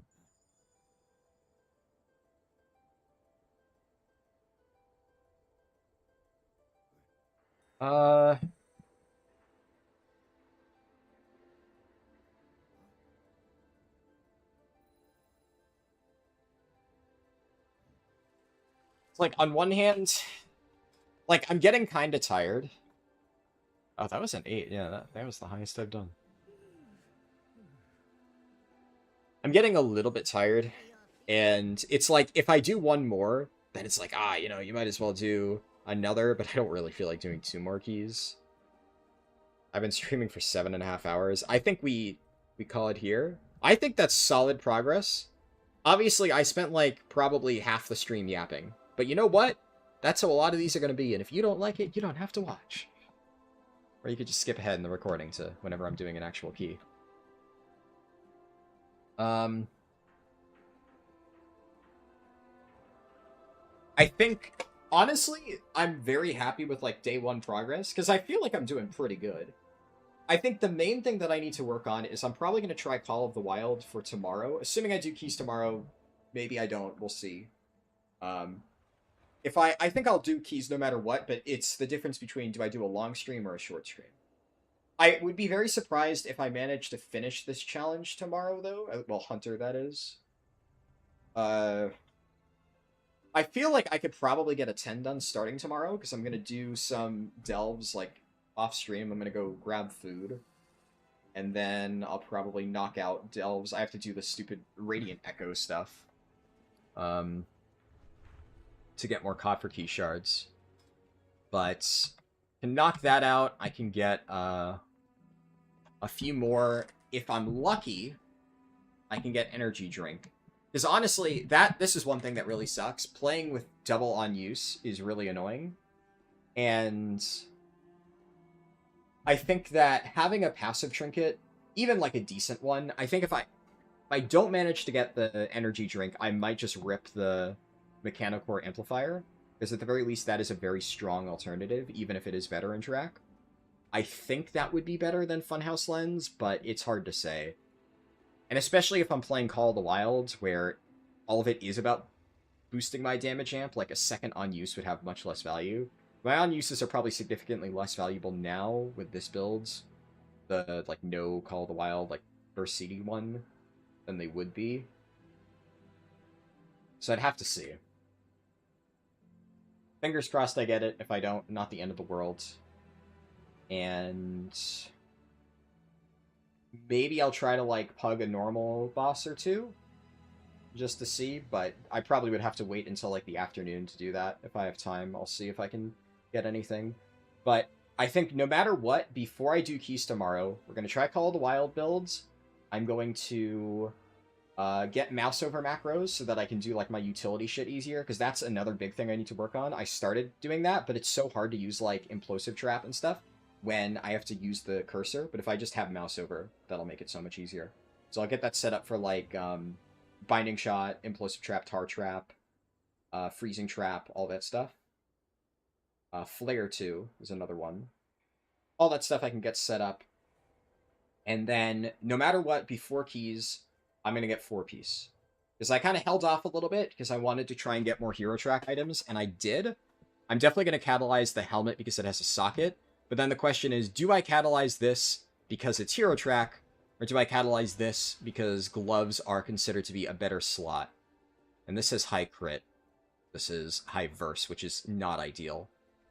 I think I probably catalyze this. But maybe if I'm lucky, I can get a pair of gloves off raid or something. So I'll see if I can do that in my free time. And that should hopefully help out a lot. You learned a lot about MM as well, so you think it's a big W? Did I learn a lot about MM? What did I learn about MM? I mean, do you mean like BM? Was that a typo? I was confused. I was like, did I practice MM at some point and forget? Yo, you meant BM. Okay. I figured that's what you meant, but dude, I'm so tired that my brain, I'm like, I read that and I'm trying to think like, did I play MM at some point? I mean, it's been 7 hours. Maybe I didn't. I just forgot. I don't know. I'm fried. Yapping is part of the WoW experience. Exactly. Did I do the 5 time walking dungeons for champ gear? Yep. Yeah, this was my 5 time walking dungeons. So I've gotten absolutely fuck all on all of my other characters, but of all the characters, this is the hunter this is the one that ripped it. The hunter, the fucking House of Cards out of the time walking box. So that was very lucky. Here, so here, let's update. The other thing I need to do before the next stream is I'm going to add the section for my hunter. I need to add the drop-down sheet. But I can do some quick updates now. So my hunter is now 652. So we gained 2 item levels, so that's pretty good. And I have 2 out of 4. So that is good. But yeah, you can see I did event quest. Technically, it's 5. I had this set up for the Mythic Dungeon quest the previous week. I didn't feel like changing it to 0 out of 5.